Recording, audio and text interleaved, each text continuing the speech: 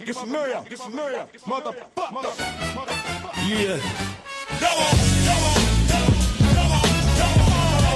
Monday morning HQ. It's Monday morning HQ. It's Monday morning HQ. It's Monday morning HQ. Yeah. It's Monday morning HQ. Let's go. Joining DJ HAMP and guys are back. Big Aaron, enthusiastic bout, come with the stats. Monday morning quarterback, checking for the recap. This might be risky from the start of the week. We got the real facts. It's Monday morning HQ. It's Monday morning HQ. It's Monday morning HQ. It's Monday morning HQ. It's Monday morning HQ. It's Monday morning HQ.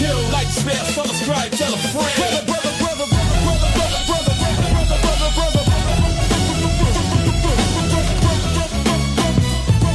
Like, share, subscribe, tell a friend. Let's get it. Let's get it. Let's get it. Let's get it. Yeah. Monday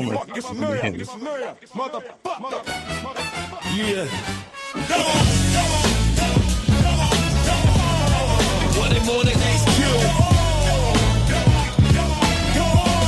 It's Monday morning HQ. It's Monday morning HQ.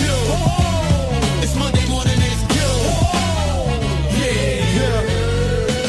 It's Monday morning HQ. Let's go. Joining DJ HAMP and guys are back. Big Aaron, enthusiastic bout, come with the stats. Monday morning quarterback, checking for the recap. This might be risky from the start of the week. We got the real facts. It's Monday morning HQ. It's Monday morning HQ. It's Monday morning HQ. It's Monday morning HQ. It's Monday morning HQ. It's Monday morning HQ. It's Monday morning HQ. Like, share, subscribe, tell a friend.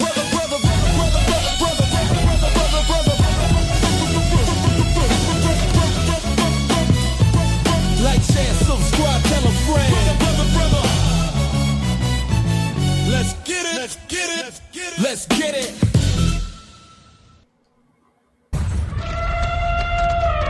Run. It's a stampede. DJ HAMP the Stampede. DJ HAMP the Stampede.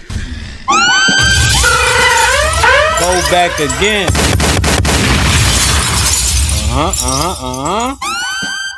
Aaron, what's poppin'?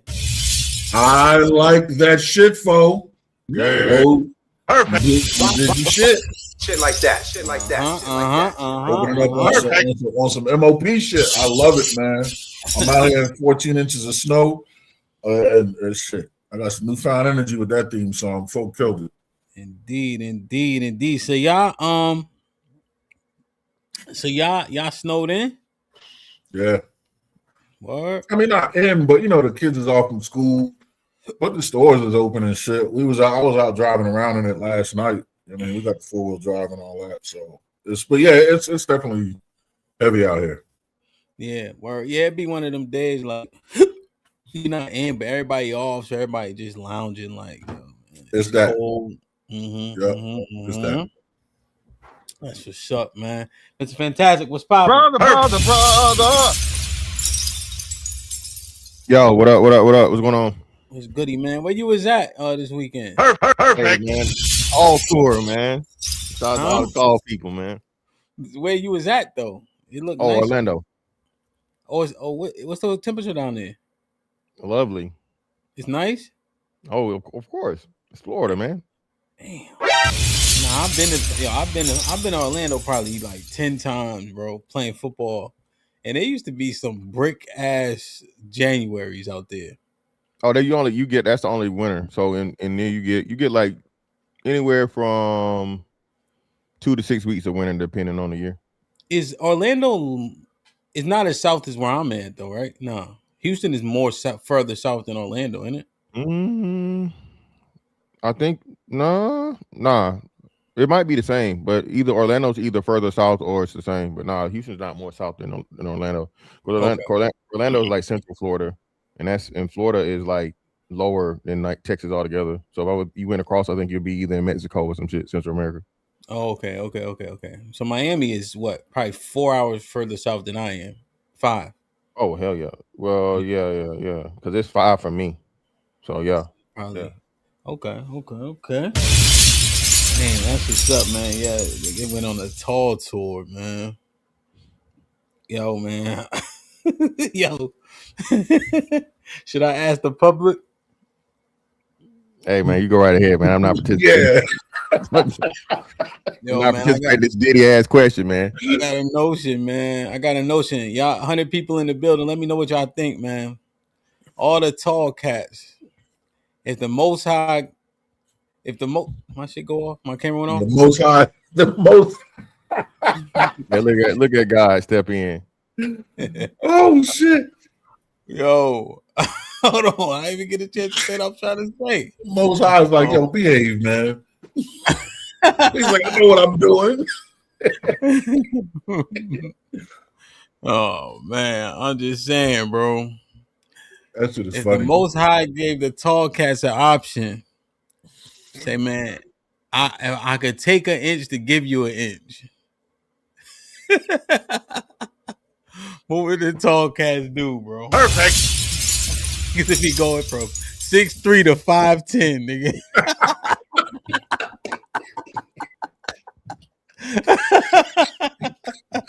Yo, that's funny as hell, man. Oh man. Yo, that's funny as shit. Hold on, the batteries look like it's good. Yo, that's hilarious, man. You working on here? 5'10", nigga. You know, 5'10" is still taller than average. You making excuses and shit. Yeah, oh, man. Hold on, y'all. Look at Miss Jilly. Look at Miss Jilly in the chat. Mm-hmm. Look at Miss Jilly in the chat. Yo, Miss Jilly wants smoke, Mr. Fantastic. So look at Miss Jilly. She talking like this. And then did y'all see her other comment? Hold Nah, on. but I can tell you right now, Miss Jilly a fold like motherfucking origami and lawn chairs. Fuck out of here. She just talking that talk. Yeah, he stretched out like a chiropractor. You know, hey, listen, stop it. She must have never had a tall nigga before. Look. Miss Jilly be on that bullshit today. Now tell us what the lottery number is gonna be. Mm-hmm. Damn. Yeah, not since she know everything. Oh, did she know everything? Yeah. Damn, man. Hit the like button, man. I hope everybody doing well this morning. Mr. Williams, what's popping? E-Dub in the building. Y'all can hear me well still? Yeah, good. All right. My damn microphone stand losing its like it can't hold the microphone up. E-Dub, what's popping? Good to see you, man. Salute. Almond Eyes, good morning. Imperio was goody. Salute to be Middleton in the building. Alibaba was popping. Shalom. Oh, Escobar in the building. Miss Jilly, make sure y'all say what's up to Miss Jilly in the chat. Bino was shaking my G. SPS in the building, man. Please go like, share, and subscribe to those brothers. They doing awesome work over there, you heard. Callie in the building. BX brother was popping. Salute. Callie putting in work. That's always a blessing. Let me see what Oman I had to say on that. I'm going to start that real quick. Let me see, man. Love C, what up? Salute to Love C putting in work. It's always a blessing. Appreciate you. Melly Mel was popping. Arnold was goody. Oh yeah, he said clip that clip where Aaron said how he shouted out the music. You know what I mean? So you can put those as the like intros and shit. You know what I mean? Yeah, this part. Yep. Quincy was shaking.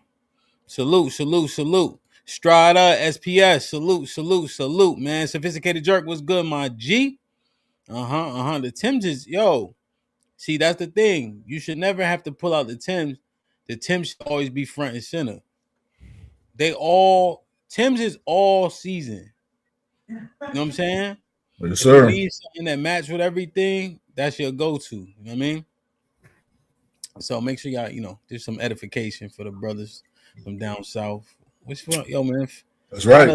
How the lady say it? Fix your face, Mr. Fantastic. Yeah, man. Yeah. Fuck out of here with that Tim shit, son. He ain't lying. Word is bond, B. Fuck out of here. Right, word is bond, son. Fuck out of here. Yo, man. Don't listen to Miss Fantastic. How are you? You was in the. You remember? So did they have the thing for y'all when they banned Tim's in the club? Yes. Yeah. Hell yeah. That band started up here. Hey, that was because of us, nigga. That was because of down south, nigga. Memphis, Atlanta. Hey, man, stomp a nigga ass out till they turn the lights on, nigga. Nah, that was because of it's gonna happen, nigga. Nigga. Nah, that deuce fit in that Timberland. That's why. Yeah, yep. That's why you don't never lace the top. Exactly. Yep. That pea shoe. Yeah. Hell yeah, man. Mm-hmm. Rashard, what's up? Thank you, throw. What's popping, man? Good to see you. Good to see you. Let me see. Impress putting in work. That's always a blessing. Hit the like button. As you can see, man, if you ain't in good spirits for the sake of being in good spirits, man, tune out, man. Log off. You heard?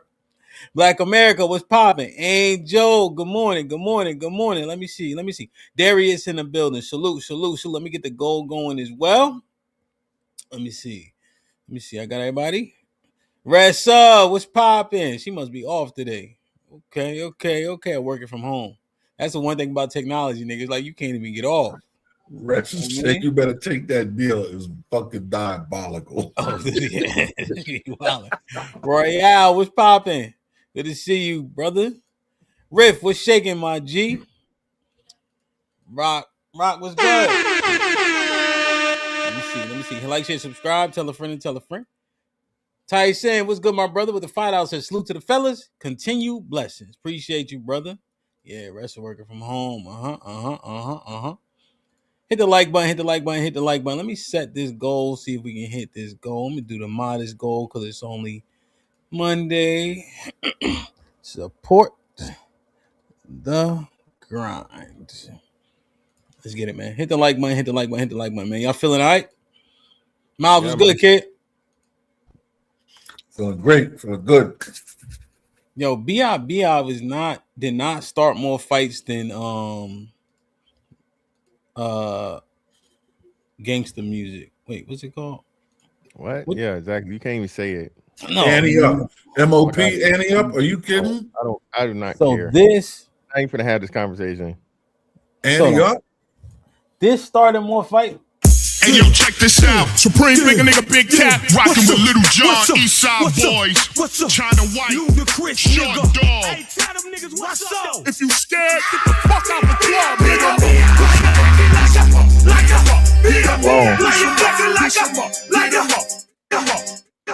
That didn't start more fights than this. Then what? Yeah, let's do it. Yo, Y'all fighting. Yo, I'm sorry, bro. You wildin', bro. You wildin'. I've never seen a nigga hook off listening to Dipset. Get him out of here, bro. You crazy. You talking to a nigga from Macon, Georgia, bro. Stop playing with me, okay? We talking Lil Jon, Eastside Boys. We talking 3-6 Mafia. Come on, bro. New York's not even in the conversation. Let's stop it, man. Let's not go too far. Oh, I'm saying, bro. Yo, that started a nigga, lot even Petey Pablo, nigga. Petey Pablo got more beat niggas up songs than the Diplomats. Now, come on. Do you know? Nigga, we own to something, my nigga. Shit. Niggas made songs just to fight in the South. Do you know who Niggas MOP made songs is? to fight. Do you know who MOP is? Do you know who Onyx is? Do you know who Onyx is? Do you know who DMX is? Again, none of that shit compares. And DMX, what? Listen, not even compares, bro. Hold on. I seen it real time. All right, so this. I go to my loaded tank. Now that's open the trunk.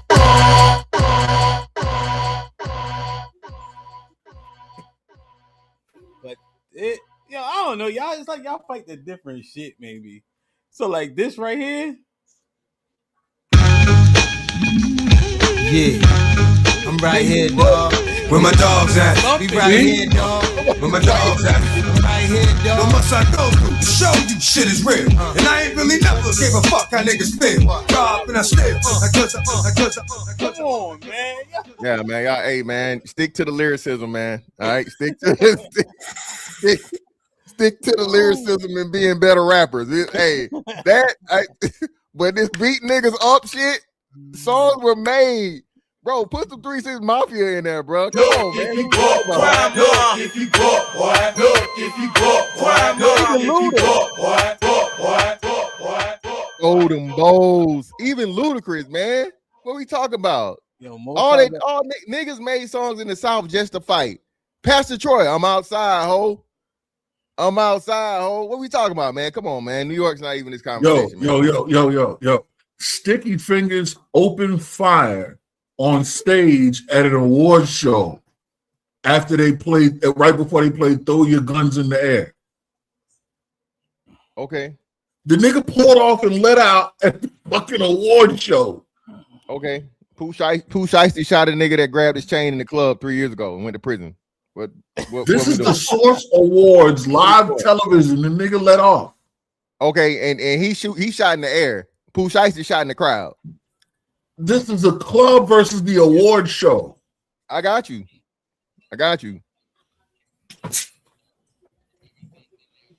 This beat niggas up shit, man. That's the South got that hands down, man. I don't know why y'all trying to have this conversation, bro. Yeah, like I said, that's just Georgia alone. Move, bitch, get out the way. You ain't never seen a nigga get motherfucker. You never seen a nigga get mushed, a grown man get mushed across the fucking dance floor. All right. What are we talking about, man? Everybody. MOP, Onyx, DMX. That's all. That's General. We got these niggas. Fucking cockroaches. You wanna go to war? It makes me strong. You know that? Attention, please. This shit here feels like a whole entire world collapse. It's over.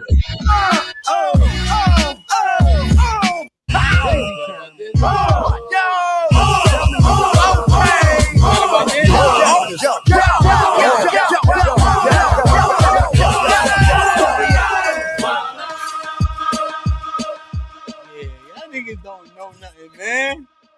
Again, come on, man. Move, bitch, get out the way. Throw them bowls. And like I said, we still in Georgia, man. We ain't even went to Memphis. We ain't even went to Texas, bro. What we talking about, man? Come on, stop it, man. Come on, man. Yeah, stop it, man.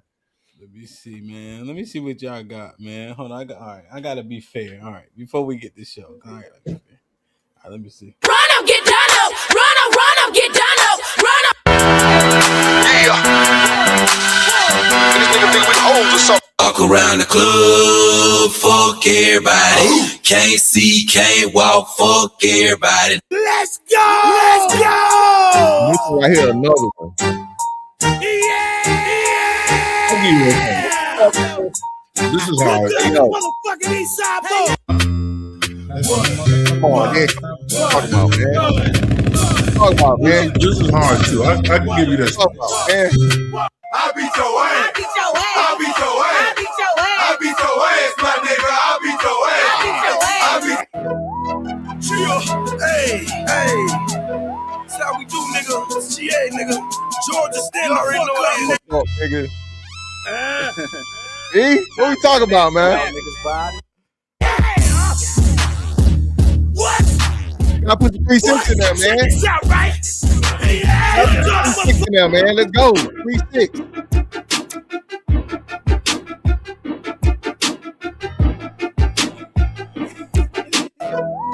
Chill. Hey. That's how we do, nigga. That's GA, nigga. Georgia still already. Yeah, he might be right. Tell a hater I said, Come on, man. pussy. Tell your bitch I said, Whatever, nigga. Yeah, man. Y'all just stick to the lyricism shit, man. He don't know. See, we know. See, we from up here. DC is our second home. I was stationed in Camp Lejeune. He went to Elizabeth City, so we know about all of it. See what I mean? That's true. All you know is the South. We lived it all. That's Listen, true, man. That is true. That's true. You know what I'm saying? I've been up We and down lived the it East all. Coast. I've been up and down the East Coast. I've been to Philly. I've been to New York. Listen, Yeah, but we lived in these. But you've been up here. But I lived in Camp Lived in Elizabeth City. We both lived in D.C. I done lived in Florida and Georgia for the majority of my life. It's different. All right. All right, yo, this one. Not this one. Who running? Who running? Who running? Who running? Who running? Who running?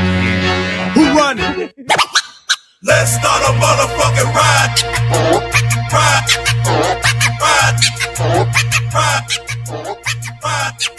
Oh, when I say weak ass, you say bitch.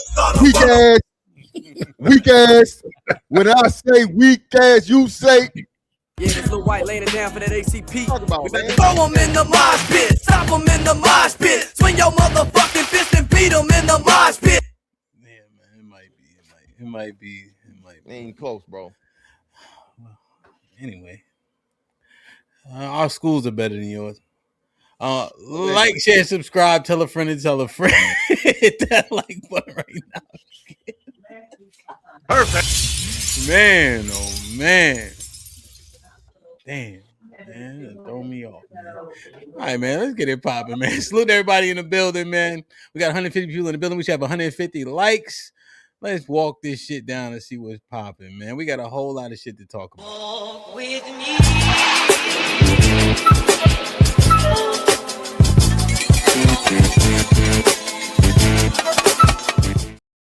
So, Mr. Fantastic, Aaron, I went live on Saturday evening, kind of just inside to Aaron's point, looking at different things. So we covered that shooting that happened in Minnesota by Alex Preddy, who was shot by the ICE agents and lost his life.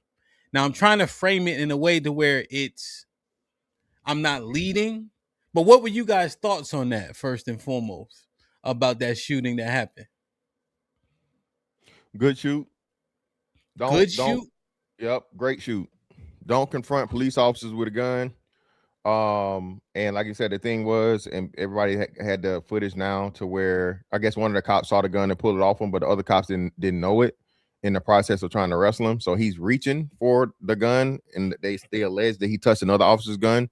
So hey, man, that's what happened. Big Aaron, you on mute? Technically, I mean, I hate to say it. Yes, it's valid. I don't know, man. I just wish we would behave differently, man. Like it's so much shit that's unnecessary. You know what I mean? Like it's times like this where I don't want to admit to it, but I have to because the details and facts as I know them state as such. I mean, what would I do in that situation? You go reaching for my shit, you going to Uncle Charles. But when we saw the video, I didn't see him reaching for this shit. I missed it. Oh no, that's what they alleged. Nah, they got several slowed down versions of it. So like I said, I don't know if you'll be able to exactly see him reach for the gun because like I said, one of the guys realized he had a gun and the ICE agent removed it. So what I think happened was the way they're explaining it is he had a gun on him, right? And he went towards the gun after somebody said gun, removed the gun, but then he's reaching for the gun. So that's the controversy or whatever's going on right now. At the end of the day, why would you get into it with a cop with a gun on? That's my thing. That's the responsible thing is if you're going to peacefully protest, right? You're going to conceal carry, which is your right. Everybody's trying to make it a 2-8 issue, right? And they're trying to compare it to Kyle Rittenhouse. For one, Kyle Rittenhouse had a rifle slung on his back, and he clearly had his hands up once he got involved with the police. This man was concealed carry, right? And he's confronting the police while he's carrying a weapon. As a black man, would you do that? Aaron, as a black man, would you do that? And that's why I say that's why it's hard for me to fight this because that's what I'm saying. I wouldn't do that. Yeah, it's stupid. It's stupid. No, you never confront police officers while you are carrying, especially if you're carrying concealed a weapon and being aggressive. It's just counterintuitive and stupid. So hey, you play stupid games, you win stupid prizes. You know what? Boom, boom, boom, boom, boom, I'm gonna boom, correct myself. boom. 2 wrongs don't make a right. I'm gonna correct myself. I think it's a bad shoot. But that doesn't alleviate the 2A carrier from his wrongdoing. That was still stupid. Damn. Okay. So when I was watching the videos, I do like him getting in the fray with the gun on him. I think it is confusing. But he has a right. He has a right to conceal carry. He's recording. He does seem to hop in the middle to intervene, but he's not. Is he fighting back for real? Yes, he is. Because he has his hands like this. Yeah, but the minute the cops say, "Hey, listen, you're interfering with our investigation or whatever, you're under arrest," and he doesn't immediately fucking turn around and put his hands behind his back and be taken into custody, he's resisting. If you're resisting with a fucking firearm on your person, you are a threat. See, and that's where when I'm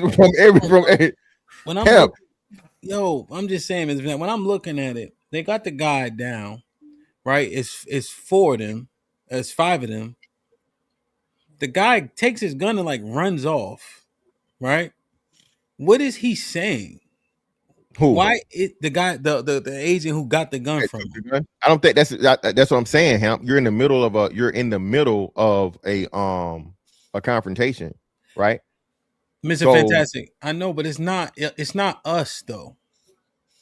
It's not us. Like these are, and I'm going to say the words that have to make sense. These are trained agents, right? They have pepper spray, so they was pepper spraying them first.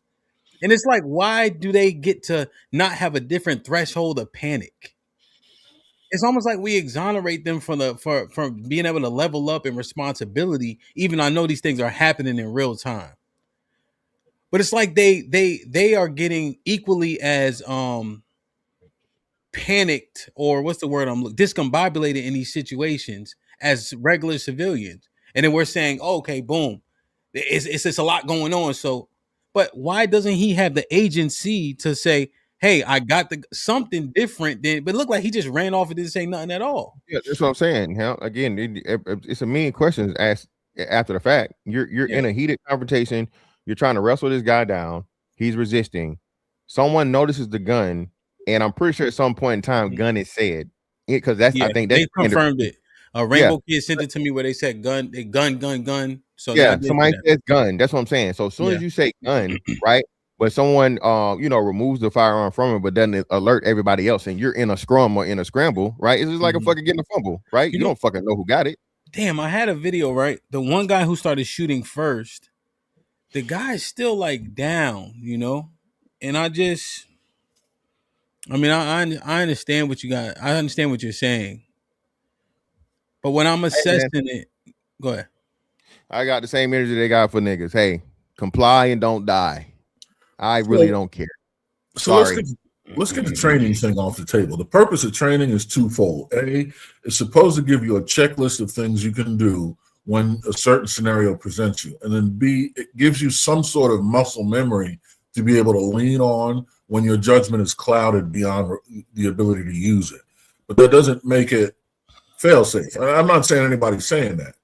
I'm just saying there's a limit even to what the training provides, and we have to understand what training's purpose is. You do want to train some of that reaction out, some of that panic out, but there's only so far and so much. Yeah, comply and don't die was a sentiment that we heard. I just wonder how far does that go? That's a great question. And then to what level of castration? That's the ultimate question. Well, again, I think that's why I'm struggling with this. Now you see what I'm saying? Like all of these things. That's why I'm having a hard time with this case. I usually don't have a hard time with cases. You ever been locked up? Huh? You been locked up before, Hamp? No, not Hamp. Aaron, you been locked up before? Yeah. I've been locked up before. Guess what I didn't do? What? I didn't wrestle. I ain't motherfucking turning the Hulk Hogan. Yeah, brother. Oh, what you gonna do? And hell, I ain't even had no fire on me. I ain't had no fire on. Hey, sir, you're la la la for whatever reason. La la la. We're gonna detain you. You're arrested. La la la. Turned my big black ass around, put my hands behind my back, and went on about my way. And I didn't have to post no bail money or nothing. I had to be released. Right. So on and so forth. Detain, release. Right. So this is my thing. When we black men especially start crying rivers for this, my understanding, it was like some motherfucking Mexican or some shit. I don't know what the dude was. Whatever he was. Pretty. Whatever the fuck Pretty is. I just do not care. Don't care. I don't care. If we start advocating for everybody else that's not advocating for us, that's weakness. Okay.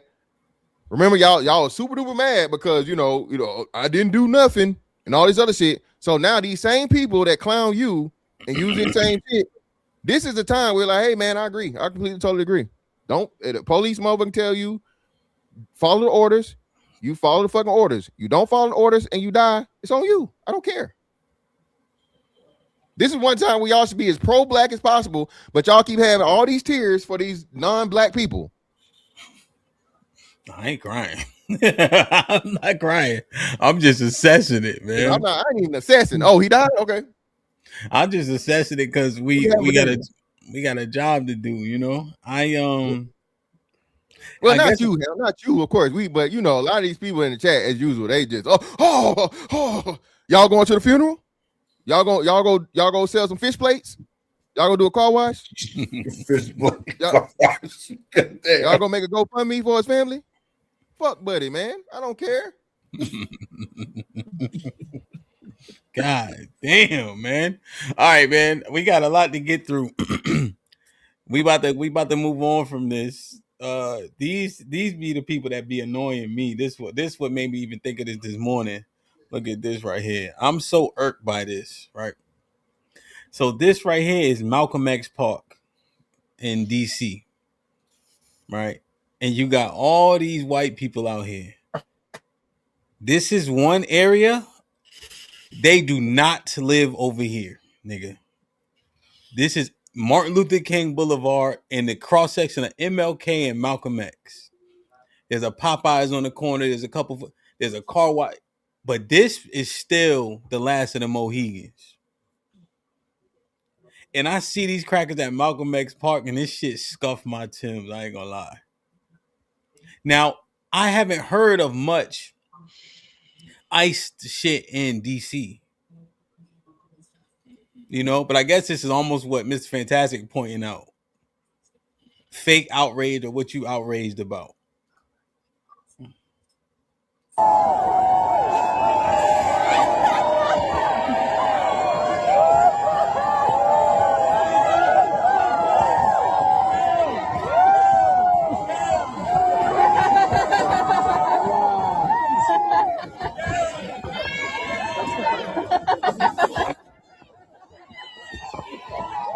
This is what you talking about, Miss Fantastic?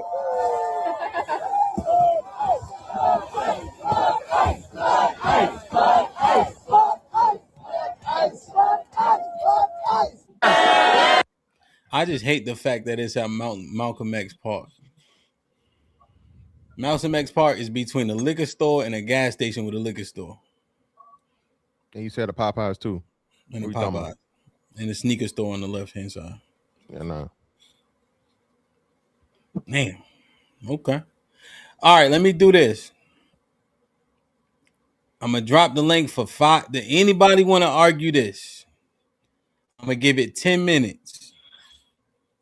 Does anybody want to argue this? I talked about it ad nauseum for 3 hours on Saturday. But y'all didn't get to see Big Aaron and Mr. Fantastic about this topic.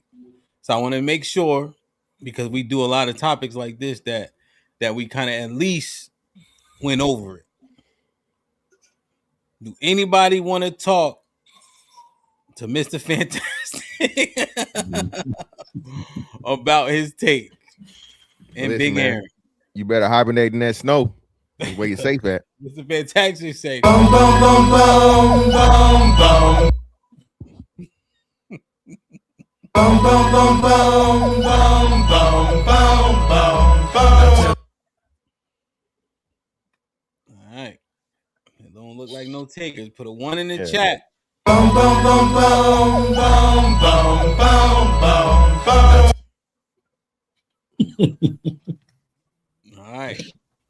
Going once. Boom, boom, boom, boom, boom, boom, boom, boom, boom.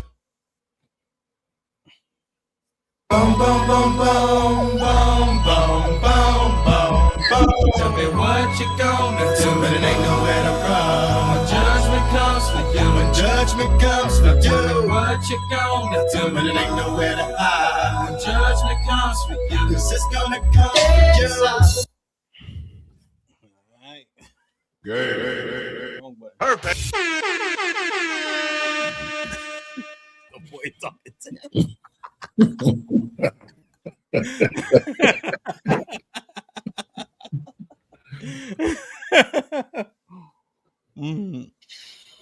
All right, man. Damn.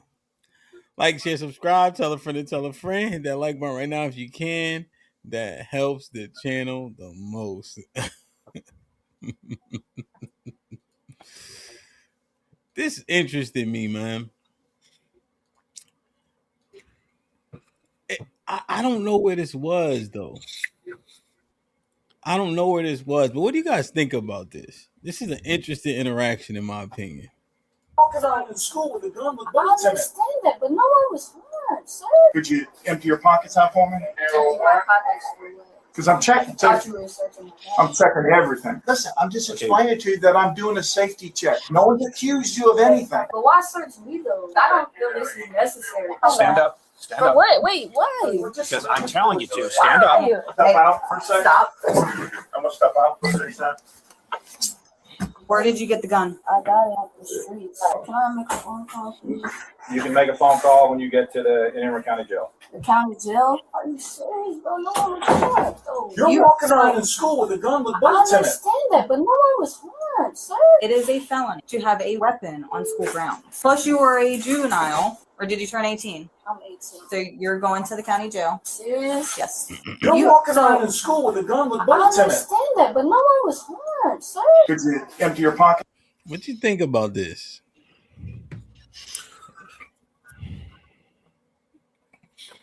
Again, another dummy. Lock this motherfucker up. All the way. Chains, balls and chains. No keys. Run this motherfucker upstate, the flagpole and everything. You're not coming to my kid's school when my kid goes to school with no fucking blicky and no authority to carry it. Talking about no one was harmed until someone gets harmed. You stupid, dread-eyed bitch. Take this motherfucker up and leave him up there. Lock him up. Lock him up. But nobody was harmed. Don't matter. Could have been. Hamp, well, how you feel? Listen, Hamp. Say harm again, nigga. Say nobody was harmed again, nigga. Well, in DC, all the schools got metal detectors, so she wouldn't have got in with that. And I think the thing that they said is that another kid told, because either she threatened somebody or she told another kid about it. So shout out to the snitches, man. Shout out to the snitches. Snitches save lives.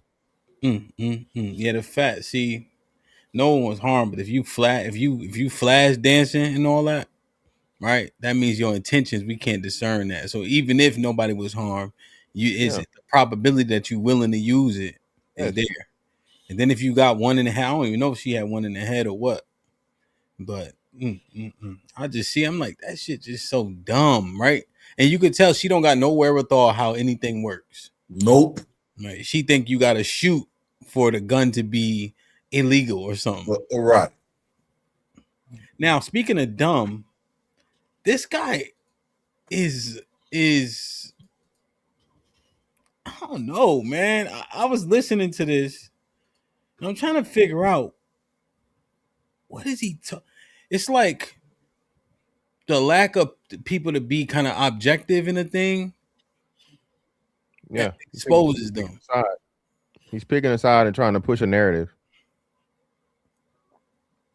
Okay, crossing the border illegally is not a crime? No, it's not a criminal act. Okay. It's a misdemeanor. So why are they being sent? What did he just say? You heard what he said? He said it's not a criminal act, it's a misdemeanor? Yeah, that's what he said. So he just has cognitive dissonance? Yeah, purposely. Back and saying that they're breaking the law. That's the point. Okay, as somebody that We don't know if they're breaking the law because they won't tell. There's no due process. Where's the evidence? That's the whole point. And if they are breaking the law, most people will say, okay, then they need to go if they're criminals. But if they're not, why are they being rounded up and sent out? Especially when he promised to deport the criminals. And now he's not doing that. I don't think we're going. Misdemeanor is not a crime.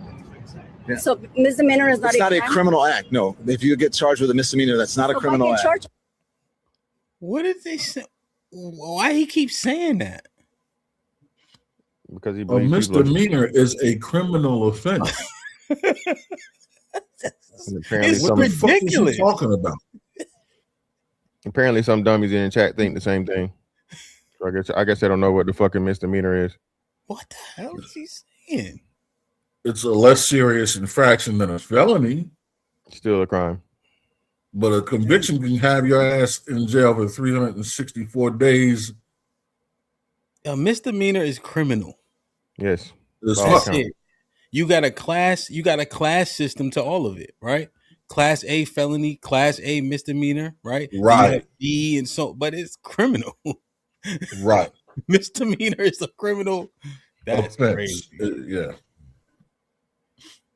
Look at Tyson keeps saying it's not a crime. Exactly. That's the genius that keeps saying it. I think Tyson think, you know what he's doing? Because he's a CO, he's looking at it like tickets. Yeah, so because y'all issue tickets, you think that's how to yo, you can get outside charges in jail too, right? You know, At all then, if it's not a criminal act. Because we have different levels of crime. Everything is not the same. So it is crime. No, It's just we have different we levels. have different levels of. I shouldn't say crime, but it's not. It's not a crime. You're not breaking the law. I mean, you are breaking the law, but it's not a criminal act. So it's breaking the law. No, the law, but it's you're just not breaking the different law. level of Misdemeanor is not crime. breaking the law. No. If you're speeding, drinking, get pulled over, DUI. That's not a criminal act. Well, no, It's a if you're misdemeanor. speeding, is a misdemeanor. It's a misdemeanor. Right. So it's still breaking the law. Okay, well, if you want to qualify that, we're doing semantics. But what I'm saying, but what I'm trying to tell you is everything is not the same. It's all not one thing. But is it the law? What is it? The law that what? Is it a law to come Is over there a legally? law? Is there a law? There are rules that processes that you should follow. Yeah, so you're breaking rules. You're breaking the rules, but you're not necessarily breaking a law. So what happens when you break the rules? Then you suffer the consequences. But the consequences should not. Look, no one is saying no one should suffer the consequences. You guys are getting things mixed up. Okay, crossing the border illegally is not a crime? No, it's not a criminal act. It's a misdemeanor.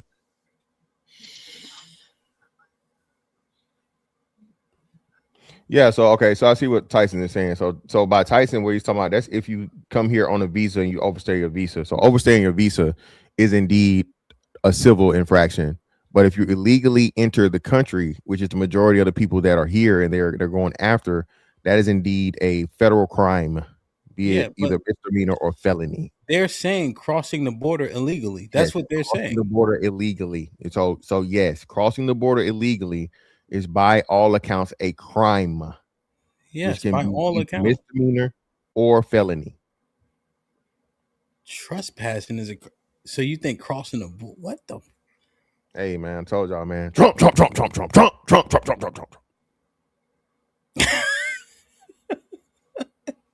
But he's out here though, just. So why are they being sent back and sent? Nobody's out here to help him. Is this his camera or her camera? That's him. You know, he's an independent journalist now, man. He doesn't have anybody with him to help him through this. He's Don Lemon, man.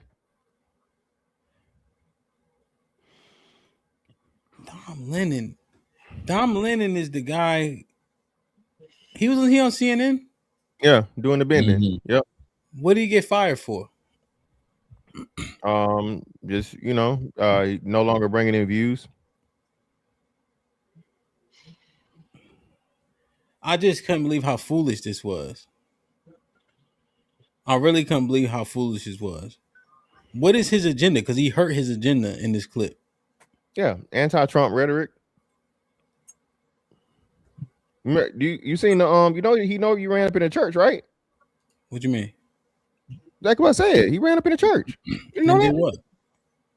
Bro, they interrupted the whole church service. They talking about charging him with some kind of act. What did he run up in the church for? Because they were protesting in the church during a church service. They said the ICE agent went to attend the church. They doxed him and found out that he attended that church. So they went in the church service during church and protested during the church service inside the church. Oh, okay. Lemon drops. I'm trying to see. They don't have no clips of it though. And he's a homosexual, right? Yes. Proud. Proud. Oh, married to a white man too. Damn. Rainbow Kid, what up? Damn. Oh, disturbing the peace. Damn, man, it just looks so dumb. I said, let me show the brothers, man. Did you mean to say what's up to Rainbow Kid at that moment? No, he just got in the chat. Oh. It's coincidental. Oh. That's my man. Rainbow Kid, he the one sent me the clip because I was like, yo, how the fuck? I didn't hear him saying gun. But he sent me the clip. It showed okay, now he's saying gun. You know what I'm saying? So. Well, Rainbow Kid ain't no coon. That nigga Don. No, the man is legit. Yeah, for sure. Yeah, that nigga Don Blimbens, whatever his name is, that's a coon ass nigga. Yeah, he's definitely off his rocker. But more specifically, a coon. Yes. I don't think he would fit the coon archetype. Although you said his boyfriend was white or some shit. Yeah, but he's extremely left leaning. That would be anti-coon. He supports everything to keep the nigga shit going, and he doing the bending for a white man. So I don't know. What you call him? Brother fucker. That's what I call him. Perfect. Like, share, subscribe, tell a friend to tell a friend. Hit that like button right now if you can. That helps the channel the most. Tyson with the $5 says, salute to the fellas, continue blessings. Thank you, my brother. AL with the $2 says, Southern female songs was harder than up north. Go ahead, my nigga. Wow. AL with the $5 says, can we talk about the stress risers that lead up to these incidents? Angry mobs and vigilantes in front of hotels, civilians searching random cars. Yeah, I definitely understand the escalation of things, you know. I'm just thinking when you trained in a thing, right?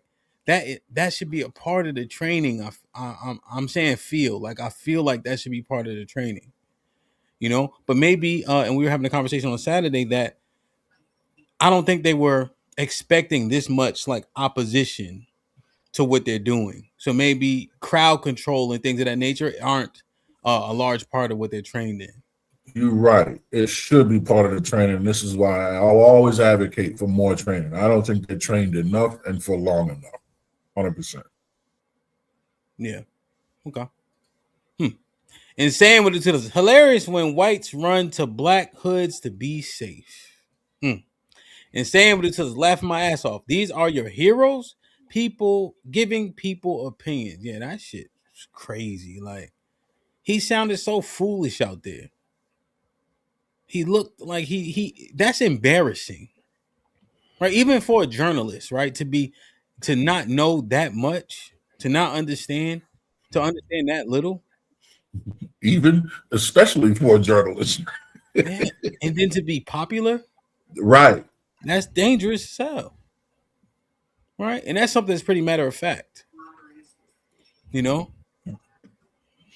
What's that tell you about society? What's that tell you about the listeners and the readers? Speaking of society. What the hell? Oh my God, no way. Talking about the person that I had to be daddy for because he didn't want to be a dad in the beginning. You know, he in the house. His game hooked to the TV I bought. You know what I'm saying? His clothes in here. He just chilling. I got to leave. I live here. I live here. He's gone. He's gone.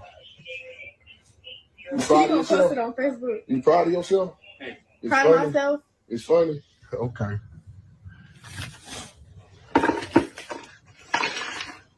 His game hooked the TV I bought. And then she gives the daughter I've been raising, the daughter I taught how to speak, the daughter I taught how to walk, the daughter I taught how to use the pot. She gave her to him. You know what I'm saying? This shit crazy, man.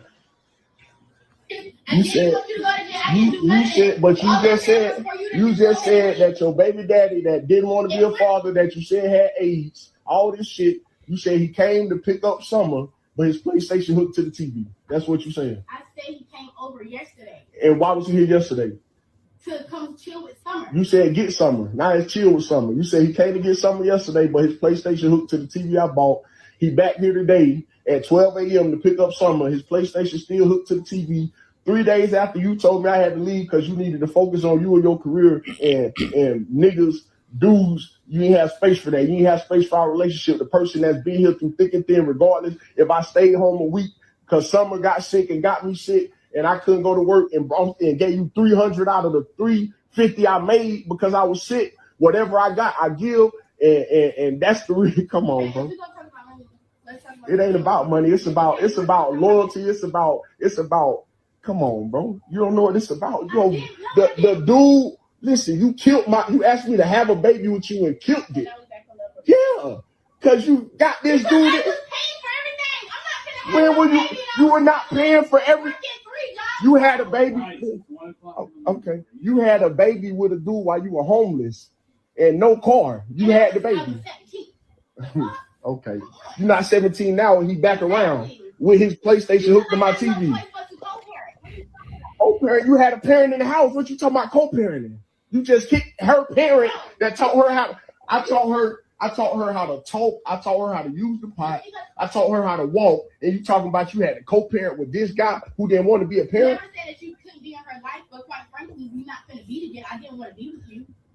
You want to be with him. That's why his PlayStation hooked to the TV that I bought. No. Why his PlayStation end up here? So he came to pick up Summer. Already squared away. He came to pick up Summer. That's why his PlayStation hooked to the TV. He came over yesterday to see Summer. You said he left his PlayStation. Yes. The person that I had to be. Damn, that hurt. It's a big ass nigga too. You see how the door frame almost hit him in the head.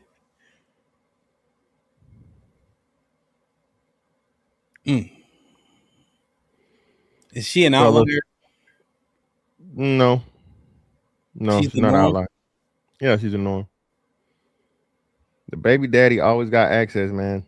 Again, I don't know if we had this argument here, Hamp, but the biggest form of submission that a woman can do for a man is have his child.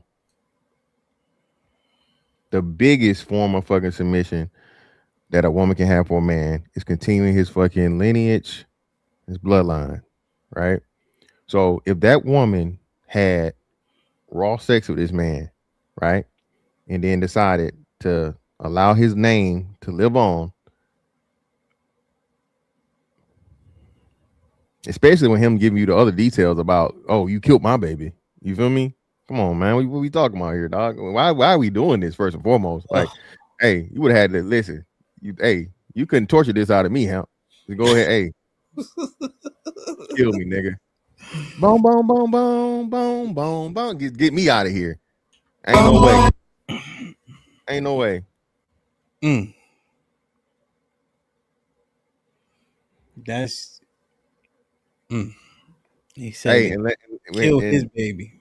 Listen, I'm gonna tell you this. I don't know if you know this. The women go lie about this, but the baby daddy always the smaller the kid, the baby daddy still fucking.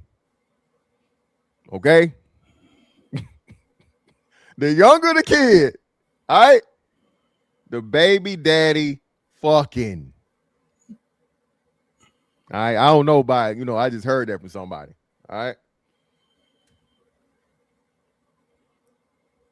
The baby's daddy still getting them draws? Fucking willingly. All that, listen, and just think, nigga, if she made a baby with a nigga, she done did a lot of everything. She let the nigga get her pregnant. She done just did more than, missionary and from the bike, brother.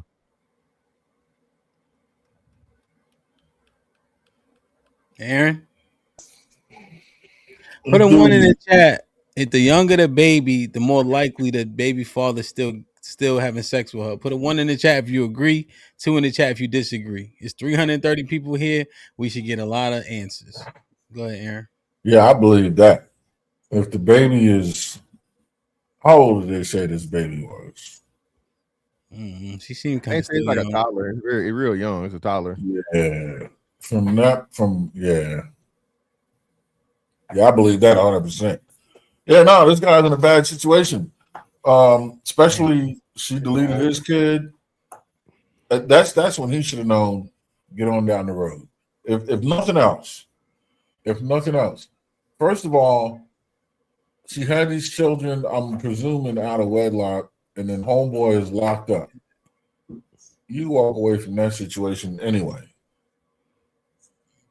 That right there, leave it alone. So, what you mean? So what it sounded like is the guy didn't want nothing to do with the kid, and so he been in the kid life since the kid was little. Yeah, leave it alone. Like, what you mean, Aaron? Leave that broad alone. I wouldn't pursue. There's nothing to pursue with her. Yeah, Buddy was reaching out a trash can from jump. She was homeless and had a baby while she was homeless. While homeless, these people weren't married. This guy ends up in jail. Everything about this situation, this is all bad. Yeah, that's what I'm saying. If at the point you haven't figured it out, once she deleted your baby, that should have been a nail in the coffin. And he just came home, so he was out the picture by circumstance of no choice. Exactly. And then, so now he pick up the pieces for her, but boy come home and she get rid of him to focus on herself, whatever that. I don't even know what that means. That's what. So he know what it is. He's saying it. He already said it out his mouth. He just don't want to believe his own words. Right. She said dude had AIDS. I forgot about that, Tio. That's even crazier. He said it. He told you fucking. Somebody had the letters. AIDS. Who? The daughter's father, or the father of the kid. Oh, she said that about him, but he got his PlayStation hooked up at the house. But he fucking raw anyway. The nigga crying nigga said she told you her ex baby daddy had AIDS. Okay, you dug in now, son. Enjoy life. You in it now, and you got a baby out of nigga. So that's it. Yeah, I don't even want listen. What are we talking about here? Hey man, just let me get my clothes. Give me a trash bag. Give me one of them big old yard bags. No. He's in there. He's one of three. Nope. You in there now, son. Live it out. You dug in like a tick, my man. No, sir. This nigga had the letters, was upstate. There was never no matrimony. The broad was homeless, had his 2 children, refused to have yours, and you raising all this mess? Have at it. Bon voyage, my man. This is your world. Not the kid. No siree. So what do we say to all the brothers? It don't even seem like he has any kids. Like, he not even talking like he got other kids. He talking like he been taking care of this kid since she was a kid. And he hurt by the fact that how he was, kind of just say he got to go and all that. That's one of the rules that, brothers, you don't move in with no woman, first and foremost. right? That's regardless you got a kid or anything. Don't ever put yourself in that situation where you give up that much leverage, kid or not. Right? You keep talking about some TV. TVs ain't impressive no more. You can get a Hisense TV for $65 and 55 inches. Right? They got them all at Sam's in the front. You know? But the megahertz, the gigahertz rate is slow, so the picture ain't that good. Which I don't give a fuck. So nobody care if you bought that little ass TV on that little ass wall. But that's the first mistake he made for sure. And that go for all of us, nigga. I saw this clip where it said, did y'all see it where all these kids were graduating from like high school? And their graduation name, they changed it to their stepfather name. So the first time the stepfather heard it was when they announced their graduation from high school. You see what I'm saying? So, you know, they'd be like, Mr. Fantastic up to the stage. They changed the name to Fantastic for their stepfather. But that's the first time that's the first time he's finding out that the name changed. That's dope. You know what I'm saying? Extremely rare, but that's dope. Yeah, it was like probably like 6 or 7 kids. You know, it was a clip they made. So yeah, that was impactful, but it doesn't seem like that's the norm. Oh, not at all, bro. Again, and again, man, that's why I say the whole thing, the no single moms thing is for single men. You know what I mean? If you got kids, she got kids, it don't matter. It's like a push or a wash. But I am not for, again, a man that has a son, you know, a grown son, and then, you know, soon to be grown son here. I'm hating like a motherfucker, bro. Like, you know, at the end of the day, you know, he grown, he gonna do what he want to do for the most part. But as soon as I get any whiff of that, especially me knowing, you know, living it and already understanding, a woman will make plans for you for the rest of your life with her, bro, without you even knowing it, dog. So don't even give her an opportunity. If she had a baby, especially by ain't shit nigga, she won't mind having another one by a good nigga. Yo, I ain't gonna lie, son. When we talk about, like, when you see this clip, right? And, you know, you want to hope that this isn't the norm, but Mr. Fantastic, you said it is, right? Oh, yeah. Just like this type of, just like the environment, just the situation. It's difficult to tell brothers look past it, even if this is a one-off, because we know the possibility is out there. I don't know how you be like, yo, that shit look like it hurt. You know what I'm saying? Yeah, like I said, I've been through that shit, man. Like I said, you know, once that's why I'm so adamantly against it. I was in the same shoes, no kids of my own, young, whatever, dealing with this woman that's got kids already. You know, I never even saw it or thought about it like that. But kids get attached to you, man. Like I said, you're around, you're a good person. You know what I'm saying? They see you as a dad, they start calling you dad. Now you trapped in there because, you know, whatever you got going on with the woman at that point is kind of secondary, because you know, you become like a surrogate parent, right? So you know, you guys start going through things, whatnot, what have you. Now you have kids with this person, and this is your family. You know what I'm saying? To the point of where, you know, you deboing your family, like, hey, this is my kid. And you know, just so you don't hurt her feelings, that's how it is. Don't you address her in any other way, shape, form, or fashion. Men do that, right? Just for as soon as a mother feels some type of way, to her to purposely hurt a man as most she can hurt him and snatch the kid away from that man. You know, despite all the good he's done for her, bro. So like I said, this is standard operating procedures for women, bro. When they mad like this and scoring like that and shit, bro, they want to hurt a man the most. And like I said, bro, there's nothing more painful than having a motherfucking child that's dead still walking around living, bro. You gotta look them in the face and they treat you like a complete total stranger. That shit hurt, bro. Wait, so you referring to her child as your child? Okay, good morning. Jesus. Oh, excuse me. Good morning. What's up with the Mr. Fantastic? What's up with you, brother? I don't know, man. You might have to change that name. So you out here so advocating for step parenting? No, I'm advocating against it, brother. Oh, okay. Totally against it, brother. Whew, cause you had me worried, man. I ain't gonna lie. I was using my example as one of the prime examples and reasons why not to do it. Because once she gets the opportunity, she moves on, bro. That's not your biological child. And what you look like not being the daddy and her getting a new nigga, and this nigga that ain't the biological daddy of, you know, the woman you dealing with to still be allowed to be around in the first place. So it's just kind of, it's doomed to fail from the jump. Yeah, absolutely. I agree, bro. I agree. I wasn't gonna even come on until I heard you was explaining the graduation situation, and you referred to that as dope. And I thought that you was probably on some dope. No, in that one situation where it turns out to be a good thing, I think it's still, you know, we still have nice moments because it's rare. It's extremely rare for a stepdad to get any type of, you know, positivity. So I'm not necessarily for it, but I can acknowledge the one good moment. I wouldn't even do that. If the kids have bought into the stepdaddy program, it's them are kids that is going to clearly unachieve in life. I can almost guarantee you that.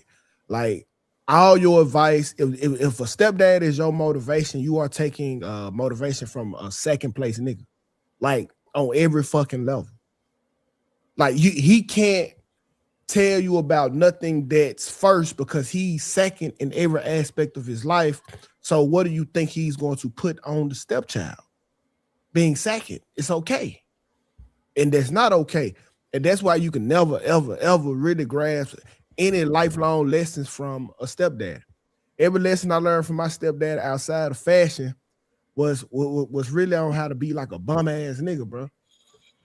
And I can't see it no other way. You raising another nigga child. What can you tell me? You a second place ass nigga. You're not a leader. You're not a leader at all. God damn. Is your stepfather currently married to your mother? Yeah, he was. They divorced. And like I don't know. Cause first of all, I didn't have a stepdad, nigga. My stepdad had me. Let's get that understood. He What? had me. Yes, I never had a stepdad, and my stepdad had me, nigga. I was the privilege to him. Like that's how deplorable a stepdaddy is, nigga. I don't like nothing step. I don't like stepmasters. I don't like stepdaddies. I don't like stepping in the name of love. I don't like dub steps. I don't like no steps at all because it does nothing for the community. I don't give a fuck how much you like my mama. That don't mean you love me. Hey, is there some stepdads on the panel? I won't. Yeah, I'm a stepfather. Yeah, you know. No. You can't even step and take that shit. That's the worst song R. Kelly ever made. Stepping in the name of love. Many lovers has come and many lovers have gone. 2K about to have aneurysms. I'm not, man. Trust me. Hey, I don't deal with nobody else's problem, man. Like you more liable to croak than I am. At least I know my problems are internal and they came from me. Like, that's a hill I can down. You might be dealing with a drug abuse problem from a nigga you never met before through a child. Well, we're not gonna speculate because you don't have those details. No. That's an example, not your situation. Right. So, and to make it clear, this is nothing that I would advocate for directly, right? Mm-hmm. But there's always anomalous occasions and everything, right? But the I'm not interested in majoring in the minors, but to be so absolute, I don't know. I would be careful because there are things out there to say that it's useless for the community. I think is short-sighted. Useless. It's short-sighted. It's short-sighted because it's an absolute statement. No, if you were so great of a brother, it's a lot of kids out there with no father figure you could have picked up along the way. So the fact that you only doing it for this one individual because you get a little pussy, well, excuse me, I don't want to address your significant other as some pussy. You know what I'm saying? But because it comes with perks of vagina and marriage and all of the above, that don't tell me a lot about yourself just because you stepping up. There you go, speculating again. I'm just saying, like, that's the mass when it comes to the general consensus. God damn it, you didn't pick the mama so you could be a stepchild to this child. You here for her, then he came or that baby came. It's a lot of kids in your neighborhood you could pick out and be a good person to. My circumstances are very different, right? So my circumstances, you can't use my circumstances because that would be majoring in the minors. But what I'm saying is to say absolutely that it's useless for the community, I think is short-sighted. Okay.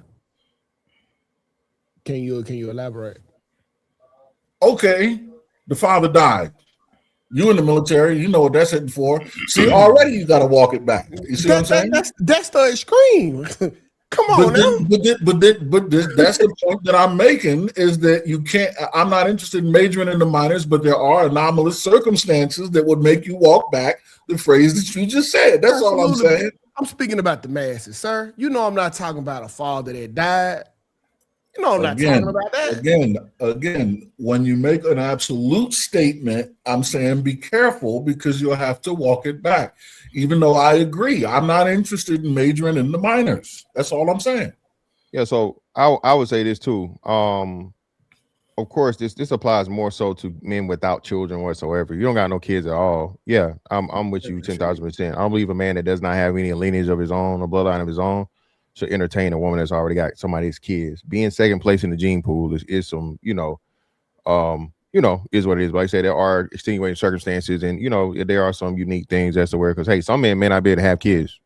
So again, like I said, that's another circumstance. But just saying, for the most part, right, for the masses, the majority of the situations, right,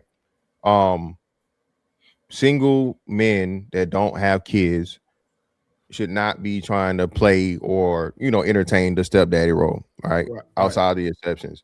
But now that's why I say it changes, and I think it changes a lot because you're not second place if you got kids and she got kids, and especially like say you older. So if we both got kids, it's not second place to anything because it's still in second place, bro. Well, what do you mean? It's not. How's it second place? Because you got kids and she got kids. You gonna take care of her kids and she not gonna take care of yours. Don't ever forget that. Stepmamas are the worst people in the fucking planet. Like, how many stepmothers do we have in the chat who goddamn it, they can say you love you, but you don't hear from them the whole time until the next time you go visit your pop's house? Stepmothers are diabolical. We don't have Cinderella without stepmothers. What is we saying, bro? Stepmothers give your children nothing. Well, that's you give my children everything. That would be you picking a poor woman. I'm not going to accept any woman that's not going to treat my kids the same way she treats yours. Name a stepmama that help a nigga with child support payments. Any woman that's working, you won't find her. You won't find her. There was a story recently where a woman paid off $100,000 in the nigga's child support, and he got upset. It was a birthday gift. Don't tell me about some fucking. Yeah, that was fake. It was. You know what I'm talking about. Don't tell me about unicorns when we talking about horses. Don't tell me about. So are you saying the one arm when it's 10 fingers? Yeah. So are you saying if they in a relationship or they married? It don't either or. It's not either or. Either both. Okay, well, of course, I don't expect a woman to help me pay for my children if we're not together. Of course, but so don't say just because you got kids and she got kids, it's an equal exchange, because it's not. You end up taking on an extra responsibility and you end up taking shit off of her hands, and she give you nothing in return, bro. If we not together yet, no the fuck I don't. If we not living together, if you married, girlfriend, fiance, it don't matter. At no point in her life will she. I don't know what the fuck you got going on. At no point in her life will she be obligated, or will she take care of your kids? That is a fact. The only time you hear from a stepmama is when you go to your pop's house. Yeah, no. That's a fact.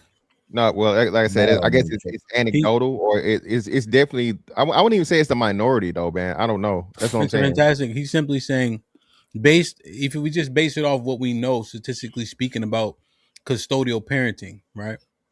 The allocation of the kid and the kid's whereabouts don't make it a false equivalency, because we know that most women are the custodial parents, right? So if a man is with that woman, his likelihood to deal with more, whether it be rearing, money, etc., is going to be starkly different in the grand scheme, just because of the allocation of the kid. I understand that. I'm saying though, I'm not dealing with a woman she's never doing nothing for my kids. I'm paying for all the fucking activities. I'm paying for all the trips to motherfucking Urban Air. I'm paying for the trip to Six Flags and fucking Busch Gardens. No, bitch. Are you what the fuck I look like?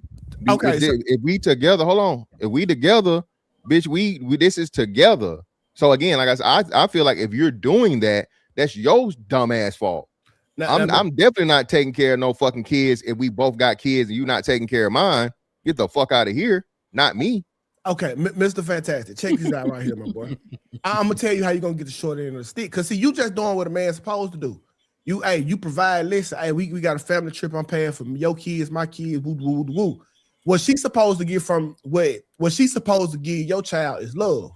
That's what women do. They nurture, they love, they keep us together emotionally. If your child is never there, your child is never getting that from his stepmother. So, like I said, her child gains by having you, your child gains nothing by having her. Yeah, and that's what I'm saying. If that's the case, it's a no-go, bro. It's never go. Always a no-go. No stepmom calls and checks on the kid outside of the house daily. Not ever. I know it's a hard pill to swallow when you really break it down, but that's the facts. I told my stepmama, my daddy girlfriend, wife, whatever the fuck she is. She said, hey, I came over, I love you. Like, you don't love me. Like, hey, you like me. And I'm cool with that. But don't tell me you love me now. Let's not be fake about this shit. I ain't heard from you all year. Now you love me because I'm here. What the fuck is like that? Let's just be real. And that's the real. That's the real of it. Do you see in your head, Mr. Fantastic, them reaching out to the kid outside of the kid being in your presence? No. Well, that's what I'm saying. I can't use my anecdotal because my wife did that when my ex-wife did that. My ex-wife was that. So that's why I'm saying I don't want to use my anecdotal as the minority, but I know it exists. Do they I know still do she still do it? Hold on. I know they're apart and separated and whatnot, what have you. So that's a totally different thing. So no, it's not. My boy. Let me finish. How tall are you? All right. How tall are you? 6 feet. Yeah. 6 feet. You was trying to get in the ring? So 5'11" and a half. So yeah, right. So this is what I'm saying, bro. The whole thing, and when you start talking about the dynamic from that, why you asking that, Aaron? Because I'm noticing syndrome. No. I'm noticing no, not that. I'm noticing some congruencies. What? Well, I'm 6'5", Fantastic is 6'5", and you always say that we have different experiences with women. I always tend to like ignore that or disagree with that. But I'm listening to this conversation, and I can't. This among many, I can't shake the congruencies that I'm noticing about people who are 6'5" in their experiences. So I met 2K in real life, right? I thought he was taller than 6 feet because he also has that presence. Like he just seems taller. Like even me, I'm like, cause I think when he first jumped on the panel, I'm like, 2K, you like 6'2", right? Cause I saw him in person, but he's like, no, I'm like 6 feet. So I don't know if that works right here, right now, Mr. Fantastic, just from anecdotal experience. Or sorry, Aaron, Big Aaron. Sorry. Yeah. I want to hear it out though. I do want to hear the theory out. Yeah. Hey, yeah. What's the theory? And then we'll get my and well, no, it's your theory. Oh, what is your theory? What? The motherfuckers that are 6'5" always have this different experience. You can't say anything to me about that because you 6'5". You nigga, you 6'5". You know what I mean? Oh yeah. I've I said just that glitched before. out, didn't I? Hey, no, Big Aaron, to what you're saying right now, I do believe that's that to be. That's what I'm talking about. I do have a homeboy that's 6'5", and the way y'all are way more sweeter and gentle when it comes to women. I don't know if that's the correlation, but I do know my taller homeboy is like, okay, well, I don't know what it is then. Well, no, I'll just say this and then move it around for the other brothers, man. Listen, this is what I'm saying, right? If you're if you're making a distinction or you're making a declaration that you're going to be able to go out here and get a woman without kids when you have kids, you can make that declaration, but then it's kind of unrealistic, especially the older you get, right? Because now you're just putting you doing the same thing that you talk about the motherfucking the mama doing, right? Because is that woman never going to love your child whether she has kids or not, right? So if you're hinging it upon, oh well, that the stepmom is never going to love you, whether she got kids or not, she's never going to love you. And the only thing you're getting is, okay, well, she don't got kids, so now I don't have money to spend on kids. But eventually, if you're talking about being serious, you're going to have kids with her. So that's the only thing, I guess, where you're talking about spending the money. Again, like I said, I don't operate that way, and I'm saying me. I am not fucking paying for a woman's child. I am not contributing to a woman's child monetarily, right? If she's not contributing to mine monetarily, hands down, like, nah, that's just no. If we're going to be together, you have to show me that you're willing to invest just as much, if not more, in my child that I'm willing to invest in yours. But again, this is 40-year-old me versus 20-year-old me. Well, Mr. Fanta, I think that's count because like it was never her job to take care of children financially. Yes, it is. And you want to require that from her. Yes, and again, that's why I think we fucking up. I feel like you as a man, you like if she had your child, you want to put the burden of the finances on her. You be like, hey, I got this. You do this. No. We have to be What it is that's the accepted standard that men take care of the family. So it doesn't somehow change because now he has a blended family. I don't think the expectation. No, but what I'm saying is, what 2K's saying is that I'm hearing the logic is, how does the dynamic all of a sudden change in that circumstance? And that's what I'm saying. It should. I understand what he's saying. The way it works, I'm saying that the way it works is broken, and this is why more niggas get fucked over. 100%. But he's making an argument that he's saying what is happening. Not what should what's happening. Okay. So from a what's happening thing, yeah, I got you. But I'm saying this, right? If a woman refuses to invest just as much, and again, no, women can do anything men can do. There are more single mothers. There are more single mothers than fucking women in what's the name, right? So clearly, it is her responsibility to take care of her fucking child. It is her. A woman has just as much, if not more, responsibility to financially provide for her child. Especially, they keep saying all these niggas ain't shit. And these niggas ain't paying child support and the shit they claiming. So you can't have it both ways. You can't say that the men, it's the man's responsibility when the women claim the men aren't taking care of responsibility. So he has to do it. 100%. But and I'm saying but on purpose. 2K simply saying what does happen. Right? Yeah. Okay. So if he's saying is the reality, what I'm saying, what I'm prescribing is the fix to that method. I don't think I don't think, right, that a man that has children or is dealing with a woman that has children should be investing more in a child that's not his than she is, and vice versa, right? If I'm going to provide for her child, if I'm going to help her out, financially and things and so on and so forth, it should be somewhere near fucking equal, right? She has to show me that she's willing to do things, birthday gifts and we hear what you're saying, but I think we kind of having a conversation of reality. And Big Aaron, and I'm gonna give you the microphone back, 2K, and then I'm gonna get Rick and Shalom. Now, if Mont come back, I'm gonna let him go, Judah. All right, just because he kind of dropped off and on. So because I wanted to hear what he had to say because he has an interesting dynamic in his own household. So I think he has an interesting point to put in here. You know what I mean? So this part, right? Aaron, did you do the thing like when they be like, "But are you married?" When you mentioned the 6'5" thing? Mm-hmm. No. Because I was trying to figure out what was the reason. Like you saying, like, oh, he must look at like this because he not a above average height nigga. Yeah, right. No, I can see why you say that. But no, I was legit trying to figure out what your previously held notion or suggestion. It was the first time I noticed a congruency. Okay, I got you. So I was just fact checking that, but I can see how you would say it looked like that. That's why when he asked about getting in the ring, that's why I'm like, no, it's not even about. I see where he's taking it, but I'm like, it's not even about that. That was banter, bro. Like punching is my last resort because we got to be on some crazy. Yeah, I don't fight. I only kill. But I mean, I refuse like recreational fighting. I'll commentate. I'll be the commentator. But fighting, because I don't have an off. I don't know how to do that. Like we're gonna take the gloves off. Like I don't like it. Anyway, I think he was gonna hit me with the Napoleon complex.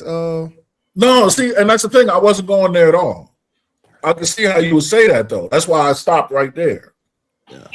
That's not where that's not where I was headed. No, it's cool, man. We all men here, man. But just to get back to Mr. Fantastic, what I was just saying is like in a perfect world, like y'all the scenario that you proposing don't even work because it'll cancel itself out. Like, please excuse my dear Aunt Sally. And if y'all canceling each other out, well, hey, you got my kids $100 shoes, I'm gonna get your kids $100 shoes. This woman to look at, well, hey, if I'm breaking even, I don't need this nigga. You know what I'm saying? Like she'll discard you for just keeping her on the same pedestal. So that idea won't even hold up. This is what I'm saying is, in your logic, you said, well, if she have a child and I have a child, well, now that's an equal exchange when it's not. When it's not, because goddamn it, you are going to be required to do everything for this child because 9 times out of 10 the child gonna be in house, and the way she take care of your child is optional when your child comes to your house. So for the majority of the part, she getting a 90% win until the 10% when your child come over. Oh, I got you. So but no, I'm not talking about that dynamic. So clearly that in that case, yes, I'm talking about a dynamic where the dad has the kid all the time and the mom has the kid all the time is what I'm talking about. But in your thing, where it would still be more likely than not, yeah, because most fathers have custody. That would be the thing. Now, yeah, I wouldn't even trust that either. That neither. So yeah, listen, nah, hell no. So that's another big reason for me too, where I'm like, nah, shawty, is just like, okay, you moving in and you got a kid, and now, yeah. So no, I agree with that wholeheartedly. You, there's nothing wrong about that. So Yeah, I think we got to get back to the wild, man. There are no stepdaddies in the wild. All right, there ain't no stepdaddy baboons, there ain't no stepdaddy monkeys, no stepdaddy lions. Like, hey, either that little motherfucker for to find his own way, you gonna go with your daddy, or it's murder. And it's murder. And I think that will incentivize the human race to stay with their fucking kids, bro. Because if the next nigga trying to kill you off, hey man, let's get this right. Let's get this right. I think, man, all this stepdad shit, I think we too smart as humans. What the fuck a stepdaddy come from? No, like I say, that's a social construct and the social pressure. You know, from a primal standpoint, yeah, for the most part, femicide is a real thing in other species. I would be all about that, going back to what the animals are doing, if motherfuckers are really willing to fight for women to the death, period. But because we're not doing that, I think what you're saying doesn't really have much of a leg to stand on. Because out there in the wild, like they're really like, when you see this guy procreating with this female, that's because a few days ago a nigga died. Right. So I don't. The investment already up front is a little heavy than to make that kind of. But I see what you're saying though. Like I'm from the top. I'm not taking nothing away from what you're saying. What you're saying is very valid. I just think that there's nuances there. I just really despise stepdads, bro. I really do. Stepmamas too. Hey. I really despise it, bro. Because there's so many, like the community I fuck with kids tough. And I never fuck with they mamas to fuck with them. So like you don't need a role in their mama life for you to be that person who you claiming you are for that child. You can just do that. Just go outside right now. It's fucked up niggas all over the place. Grab 3 of them. You can get them by the 6-pack. All of them need some help. Well, why would you do it for free if you ain't gonna do it for the pussy? But you just do it for free. Yo. Hold on. He didn't even say good morning, nothing. 2K, you gotta respond. Well, you. I don't even understand. Okay, don't worry about it. Nah, good morning, brother. How you? I agree too. What's up, everybody? What's up? What's going on? So what I need to do though, I don't know if you're up here, UT. I was saying Mont had hit the link earlier, but he got knocked off several times. So I was letting him know that when he come back, I'm gonna get him in first, just because he has an interesting dynamic in his house too. So I wanted to see what he had to say. Yeah, I seen his face wrinkle up a little bit when I said some shit. What shout out to you, man? Funny. What's going on? But yeah, but said you said, oh my bad. Go ahead. No, you two said, why would you do it for free, nigga? I'm doing it for the love of the kids, for the betterment of the community, for the enhancement, enrichment, empowerment of the young bulls. In your Bible, it say, old men are for wisdom, young men are for war. Why wouldn't you help the young warriors out? But you helping them out even more by your influence inside the house, right? Well, if you influence inside the house more than you are outside the house. I need to do what I said I was gonna do. Right. So I need to do what I said I was gonna do. Go ahead. I wanted to hear your take on this. You guys got kicked off. I think it's a good conversation with UT and 2K, but I just want to make sure I'm consistent with what I said I was gonna do. For sure, no, absolutely. Now I was about to go to the same angle. I was curious, because I don't think it makes much sense to, have that position and at the same time say that you're willing to pour into kids, because there's no better way to pour into a young man than to be in his house. My sister, my sisters ask me all the time, like, yo, I need you to come take care of them. I need you to come, get with your nephews and stuff like that, because they fathers, they chose bad fathers or whatever, right? And I try to do it, but I got my own kids. So with them living where they live, I can only do but so much. They need me there every day. If they really want me to make an impact on my nephew's life, they need consistency, right? So I guess my question is, do you really think that makes more sense to kind of do it from outside the house versus doing it from inside the home, if you truly believe that we are for wisdom and we here to teach and we here to really make an impact on young men? Yeah, absolutely. See, the first of all, I'm doing mine out of pure intentions, right? I'm taking care of the young bull outside my house because I take a liking to him. We got some of the same similarities, traits, and I can see where he was going because I was once there. You taking care of this nigga with none of that in mind, only because you getting some pussy and some goddamn titties to squeeze on. So you probably, the nigga who you trying to help, you probably can't help. But because you getting some good pussy out of this, hey, yeah, I'm gonna fix this.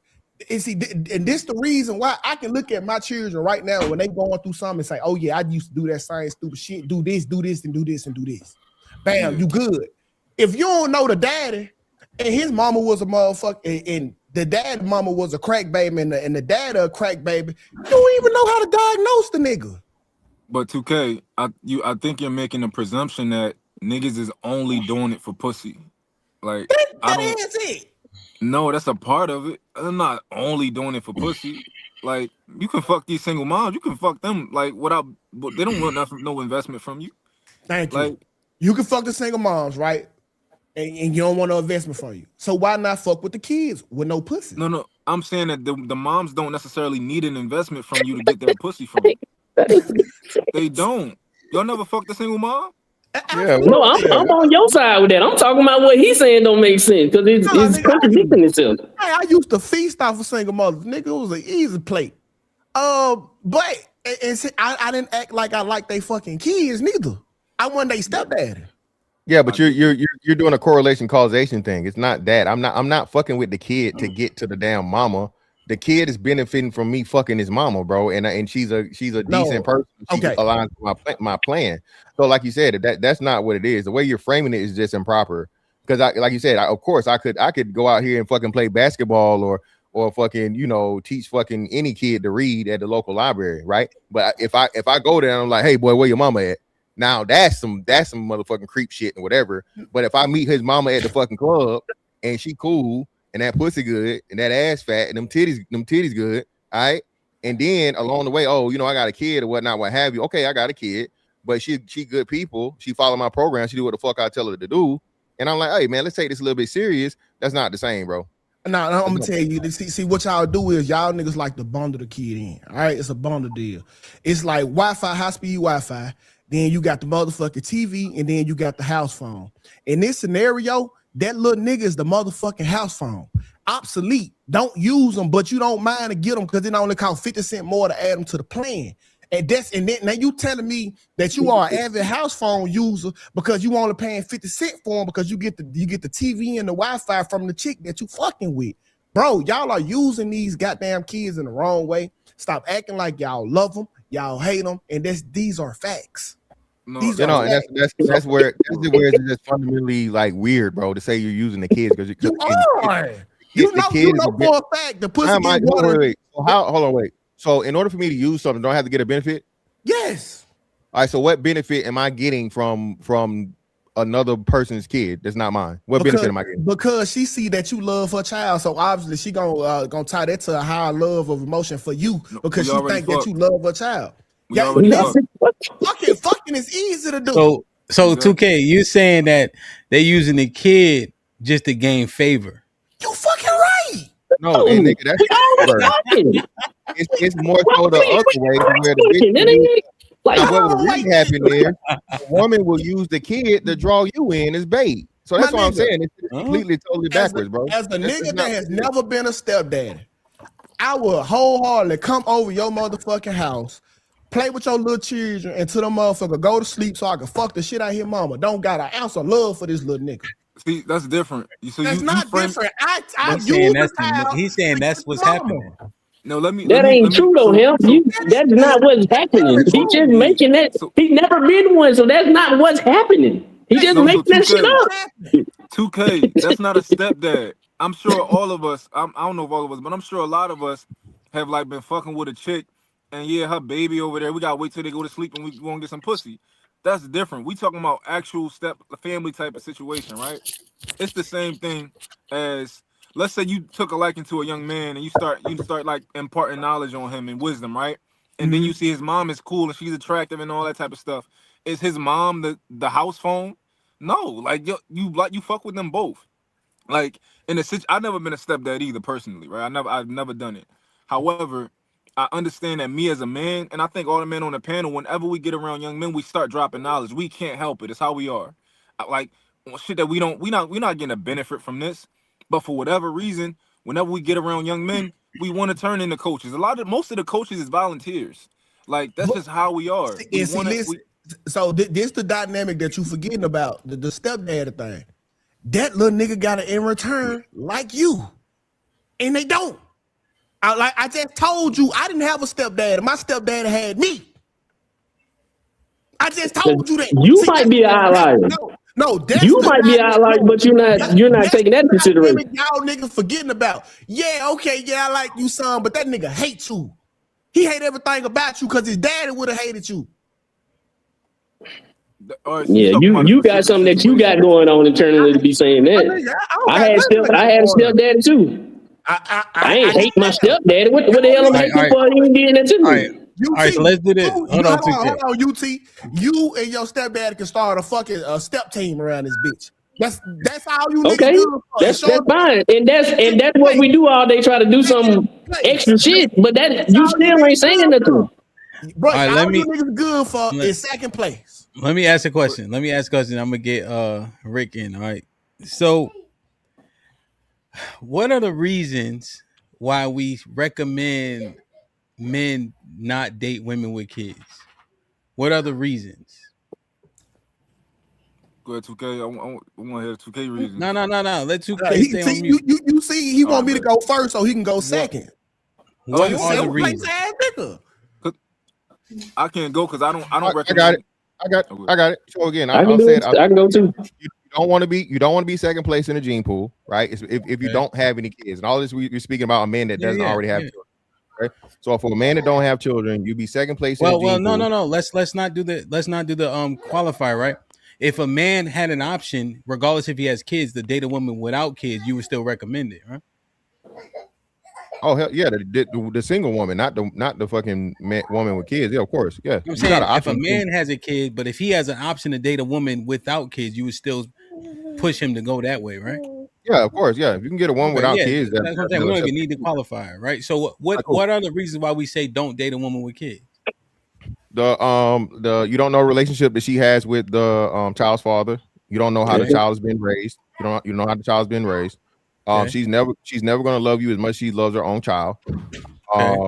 if you have kids already, she's not gonna, you know, again, it's never gonna be an equal thing or whatever, and you guys could leave, right? So all the time you invested in this child is not yours, knowing that the statistics and all these everything and whatnot, what have you.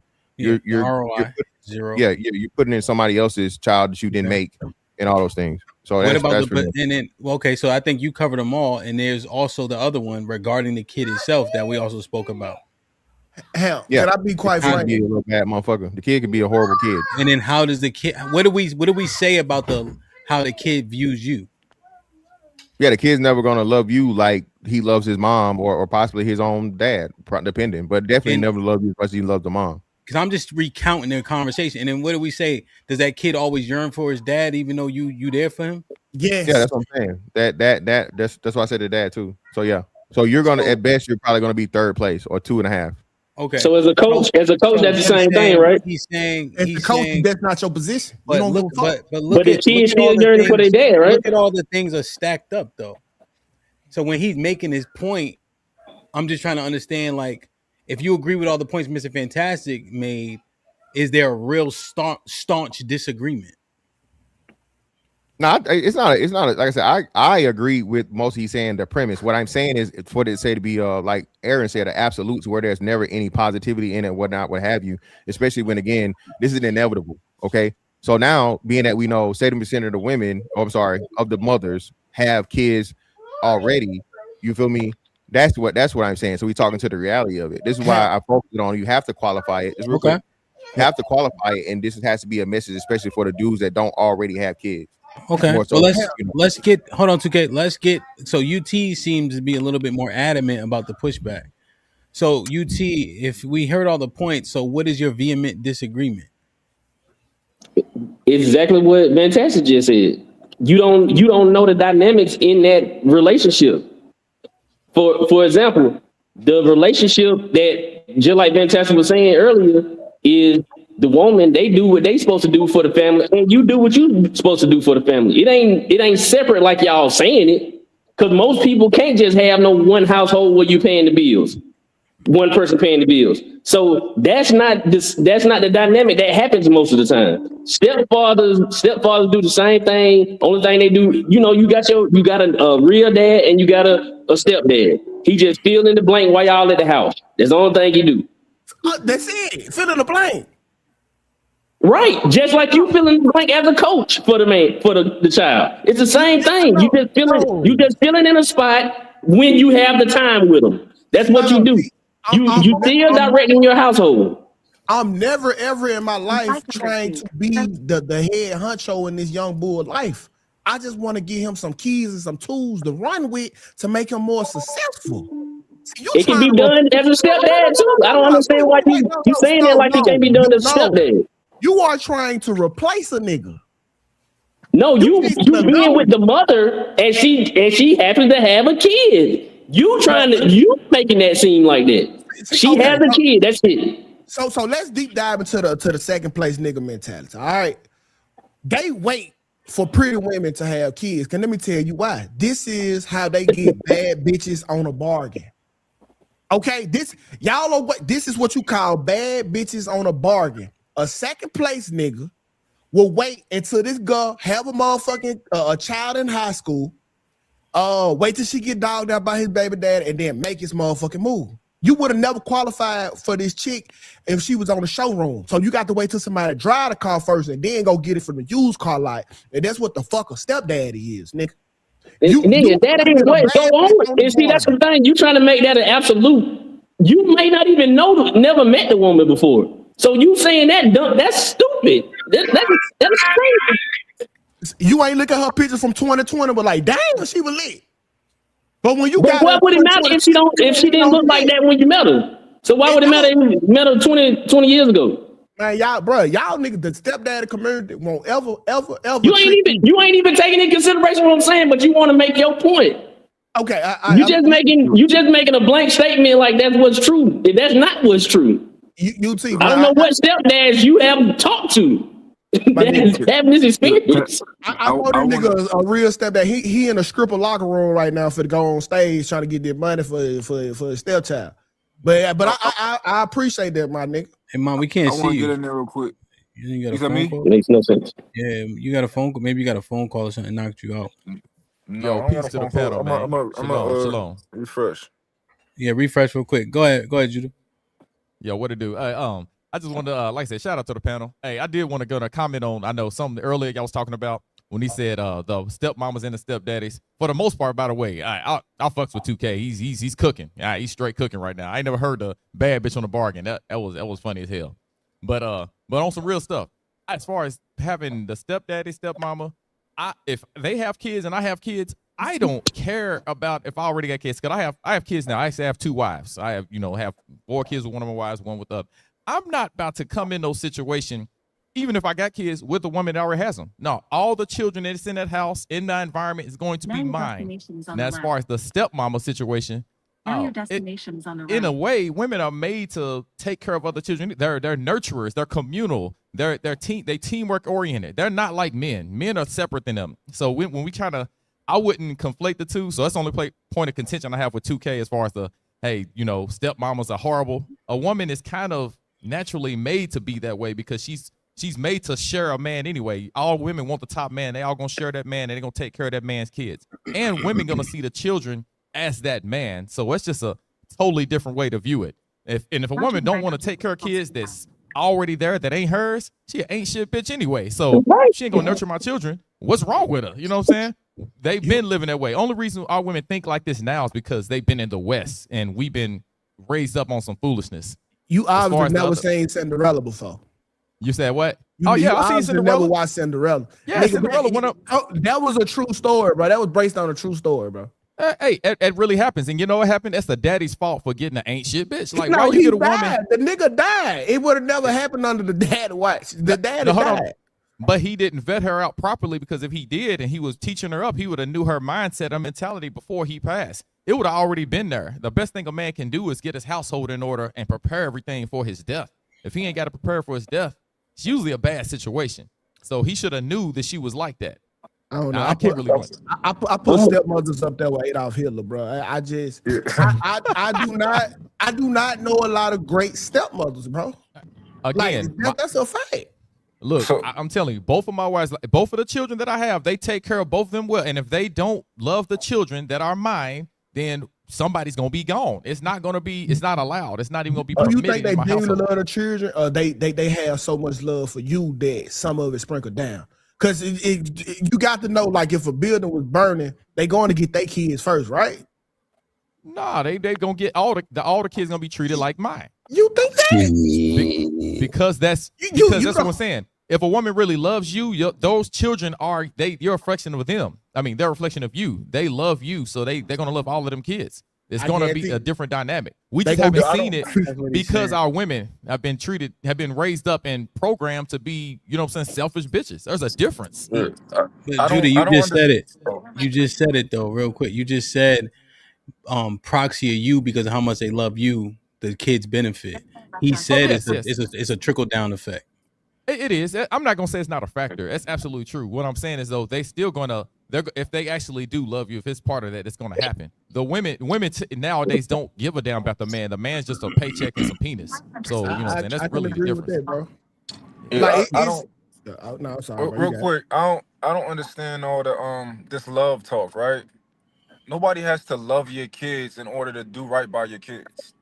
Right? You don't need to love your kids like they're yours. Like, like I don't love my nephews like they mine. They not mine, but I think as adults we still do. Like, all my kids be having teachers who be almost like a second parent to them. Who be bringing soap and stuff to the school and doing all this extra stuff that they don't have to do. Right? I don't think the idea that this like fictional idea that everybody has to love our kids like they're their kids. Like, especially if they already got a mom or they already got like a father, like they still have some love over there. So that's the part that I'm not understanding, is why we trying to like make it so that they have to love our kids like they're theirs. You just have to do right by my kids. You have to be an adult. You got to be another adult in the room. That's what I think. I could do that from down the street, not in the room with his mama. I can kind of understand what you're saying, but you don't fucking like. I don't get it. When you're okay, let's say this, because I've coached for years. I've also worked with troubled teens in many different facilities, and yeah, there are some of us. I know I was one of them that did. I bought stuff for the children with my own money. You know, some of the kids you do get to love. You do grow to love them because you care about them. So I really don't understand the concept of people saying you got to be what. Even when 2K said there's so many children that aren't mine that I treat like my own, that I do things for. I coach. Like I said, I coached football and basketball for some years, and I always am doing things for them. And it does not have to. I don't need anything out of it. So when he said, "Hey, why does a man got to get with a single mother to be a father figure to the children?" Yeah, that's crazy. And Scripture even says, be a father to the fatherless before a husband to the mother." Men don't get that because they selfish and they just want to get what they can out of it. Like I said, they want them ass and titties. That's what they trying to get. I'm not mad at the stepdad, man. Somebody got to do the shit, cause cool. I ain't mad at y'all, bro. No power to you. I just want y'all to be honest and honest and really what it is, bro. Because like as much as my stepdad used to say, like, "Hey, I love you," when him and my mama get into it, the nigga take the TV, and there was one TV in the house, nigga. Like you love mama, nigga, and like and that's what it was. You love mama. He took the TV. We listening to this shit. I want to give Miss. Nah, man. I think again. Hold on. The same thing now. Now this nigga doing the same thing that you told us not to do. You taking your personal experience, brother, with your Mister from Color Purple ass stepdaddy. You feel me? And applying it to everybody else. That's what I'm saying. So you can't have your whole philosophy and your logic based off of your anecdotal experience. But then we have to totally just speak to the norm and speak to the wasn't. No. I'm speaking to the masses. That's the truth. That's not the norm, though. That's not the norm. Most stepdaddies are like that. Yes, they are. When most stepdaddies leave, do they continue to provide for the stepchildren? They don't provide for nobody, nigga. Hold on. Thank you. Hold on. So listen. Wait. Hold on. Time out. So when the daddy leaves, do he continue to provide for his children? Yes or no? His children, yes. Yes. So don't tell me you love me as if you were my daddy, but when you leave me, you treat me like a nigga that was on the streets. But I'm only here, tied to you. Do you love me or not? Mama. Hold on. I'm only tied to you because your mama. So now you fucking it up. No, because logically it works the other way. Now when she leave me alone, she gonna bring the kids to come see me. She gonna make sure to have the kids call me to see if I'm doing good. She gonna have the kids involve me at all, or she gonna be like, "Fuck that fuck nigga, he out of here." The next nigga step up. Come on, bro, get the fuck out of here, bro. You don't know what. That's where don't try to pull the one side shit. That's where it falls flat. I'm just saying, we gonna talk in reality. Now, I know we doing the funny shit at the same time. We gotta tell the jokes, and we gotta keep it real at the same time. Hold on, bro. Hold on. You listen. I'm just listening to what he's saying. We talking about the dynamics of the man who was going into that construct. We saying, and this is true. If you not fucking with her no more, it's highly likely you ain't fucking with the kids no more. It works both ways, Amp. We ain't saying both ways. That's what I'm saying. Why would I? So hold on. Yeah, but hold on. Let's ask the question. All right, well, hold on. Because Caressa know on a POV, I gotta redirect them all the time. We ain't talking about the men today, right? Don't I say that a lot, Caressa, to y'all? All right, then. So, he's saying from the dynamics of the man, why he don't love that kid no more and still go by the scene regardless of not fucking with the mom. No, some niggas. Well, for one, again, the minority of niggas do. Right. That's what I said. That's my minority of niggas do. But I'm saying, it's the what? Like you said, ROI, right? Or the reality of the situation. For one, I can't by legal standards and whatever. If she can just pick up and leave the kid and take the kid away out of my fucking life, and I can do nothing fucking about it, why the fuck would I try and force myself or keep something going that I have no legal attachment to, right? And she can literally say, "Nigga, get the fuck up out of here, leave my kids alone because they're not your kids." So if he gonna talk about that side and say, "Oh well, the daddy don't give a shit and the dad don't give a damn," when more what we talking about what happens most likely, what's most likely happen is this, Hamp, and niggas tell you this quick. Oh, that ain't your daddy, no way. You ain't they daddy, no way. Okay, the mama say that shit when y'all fall out. So if we gonna talk about it, let's be real. It ain't the motherfucking daddy saying whatever. It's the daddy understanding the dynamic and the realism of the fucking situation. Yeah. You have no rights to those kids. You love them all day. Okay. Here's the problem I'm drawing. I'm just gonna be honest with you.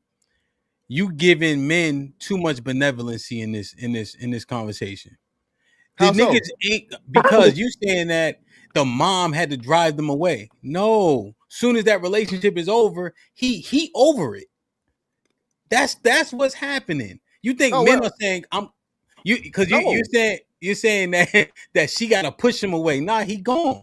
No, and I'm telling you, I'm telling you, not true. and that's exactly, and that's that's not true at all. What I'm telling you is this real shit, and I'm telling you that's what I'm trying to tell y'all. So listen, okay, this ain't that's what I'm saying. Are we joking or we having a real conversation? Because I know the joke. Hold on. Let me finish. This is what I'm saying.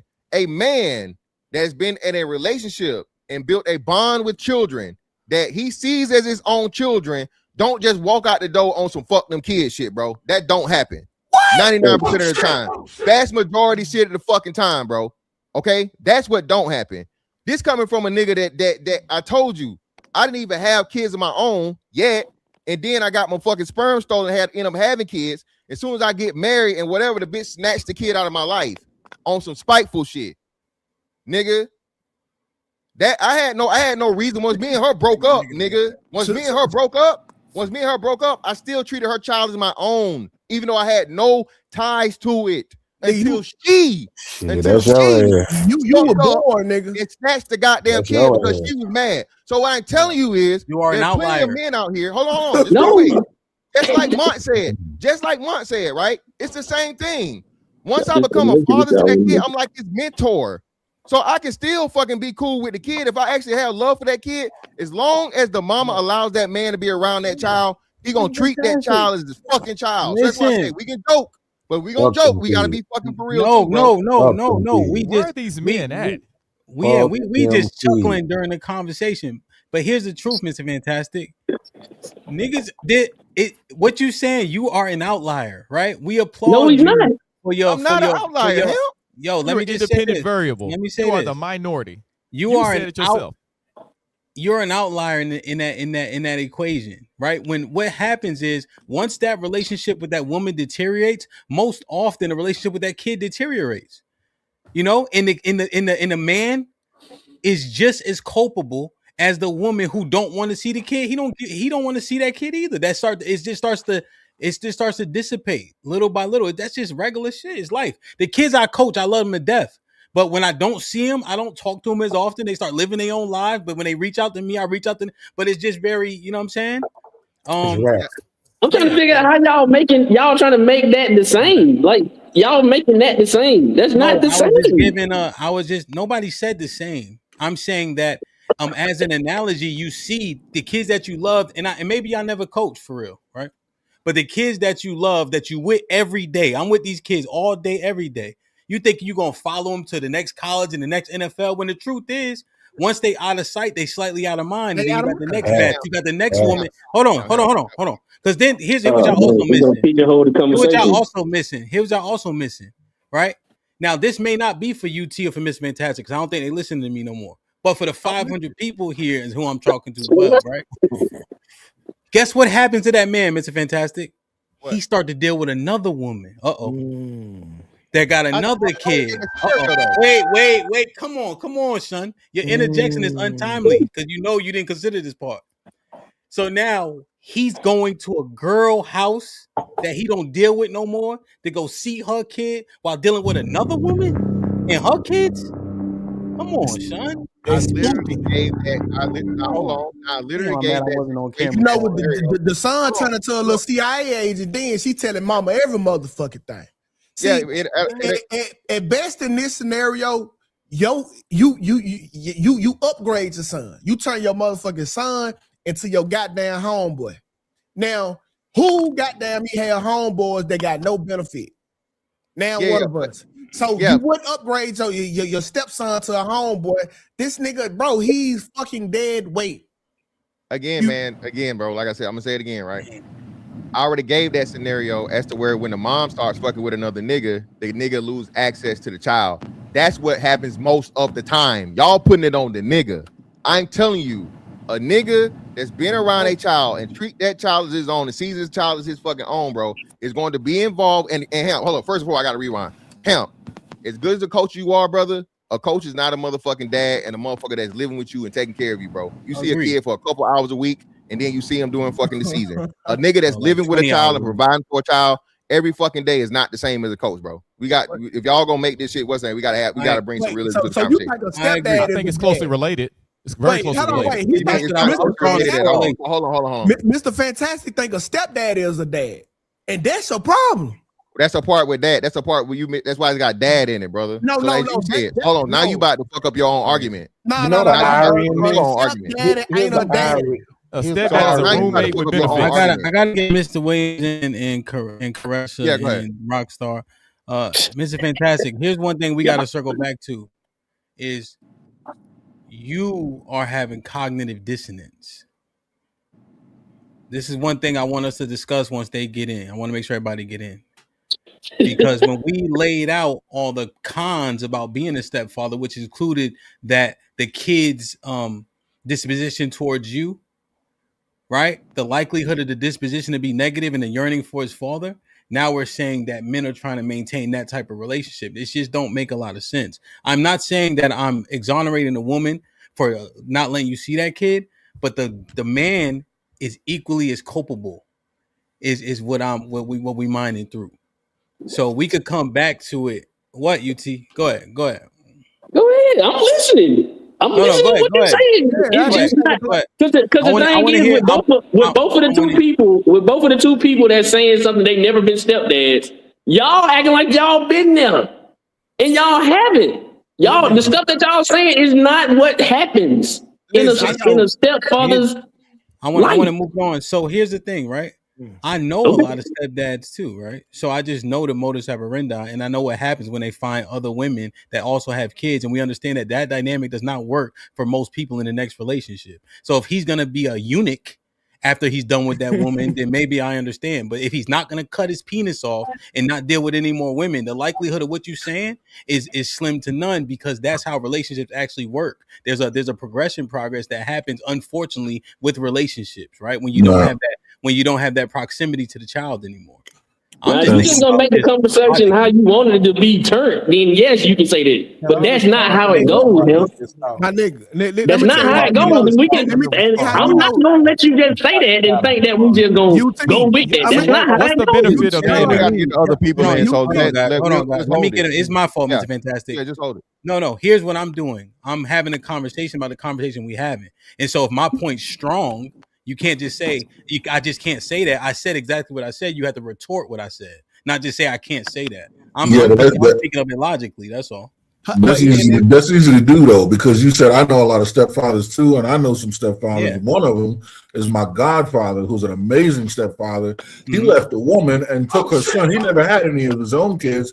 He took the son. The son has since passed, right? My godfather's still alive, and he still mourns over that son like nobody's business. He's got like 30 godchildren. I think he's such a good fatherly presence in people's lives. So when you say you know stepfathers, it can be easily retorted, because I know we're just combating anecdotal versus anecdotal without any real numbers. We'll be sitting here doing this all day. Yeah, no, 100%. I'm saying that the offering isn't a twist, right? It's just what we see. So do you think that's that anecdotal? I agree. I'm not dismissing that. So what we see is going to differ. Saying that we having a discussion, right? So are you saying the only way to have the proper understanding is to live the experience in this particular equation? No. Okay. So you said only. Let me respond to this, man. Can I say it one time, boy? One time. Let me just get this out, bro. Listen. Just so y'all can understand the difference between a stepdaddy and a real daddy. Your girl will use your real kids as leverage from you. Stepdaddies never have to go through that. Oh, well, I'm not gonna let you talk to your son. Oh, I'm not. You will never hear that type of talk from her, nigga. You know why? That's not true. You know why? Not true. That's what I'm saying. I don't know what y'all talking about. Y'all just saying shit and just think it's gonna stick. That's that happens true. A lot. That happens a lot, 2K. That's the problem. We gotta move it. We gotta move it around. Go ahead, Mr. Wayne. Everybody just hold it. He's just saying the same thing. We're gonna get Rockstar in there. We'll bring it back around. So go ahead, Rockstar. Salute to everybody, man. What's going on? I'm not gonna let you see your stepdad. Well, for one, I've been a stepfather before, and I didn't have to go through that. I still to this day deal with the kids, and I was in their life when they were young. My stepfather's actually been with my mom for over 30 years, so they still together. He's still alive. He still loves us. So, I mean, I can't really, speak too much on the negative part of that. Even now, hell, my wife, she's a step aunt because I'm raising my niece, and she took that on. She didn't have to. Her child was grown. So, it's just different levels. It's different situations. Okay. Yeah. So what do you think? Do you think most men, once they're done dealing with a woman, are staying present in those children's lives? I think they would try to be. I think if they really have a connection with their child and they put in that work. Let me ask you a question, Mr. Williams. Do you think most men, once they're done dealing with a woman, still stay in those children's lives? Most, no, not most. I got to go minority. Would you say the minority or majority do? Minority. Yeah, minority. Okay. All right. So Mr. Williams had an acute response, but I think it makes sense. He's saying while he had a positive relationship with his stepfather, and he was still able to kind of maintain a relationship with the kids that he was a stepfather to, he agrees that the minority of men are willing to do that. And I don't think he's ignoring the reasons why either. My real child just brought me a Red Bull because he seen me busting down stepdaddies. Appreciate you, son. High five. Yeah, man. Rockstar, what you think? Oh man, I think we losing a little bit of reality. I mean, when it comes to defending your perspective, it's easy to pull a variable to justify, right? But let's look at this from a general consensus, man. First of all, F them kids. Let's get that straight. F them kids. Okay, let's get that out the way. Secondly, it's ironic when we brung up the coach and the stepdad, right? But I look at this as far as the food chain. Let's look at it from a food chain perspective. You got the food chain and it's an order in it, right? Look at here, bro. Y'all can say what y'all want, but the coach will get more love from that stepchild than the stepdad. The stepdad is low on the chain, bro. Damn. All right, let's just be real. And secondly, when the relationship is over, most of the time, that stepmama ain't trying to keep them kids in your life, and that stepdad ain't trying to stay in their life. And since we want to talk about experience, okay, I've been in relationships with women with other kids, right?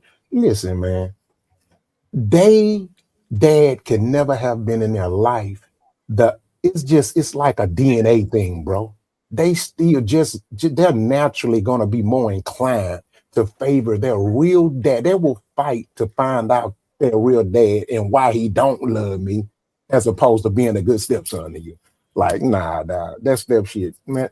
Okay, would y'all be okay with y'all son coming in the house with a woman and two other nigga kids? Be honest. Who gonna lie first? Niggas ain't gonna tell that lie. Say that again. How many of y'all would be okay with y'all son coming in the house with a woman with two other men's kids? Who gonna lie first? Yeah, no. Of course, you're not going to suggest that. That's what the thing, and I don't understand why y'all. That's not what nobody's suggesting. That's the point of the talking about. What we debating about? You're taking the sophistication out of the conversation when you do that, man. Hold on. Nah, I spoke reality. Yeah, let's answer the question. Reality, but that doesn't say you didn't do what I just said you did, though. You completely destroyed the sophistication of the conversation. Yeah, but Rockstar, what is it? For the sake of time, is nobody. Go ahead, make your point. Yeah, nobody. To make the point, Rockstar. What's the point? That's my whole point. Yeah, he made it. He ain't got the but now, Rockstar, again, you making it. Well, I don't know where you came in the conversation. But okay, we got that. So let me get Carissa, and then everybody will be able to get in, and everybody will be able to get their perspective. Yeah. Carissa's on you. Yeah. What's up, Carissa? You muted. You're on mute. You good? Hey everyone, can you hear me now? Yes, yeah, we hear you. Okay. So I was listening, and female exhaustion for me is at an all-time high with this conversation right now. Like, this is a lot. To be honest with you, when women complain about men being sassy and all of that, this is exactly what we're referring to. A man who's going to keep tally of how much he spends on my child. I got to spend equally on his child in order for us to date. Like, that don't make no sense to me. My thing is, if you're going to step into my life, you know I'm a single mom, best and believe you need to come in prepared to know that you're going to be a father figure at some point if we do get serious, if we do get married. Why date single mothers if you're not prepared to be a stepfather? It doesn't make sense. There's billions of people on this planet, and if you got to keep receipts for buying my child a Spider-Man toy, for buying my child a bottle of water, don't do it. Miss me. Go find the other one around the corner who ain't got no kids. We will. Like, We will. Mr. Fantastic. Now you see how she acting like you. See what I'm saying? Doing you a favor. I got you, 2K. I got you. Point proven. This is what we need. Now you see she acting like she 2K, doing you a favor. Hey, one mic, brothers. One mic. You don't need to help her. 2K, you on her side. So you don't need her help. No, I'm not. So, I don't subscribe to that bullshit. She just brother, said. brother, she on your side. So listen, Carissa, thank you. And you are the single mother we will avoid. Okay. Thank I'm staying the you. fuck away Thank from you. you. Please Trust do. me. Don't come my way. You know what? Please. Listen, the thing about it, Carissa, you're still a single mother and you by yourself. So I don't know if you really win. That's what you think. You don't know who's in this house right now. That's what you think. Hold on, You speculate nothing over here. No. You weren't done? You were done, right? But I'm she's not listening. Go Mr. ahead. Fantastic. But is she an outlier in her stance? No, she's not outlining her stance. Yeah, so I just don't want to even make it about Caressa 1-to-1, right? It's not even 1-to-1. She's the example for what I already said. Yeah, the an example. Okay. She's directly addressing what I said. I want her to directly address what she said. Is that not fair? She's agreeing with what I'm us. saying is, go ahead, Ham. My bad. Fair. I just the zoom out still just makes more sense because if we say the zoom out, Caressa is an archetype, she's a microcosm of the ideology of most single moms. Yeah. Okay. Right. To where she don't want you to keep tabs. She wants you to fully invest in her child, but she don't want to fully invest in yours. So fuck them. Okay. I don't think she never said she would invest in our child. Hold on, love. I asked were you done? No, she didn't say that though. Done. On me. Yeah. You said you were done. Okay, cool. So again, women with that mentality are fucking losers and leeches and leave them the fuck alone. A woman that feels like she don't have to fucking invest in your child just as much to show proof, okay? To show proof that she's gonna love your fucking child just like hers before you take her on seriously is a red flag. Fuck that, that's a radioactive flag. Okay. This is why niggas shouldn't be stepdaddies. See, I still said it. I never said niggas should be stepdaddies. I'm just giving the counters to what's being said here. Okay. At the end of the day, a woman that's unwilling to show you that she is willing to fucking keep tabs, all right, and make sure she's doing just as much for your fucking child if y'all plan on being together and being as a mother should do, right? Because when I was married to my fucking wife, I wasn't paying for everything for the kid. Most of it, yeah. But she was definitely whenever, hey, baby, I need some money for this. Baby, I need some money for this. No, it wasn't always she needs some money for everything. She just took care of the shit for my kid that she needed to take care of because it's our child.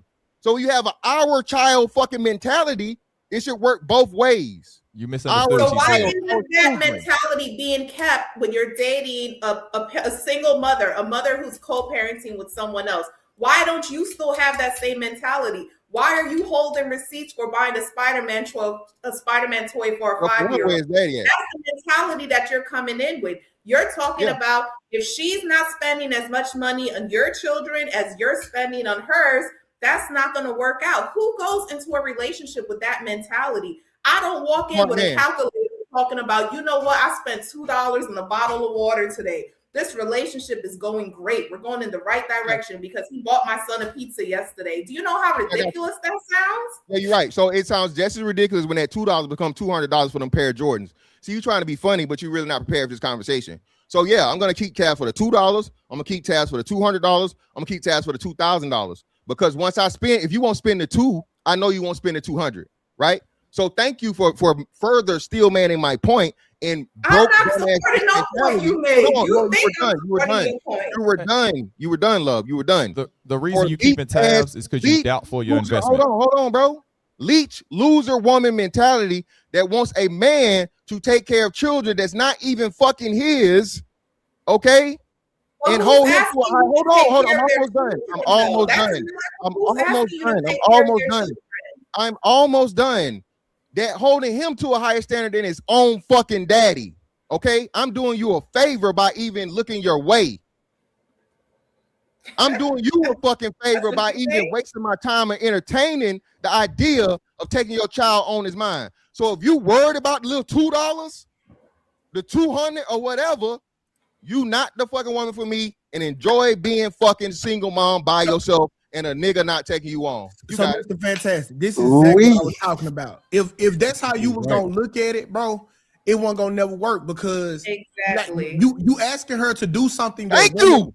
Hold on. 2K, you made my point. I said but listen, you asking her you gotta let him finish. You asking her, you asking her to do something that women don't do, and that's provide for your child. That's naturally not the woman role. What she's supposed to do is nurture, love, and teach the motherfucking child. But if your child never there, then you gonna take the motherfucking L, like I stated earlier. Also, I ain't trying to get on you, my girl, but she act like she was doing you a favor and letting you be the stepdad. I already addressed that, 2K. Hold on, and letting you be the stepdad into her child. And y'all start laughing when I said you got a bad bitch on the bargain, but this the attitude. She understand that she wouldn't have fucked with you before she had a baby nigga. So now she got a bad bitch on the bargain and she gonna treat your ass. And that's why you always gonna be stupid for taking care of another nigga child, because she know for a fact that she allowing you to do that because goddamn it, nigga, that's what you got to do to maintain a bad bitch. And the child is just the motherfucking landline house phone I was telling you about. And 2K, and that's exactly what I fucking said. That's why I have the standard that I have. That's why what I say, if I'm going to do her the fucking favor, and I address that perfectly. How is dating you a favor? I'm still trying to figure this out. Huh? What are you bringing to the table? You see what up, Mr. Fantastic? There's no way. Be the bad man. You lose. This is crazy. If that's a serious question again, I'm a man that's going to be taking care of you and your child. That's the fucking favor I'm doing you. That's the favor. She giving you a chance to be with your first bad bitch. That's how she looking at it. Who? And 2K, she giving you the chance to get with a bad bitch. 2K. Y'all keep telling me I'm crazy when I'm telling you I don't give a fuck how bad she is. Bitch, if I'm gonna take on you and your child, you gonna pay my motherfucking child just like I'm paying for yours. That's my standard because I'm doing you the fucking thing. Hold on, I'm almost done. Hold on, I'm almost done. She has to earn my motherfucking provision. She has to earn my protection through my child the same way she holding me to the standard for hers. So, bitch, if you're not gonna take care of my child, fuck your kid. Point blank, period. You ain't getting nothing from me but some dick, and that's it. Thank you for the pussy. Wham, bam. Thank you, ma'am. I'm on about my life. On to the next one. Yo, so let me ask you a question. Do you see most women taking on those men's child like that's their own child, like what you're saying they should do? Never. No, do you think most women are doing that? Serious, that's what I'm saying. Ham. We talking serious relationship, living together. Yes, Ham. Yes. For a woman that actually moved in. Let me finish, bro. Are they bringing their children around on the weekends? Are they inviting us to the after-school performances? Are their children coming over to our houses so we can have an opportunity to bond with them?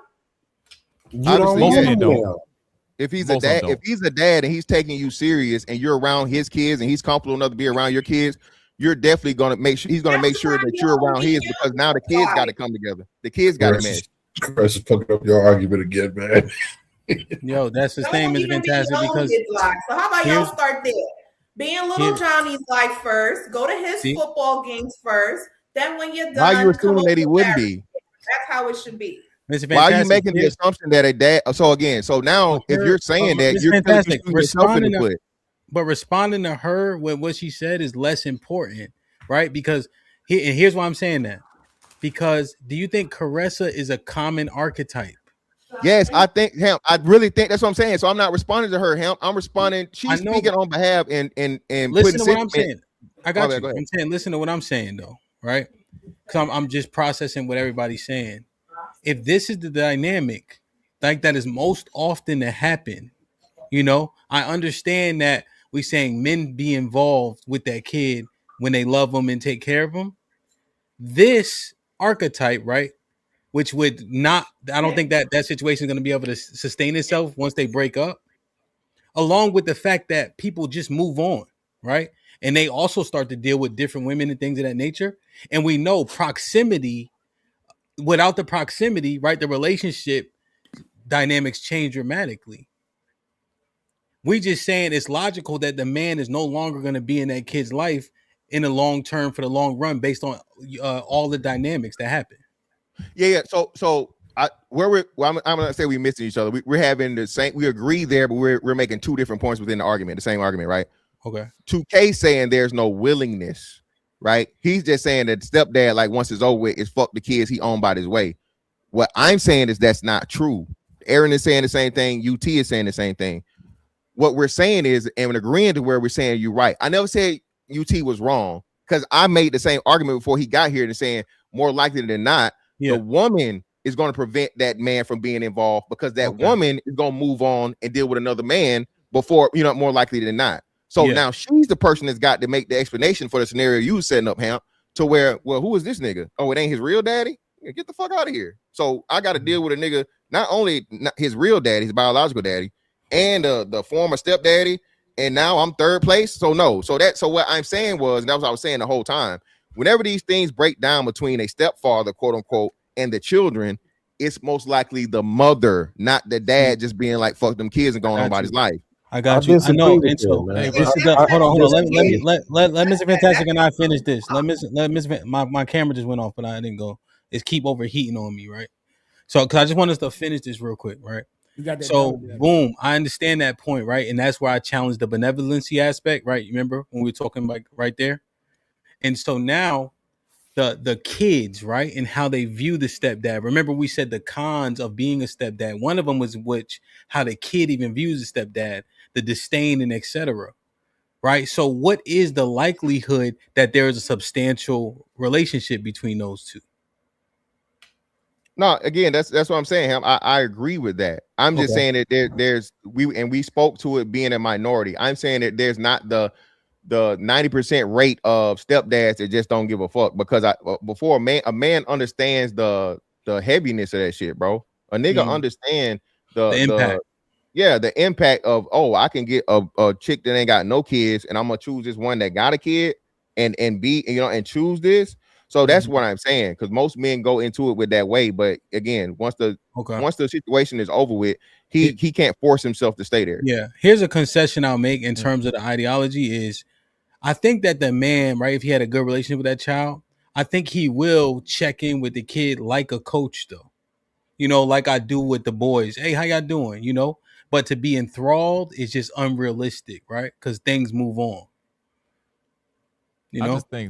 I think lost in all of this is Mr. Fantastic. You was more amped than everybody when she said what she was saying, and you was the one. You wanted people to defend and being a stepdaddy, and you was more all the people that's like, nah, I ain't gonna be a stepdaddy. We was all cool. We was chilling, and you was amped. Like, you know what I'm saying? It just kind of reminds me of just somebody just sitting there watching the real daddy come in, and like on Daddy's Home, the movie, and you just sitting there kind of like salty. You was salty at her statement, and this is like, she's like, hey, this is who I am. It's how it is. And we all kind of like, yeah, we understand that, and we see that, and we don't want to do that, and that's why we all kind of side with the like, nah, we straight. Yeah, no, I agree with this. It needed to be said. That's why 2K was showing. He was saying that in real time that, hey, she just proved the point, and she proved my point. She attacked my ideology because, again, I'm not for the stepdaddies. Y'all are conflating. I don't know how many different things or whatnot. I literally said before y'all got here. I don't know what part you started listening in. I said this is why I gave my premise. In order for me to even take that serious or thinking about it, these are my requirements for that woman to prove to me that she's going to fucking be equal, at very least equal with my kids, before I even look at her kids and take her kids serious, is what I'm saying. I understand that. If I misunderstood you, I got it. I can understand that. And I've always looked at it like this. Carissa, may I ask you a question? Are you fine with the man coming in and whooping your children if they are, if they acting out of line? Yeah. Are they allowed to physically discipline your children?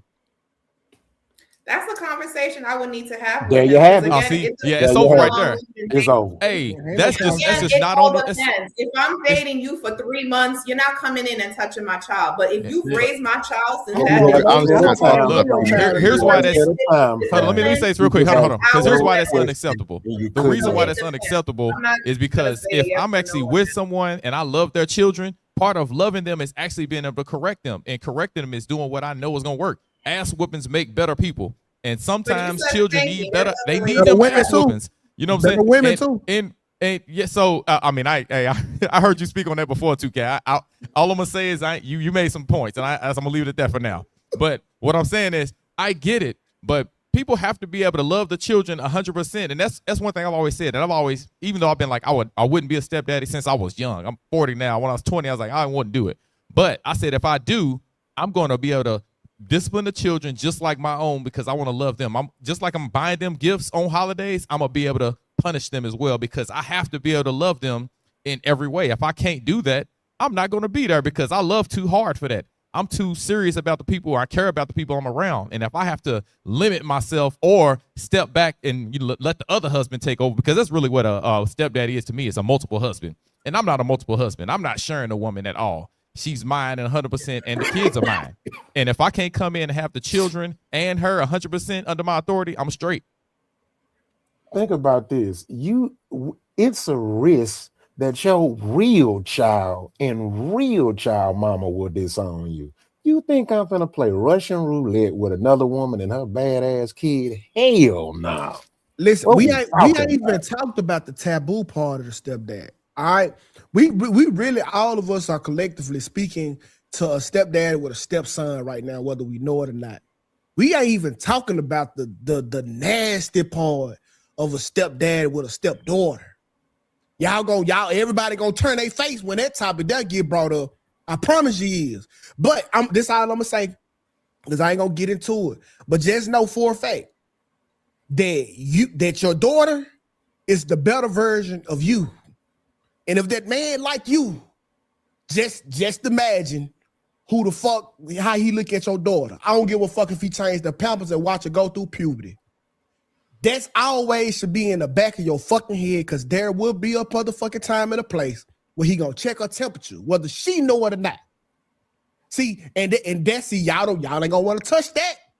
Keep them step motherfucking parents away from these goddamn kids. Facts. But you have fathers that do the same thing, right? Though, 2K. Absolutely. So what are we talking about? See, that's what I'm saying. Y'all make these outlier statements, and then you want to just blanket that on everybody. Wait, time out. Are you serious? If the risk is there, then what you think is even a worse risk if it's not the father? It still happens. You know who that happened to? You know who do that shit? The motherfuckers that's like that. Not the motherfuckers that's not like that. That's who that happened to. And see, this the problem with y'all. You see the chat, 2K, that's weird. No, nigga, this shit happening every day. Y'all weird. That's what I said. It happened every day with the real kids. Hold on, UT. Y'all are weird for ignoring it because it makes you uncomfortable. That's the weird part. You know it's happening, and you refuse to acknowledge it because it makes you feel a certain way. Fuck the child, right? Keep these step parents away from these kids. 2K speaking facts. I agree with him 1,000% on this. And actually, I'm a child protective service worker. That's what I do full time. And statistics show people that perp on children, typically it's often the uncle or step parent because those are the ones with access to the child. So 2K is speaking facts, and those are statistical facts that 2K is speaking. It's a fact. My sister worked in the field. So again, do the real parents do that? Let me ask. Do the real parents do that too? Man, no, they don't. I'm not even asking you, because I'm asking the social worker. Hey, so hey, you guys, listen, man. Everybody speaking. Every time I start talking, I'm getting cut off. I don't understand that. I'm tired of people doing that. Let's not do that. Because you keep doing it. You don't need to do it. What you want me to say? Here's what I'm saying. Yeah, you there's a red X too, right? If you feel like you're being treated unfairly, that's the key. Here's what I'm saying right now, right? Is we all interjecting way too often and too much, so we can't quite hear all the points, so I think that's key. But yeah, just hit the X if you feel like it's not going how you want it to go. I knew he was gonna hit it because that's stepdad shit to do. What was Caressa, his question though was is there a disparity like with real parents? Like, do you see it more often? What step? Like with the out of the step parents that happening, or do you see it equal to, lesser than, or whatever the case is with the other parents? So you mean like after the relationship? Biological parents. Like, is the step parents leaving at a same exact rate as the birth parents? He said, is it He's more talking about likely sleeping with to them. happen? Is it more likely for a step parent to touch a child than a real parent? I hate to say that, but yes, statistics show that it's more likely to come from a step parent than a natural biological parent. What's the disparity in numbers? I don't have the exact numbers in front of me right now, but based on my professional trainings that I've attended, that are statistics that we've been provided with, that children that are perped on, the numbers show that they come highly from the step parents. So typically, whenever we receive a case regarding a child death or allegations of physical abuse in the office, is typically the assumption is what did the stepdad do? Because based on statistics, the stepdad typically has some type of involvement in that. My sister, she used to work for the CPS in Harris County. She said the same thing. It was highly the most high percentage was either the stepdad or an uncle. Yeah. And that's because you are the greater version of your mother in this instance. All right. And we know women meet older men like younger women, not saying that they like kids per se. But think about you when you was 19. You know you will never be fucked with, that you can't fuck with that in your 40s. Well, here go you again, just in a different body. These older men these niggas be weird, bro. And I don't even know how weird it is because you're not his child. As much as you can lie to yourself and say that this is your daughter, this is not. And that shit be happening a lot. And I apply HAMP for even having a conversation because it's taboo. Like, them niggas will kick you off of the panel for mentioning the truth. Yeah, I mean, and the professionals are saying it. Rick, you said you work in the field or adjacent to?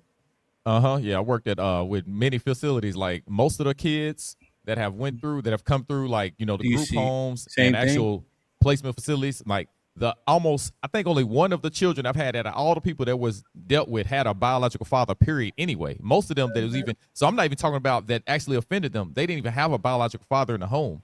Most of them had that. And then as far as in the juvenile corrections, same thing. Like, and I had about at least 400 to 500 children that come through the years. So yeah, I ain't saying never, of course fathers do it, but it's not a thing when you, like, on a large scale. So to kind of make that case, it's kind of looking for an exception and not the rule. You're saying largely there's a degree of separation and when it happens. So an uncle or a stepfather like that. Okay. Then that's that's heavier, but it's something that often we say, like, it doesn't get acknowledged. Like, as we assess our communities, we say, like, we be knowing these things and don't report them. Facts. And Caressa, based on her profession, is saying that the percentage goes up when stepfathers are involved, essentially. Yeah. And HAMP, to add to that as well, bringing up what UT said, yes, it is true there are fathers that do it, but most of the time, and you can Carissa and Mr. Rick, y'all can either agree to disagree on this stat. Even men that may mess with a child, they're usually not messing with their daughter. It may be somebody else. Like, a pedophile is still outside of his family. Yeah, because of their their daughter is like, they're going to be more protective. Well, so even if they are capable of doing on the same sentence, I know that. But you get what I'm saying. Yeah, I understand what you're saying. Yeah. It still happens. So I don't want to think that it doesn't, but it still happens. Yeah, the most important part, man, like I say, it's still a minority of cases. It's a minority. Still a minority of cases, but they're the majority in the minority of cases of, like, when it does biological parents. Yeah, non-biological parents in the situation. Yeah, but as he said, we can't pretend like his point wasn't true. Like, and not saying people would be looking at him, but if you have, like he said, if you two 40-year-old people and then she has a 20-year-old daughter, to pretend like the 20-year-old daughter isn't more physically attractive, people be lying to themselves. Like, let's not even act like, of course she gonna look better, her body's gonna be tighter. Like, it is what it is, and that's if people being honest. It's uncomfortable to say, but it's true. Yeah, Yeah, but I don't. Again, that's just weird. What are y'all talking about, man? Man, they going on with that pandering ass bullshit. Ain't nobody pandering. How the fuck am I pandering? I ain't even saying shit. Y'all been talking the whole goddamn time. What are you talking about? What Like I'm you weren't saying is, confused. well, I'm a grown ass man, so guess what I'm gonna do? I'm gonna look at a grown ass woman who's my age. Sure. So a 20-year-old wouldn't entice me. That makes no What sense. are you talking about, William? I'm confused. What I'm saying is, y'all always go. There's no need to, Miss Williams. There's no need to take it personal. So listen, what I'm saying, because you want to talk to me, right? So He's saying it's not his preference. Yeah, I said got he don't prefer younger women. Yeah, I got you. So this is what I'm saying, right? Though, and again, this is why I said I understand to bring up the thing, but that is a outlier at the end of the day, right? Because that is an extreme outlier of children that are touched and children that are targeted for that reason, so on and so forth. So now that we covered it and talked about it, we can move beyond it because it's not a common thing. Okay. Again, it's unfortunate that it happens and it will never ever completely be eradicated. But to make that the mainstay of the conversation is just unrealistic because it's an extreme outlier. So getting back to the main conversation, bro. At the end of the day, right? I don't know how I became the pro stepdaddy thing when again I literally said everything against it. What I'm saying is this, right? In these situations, there are going to be nuances and there are going to be different things. Ultimately, why I said not to do it, because the man's going to lose out in the end either way, be it by his. And my thing is, you guys are saying it's the man that's just going to say fuck it. When I'm saying no, it's not the man that's going to say fuck it. It's the woman. The woman is going to move on. The woman is going to start a new relationship. The woman is going to get mad. The woman's going to fucking want to have control of the situation. These ain't your kids. And you're not going to be able to fucking deal with the kids regardless. I know plenty of men. There's stories of plenty of men that say they have relationships, still have relationships with their stepdads. And then as they get grown, they come to find out their mom was on bullshit. Okay. So this is why I understand we do these things and we make it about, oh, well, you know, you just, you know, you're making a choice to just leave the kids and say, fuck the kids, when it's too many men that have said, hey, their stepdads, you know, they didn't respect them or whatever at the time. But now in hindsight, they understood, well, I didn't respect them because my mama didn't respect them. Right. And my mama would talk shit when he went in the room. My mama would say little slick shit to him and he wouldn't check her. Right. So on and so forth. So what we're talking about now is the awakening and the understanding that we have now versus niggas had 30, 40 years ago when we were kids, when stepdaddy was cool. Right. We actually made a song about it. I think it was what was it? JT Money? Do the stepdaddy. Right. So what I'm saying is this, bro. At the end of the day, shout out to Carissa for coming up here and, you know, speaking for the the single mom mentality as to where they're entitled to. You have to, like, they're doing you a favor for you taking care of their kids at the end of the day. And this is why you should not want to be a stepdaddy. This is why you should not want to take on another man's children of a woman that feels like you're supposed to treat her children just as much as, you know what I'm saying, your own. You're supposed to provide for her children just as much as your own, and she does not have to give you anything in return other than some pussy that you got after the nigga that got her pregnant. So that's why I'm saying this conversation is extremely, extremely important, because it still mans my original argument. If you are a man, and again, if you are a single man, you should not be entertaining a single mom in any way, shape, form, or fashion. That's loser shit. Okay. That's what they said, recreational use only. If you're a single man, single mom should be recreational use only. I agree with that in those cases. Okay. But if you're not a single man and you're older and you have children of your own and you consider taking this woman on, right? Hey, that woman should prove to you, okay, by the way she treats you and your child, that, you know what I'm saying, an investment, not just, again, because your kid can't get what you can get from her, right? Pussy free. Hence, she already got a child. Okay. So if she's not giving you anything other than pussy, all right, and she's not willing to spend any money on your child, oh well, hey, again, thank you. You know what I'm saying? This was swell. It worked for as long as it worked, and then you move on to the next one. It is what it is. See, you looking at the money though, like most niggas spend, like when you get in a relationship with a woman, what you spending ain't money at that point, bro. It's kind of like you spend the time, like, so basically instead of charging you a currency, you spend the time what you gonna pay for with your life. So it's kind of like buying a used car versus paying off a 30-year mortgage. Like the payment might seem cheaper now because it's stretched out for 30 years. she just being in a relationship, bro. It's a long time payment that you paying for with your fucking life, and I hate to do that as a stepdad, bro. Yeah, and I agree. Investment. That's why I say It's a bad investment. She should invest. Again, the only thing. And can I just respond to Mr. Fantastic? And I just want to say, so in terms of being a step parent, I'm not going to say that I won't invest in my stepchild. I will plan birthday parties. I will contribute in paying for it. The difference between me and you, Mr. Fantastic, is I'm not holding receipts and I'm not keeping tally of what I do for my stepchildren. I'm there. I'm present. I'm stepping up as a stepmom. But I don't need to save receipts to show the world, hey, this is what I spent on this child. How much did you spend on my child? I'm not doing that. I'm present. I'm doing it in real time. Because if you pulled out your receipt, it'll look bad. That's why. Yeah, of course you're gonna say you're the person that brought receipts into it.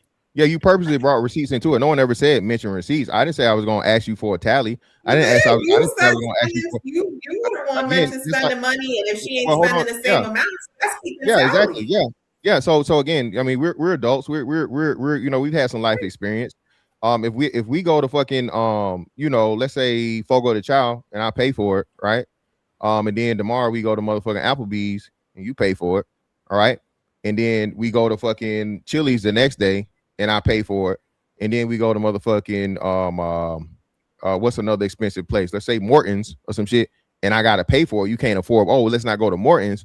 Oh, that tells me right there. I'm never gonna let you know. Okay. If you know what I'm saying, I'm buying this or whatever, and this is my quality of what my child is, right? Oh, and then you know he used to get in the, let's say the J's, right, or whatever, and you get him some motherfucking shit out of what's the little place like fucking Ross. Yeah, Payless. You getting some Payless, you getting some Shacks, or you getting some and1s. Listen, baby, I ain't gotta even tell you nothing. You eliminating yourself. So this idea that I'm going to actually come to you and itemize and you know be like a fucking CPA to calculate the numbers. I'm never even going to say anything to you, huh? But if you're paying attention as to how many dates you're paying for, that's you holding receipts. That's you paying attention to how much money you're going to spend in that relationship. And I mean, let's be real. If you're not financially equipped to date, then don't date. That's what you got to do is agree and say shit right though. Hold on, trying to do. Rich people become rich. Rich people become rich by keeping up with the money they spend. See. A stupid person just spends a countless amount of money and don't track what's being spent. And you know, again, then we got to talk about liability to asset. I think you're proving a point. For the most part, she proving my point. For the most part, pussy is just a liability, and again, it's free. You can get it anywhere. So yes, I'm is a limited amount of money that I'm going to invest in the pursuit of pussy, right? First and foremost, before I even get to the point of being a stepdaddy, the pussy got to be good enough. So if that shit, I'll never even meet your kid or that pussy trash, right? A little couple dollars here, date there. You don't get no more than 2 dates, right? So again, because if I gotta get 3 dates, you're not really fucking with me. You just there for whatever, right? So again, this is why it's important for men to understand this. You should have a set limit on the amount of money you're going to pay in the pursuit of pussy, all right? Because we all pay for it in some way, shape, form, and fashion. Shout out to the tricking niggas, or you can just be a tricking nigga and buy it outright. But if you want to do the dating thing, right? And a woman tells you, oh, it shouldn't matter how much it costs, and she just there, right? She ain't giving you shit, right? She wasting your time. Time is money. Then you spending actually money because you're going out to do things, activities, dates, food, whatever, right? Hey, man, you'll be a fucking fool, bro, to not itemize that shit, my brother, and keep up with how much time and money you wasting on one little piece of pussy when there's billions of them out here. My bad, y'all got it. I think. I just asked this one question: why are you guys dating single moms if you have all these complaints about I got to spend this on her child, I got to take him to soccer practice? If that's not the role you guys want to play, why do you put yourself in that situation? Because why don't you go to the 25-year-old for some pussy? Because newsflash, they got pussy too. Listen, you gonna get the 25-year-old pussy. Y'all gonna call it weird. You right on everything. Don't forget how y'all did Shannon. Now you go get some 25-year-old pussy. You gonna call a nigga weird. Don't forget that. But I mean, but that's what you want though, because you want somebody who don't have kids. So damn if we do, we damn if we don't. Huh? Go to that 25-year-old. But here's the thing: I understand why you guys keep coming back to your age group. Because them 25-year-olds, they don't want y'all. Half of y'all are balding. Your money ain't right. Look at how y'all present. My wife is 25. My wife is 25. So you might want to retract that statement. Listen to that. listen to that. Well, no. Well, it's easy again. Like I said. Well, no. What the thing about it, right, is a 25-year-old. You know, they can do the thing, but a wise man once said, "Just need to know what that pussy like." So one time is fine with me. I mean, nobody's for the most part trying to even really, take it serious. You have your fun there, right? So it's not a lack of options or opportunities or whatnot, what have you. Like you said, you're an older man, and eventually, like I said, if you want to settle down, whatnot, what have you. Unfortunately, a lot of the women our age have children already, right? So when a single mom is there, and again, you're doing her a favor by even taking her serious or even looking in her direction, again, you're doing her the favor. Because like you said, if you are a man that's not balding, he got his money right. You know what I'm saying? He got, he got a little je ne sais quoi to him or whatnot, what have you. Taking me to 3 days to Applebee's, your money ain't right. Come on. Listen, time out. Hold on, wait. Hold on. Wait. So now don't no bitches go to Applebee's. So hold on. So now she only do Michelin star. Carissa only do Michelin star, y'all. Complaining about it. That's the problem. Carissa only do Michelin star. Carissa only do private chef. About a favor, Mr. Carissa only do Michelin star and private chef. Man, Carissa, you gonna make this Mr. Fantastic. We can look at. The favor wouldn't be me responding to your text messages. That would be the favor. Okay. That wouldn't be the favor at all. We can look at Carissa. Wouldn't be the favor at all. Hey, we can look at. Favor would be me. The favor would be me letting you ingest my essence. That would be the favor. You know what I'm saying? Let's get some of this real good shit. Look. Here's the thing, man. This is what I. We can look at Carissa Wild. Favor, because that ain't in your favor. Yeah, we can look at Carissa Wild decoy. Applebee's is enough. All right, it's okay. Applebee's don't make you. They serve the same food everybody else got, my girl. Don't take it to heart. And to be honest, there's no difference between a 25-year-old girl and a 40-year-old woman. It ain't, especially if you a leader, especially if you is the nigga with the money and the direction and the guidance. So if we got to go see who got a baby to figure out what we rocking out with, we go at 25. We go on 25. It's y'all. It's the old women that hate the young hoes. Y'all in competition. That's true. They fucking y'all up.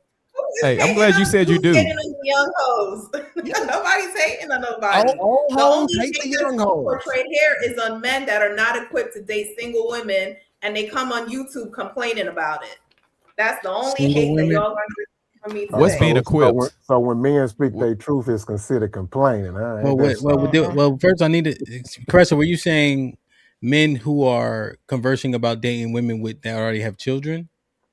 Right, because my thing is, because everything that comes up is money, this, money, that. At the end of the day, if you're dating me and if we're potentially dating for love, if we're working towards a marriage, why is it that you're keeping tabs that you took me and my child or children to Applebee's 3 times this week? Why is that even relevant? Okay. If we're working towards something serious. And that's the thing, because men complain that women are all about money, in which here she is, she's giving you her time, she's giving you her attention. At this point, you might be the only person that she's dating at this point. Why are you crazy? Might be as crazy. When I was listening to it, I was thinking that it was more along the lines of regarding her children. See, that's what we've been mostly discussing. When I heard Mr. Fantastic conversing about keeping tabs, that that part is what throws me off about him then gonna be there with that child after. Because he gotta tab it out. He gotta know how much he's spending. I never tabbed it out how much my kids cost me in a way in which I may need to use it at a later date in time.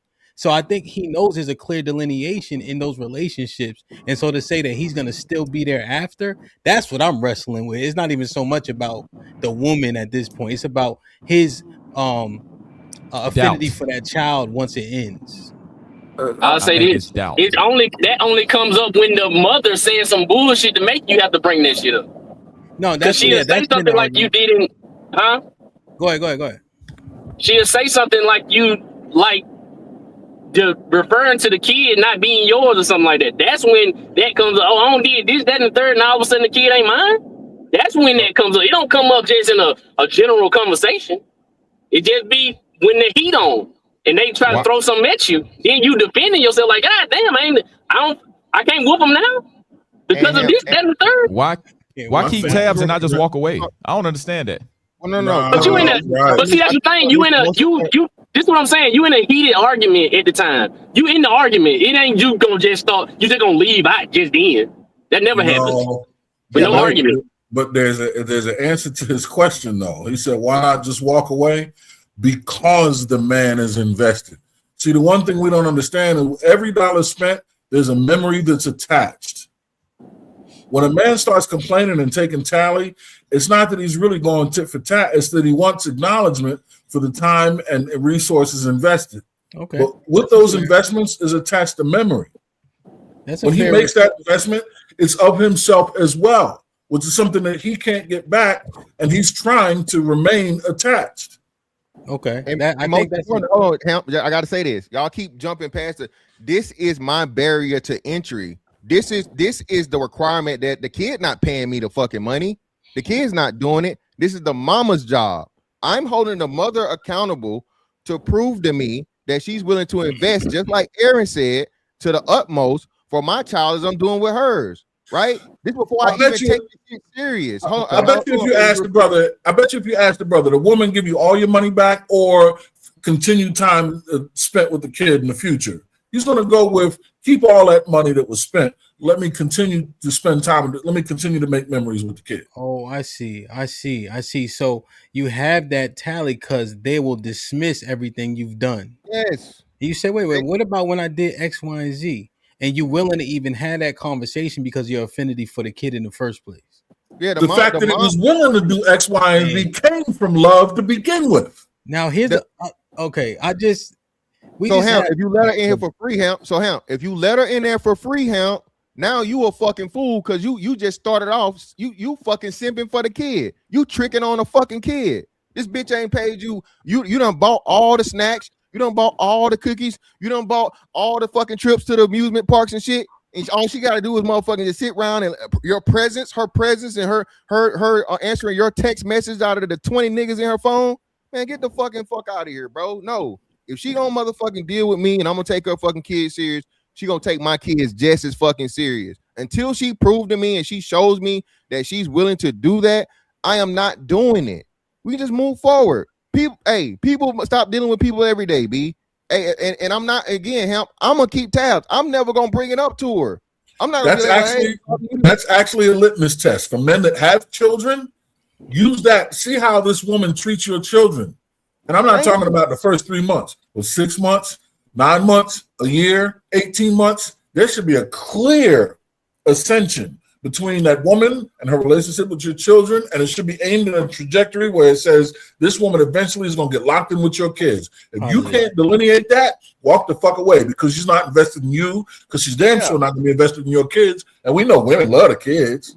Walk the fuck away, son. She ain't for you. I think the idea of keeping tabs, like, I think we're overstating it because think about it, right? It's not like a tit for tat thing, but let's say you're taking care of that kid. Let's say his mom is perfect, but the kid is showing signs of like not being appreciative. You gonna tell him like, nigga, you know what I just bought? We just went to Disneyland. We just did this. We just did that and the third.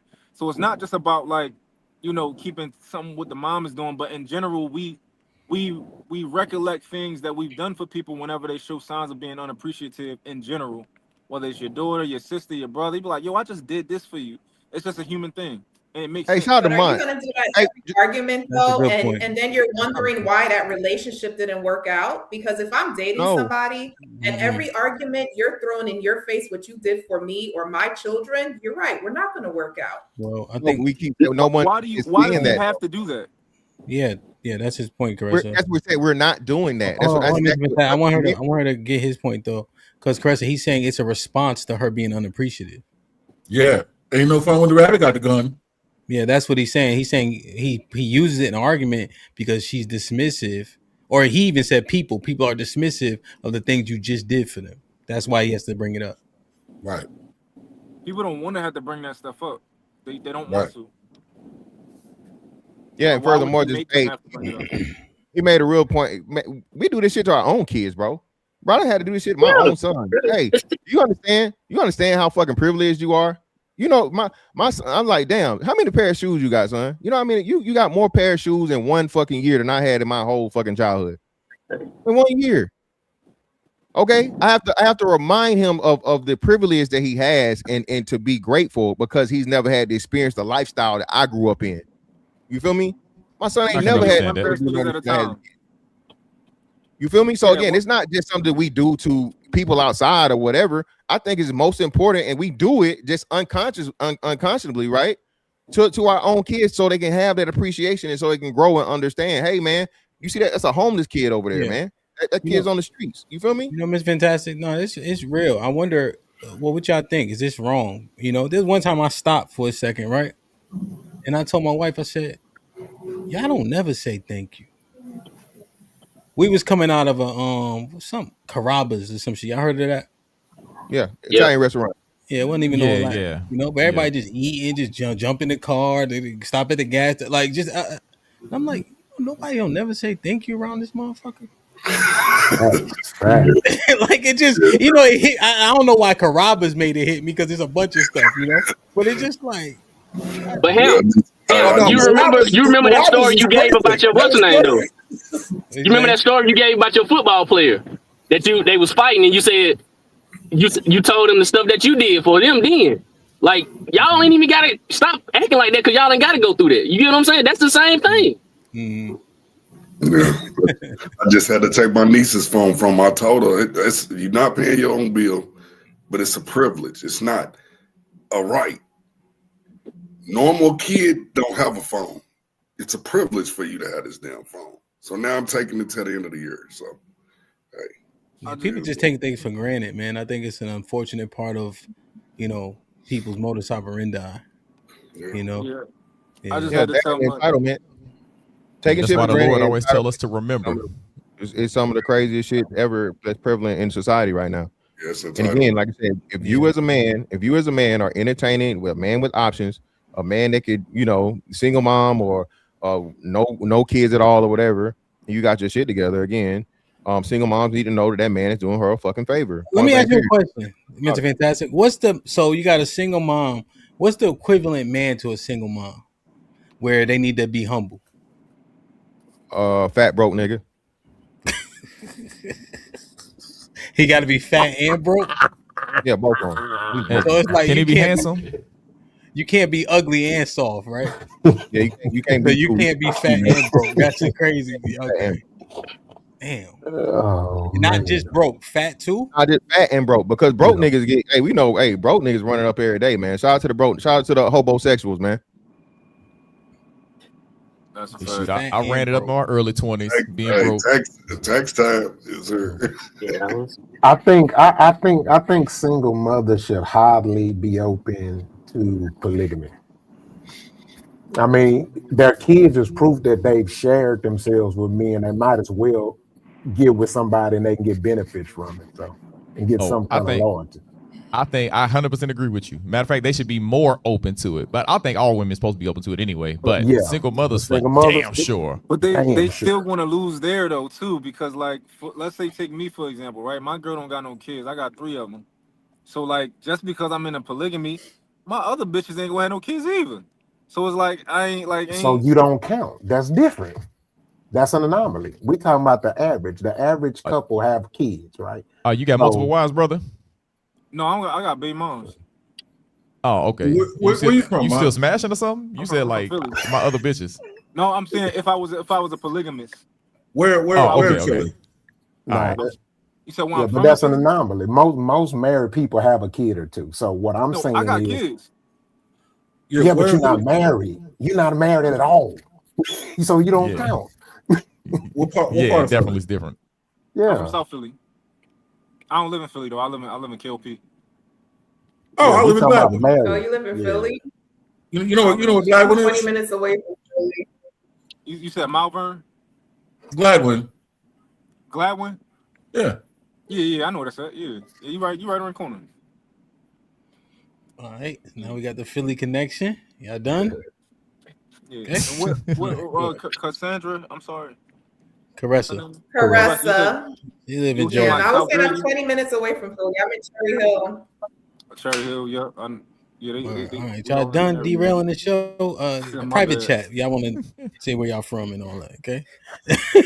Golly, I'm glad we made a connection though. So where were we now that we finished talking about Philadelphia? Single mothers should be open to polygamy. Be open to polygyny. Yes, So very wait, so open. now, so polygyny for them. No, polygamy. Well, No, polygyny because it's right? only the man. Polygamy would be open to Or them unless too. you saying, are you meaning to say polygamy? My bad.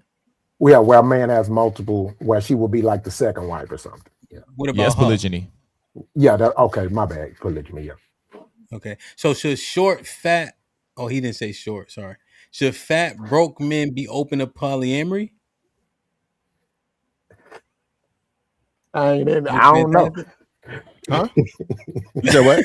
So should fat, broke men be open to polyamory?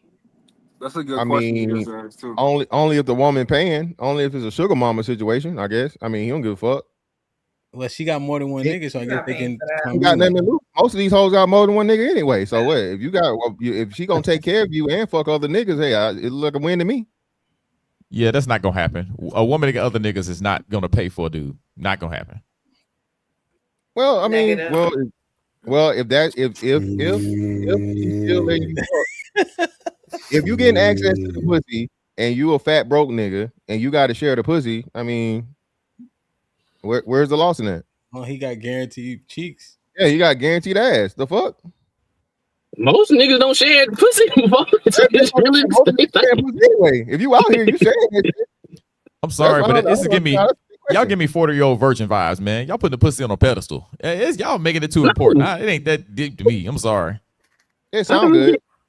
It sounds so hold on. So again, I love when people do this shit. You got how many wives? 2.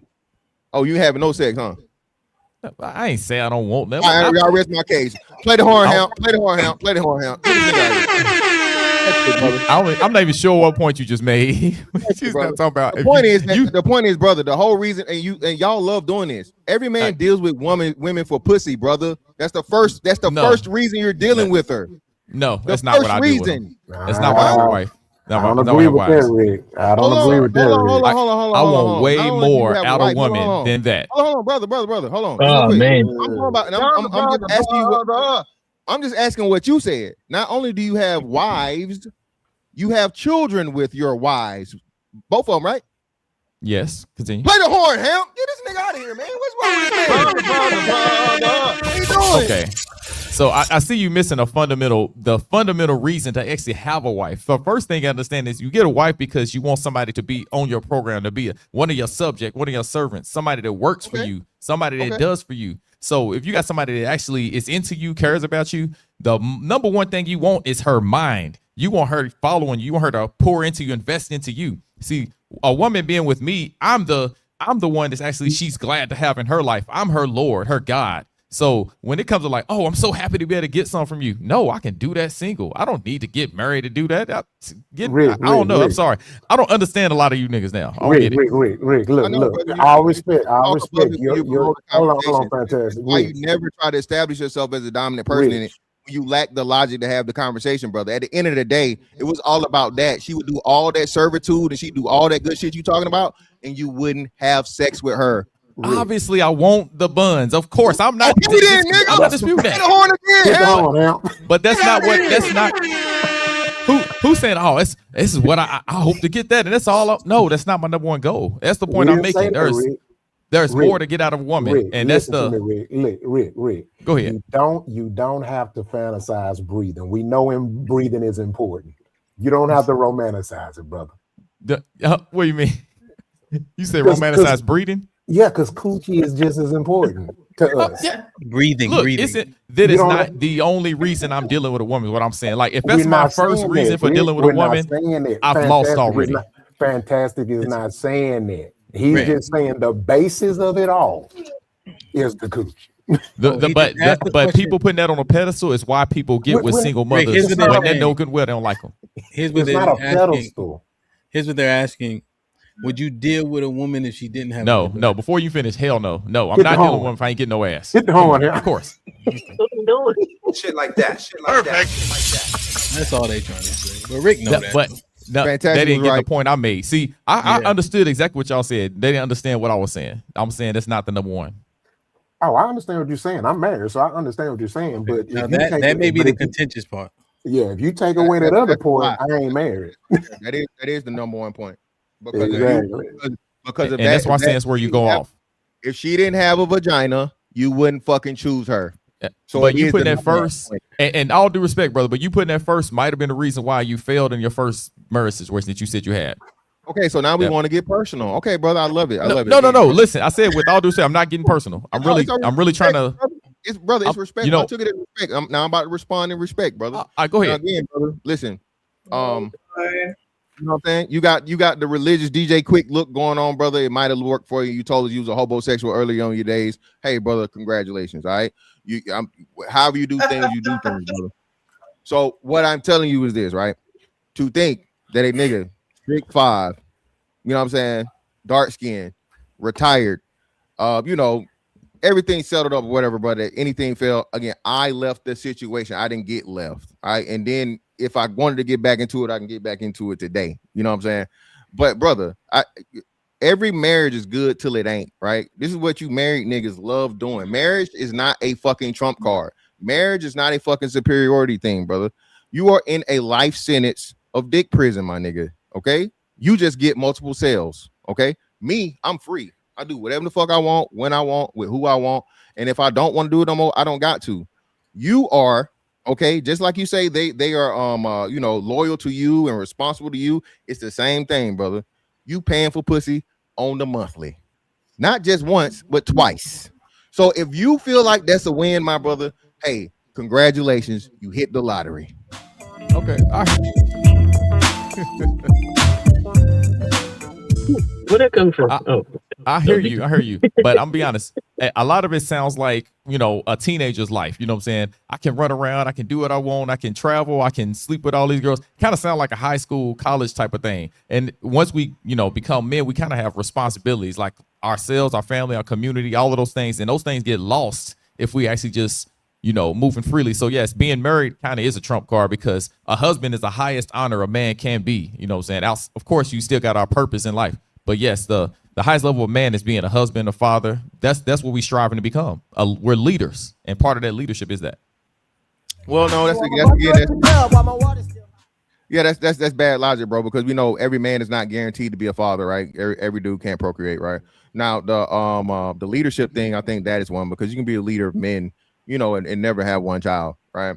So again, we get into these conversations of making marriage because again, marriage isn't guaranteed. Fatherhood is. Once you have a kid, you'll always be that kid's father. You might not always be a woman's husband because again, you do not have control, and you, brother, are putting marriage on the pedestal even higher than what you're talking about, the pussy.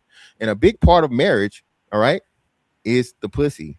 So you, sir, are putting the pussy on the pedestal because you, sir, are volunteering to fucking your life, your time, your money, your energy for life to not just one, but two pussies. Okay. So again, it's not a high school thing, brother. It's called making smart decisions early and getting to enjoy life and freedom earlier.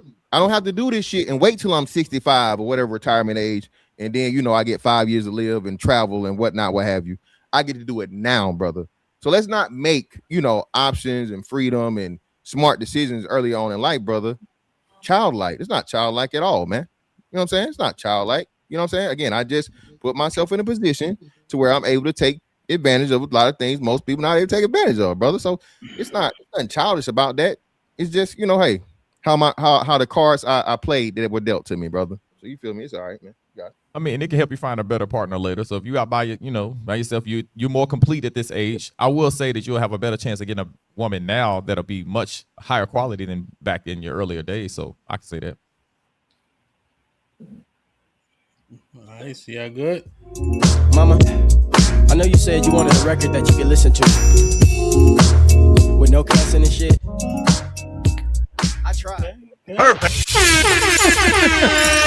Like, share, subscribe, tell a friend to tell a friend. Hit that like button right now if you can. That helps the channel the most, man. We are at the 3-hour mark. I want to extend the show. Y'all got the instructions in the chat.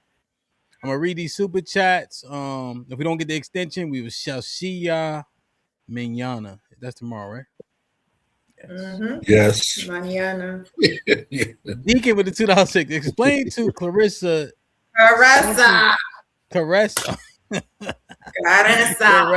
Sunken course resentment. Damn. How you say that? You know the rules. Perfect. Just became a member.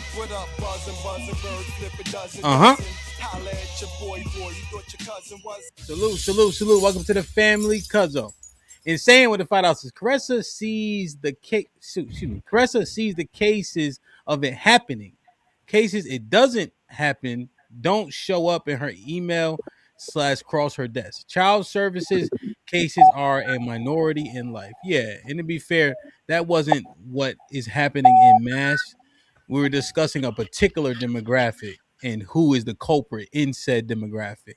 But that is a minority. But when that's happening to children, I'm reluctant to call it nominal, because the fact that it's happened is something that needs to be addressed, Here for the tea was popping. Shit like that.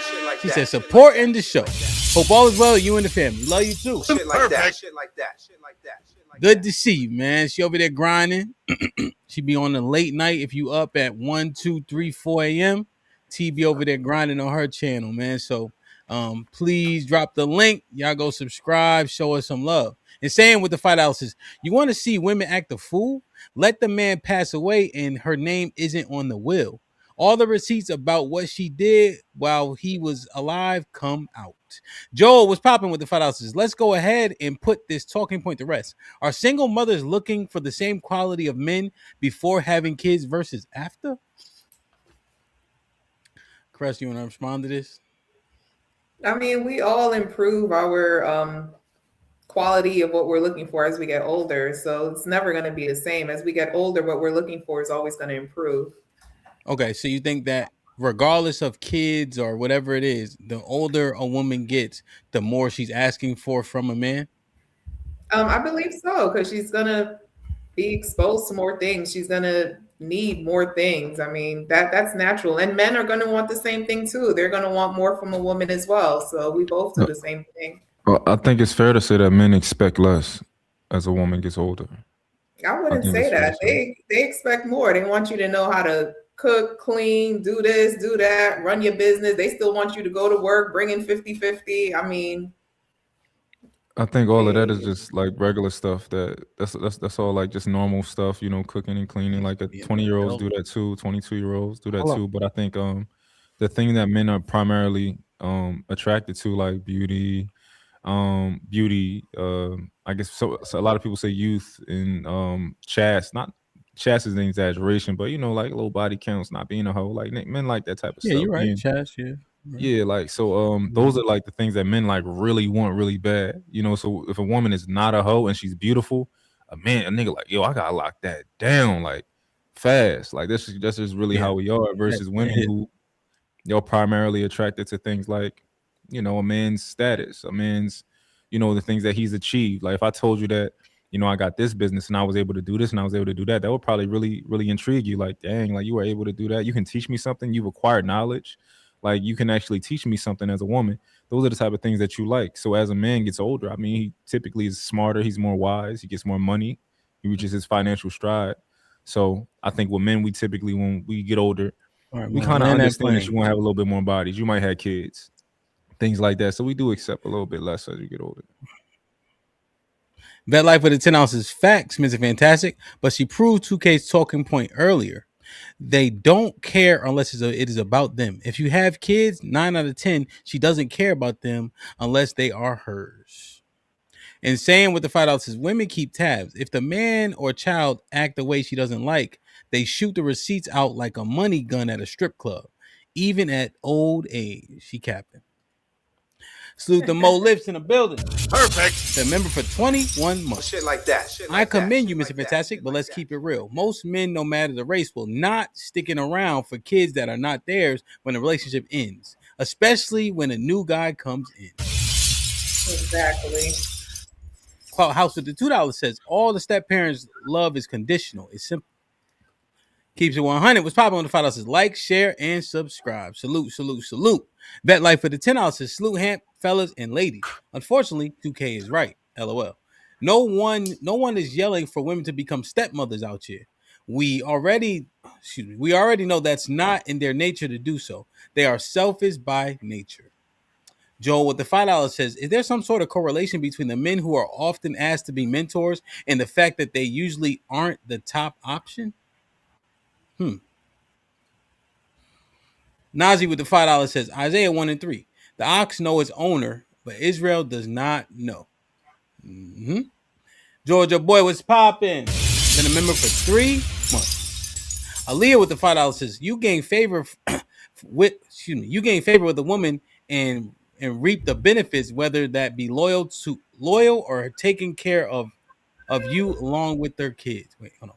You gain favor with a woman and reap the benefits, whether that be loyalty or taking care of you along with her kids. Okay.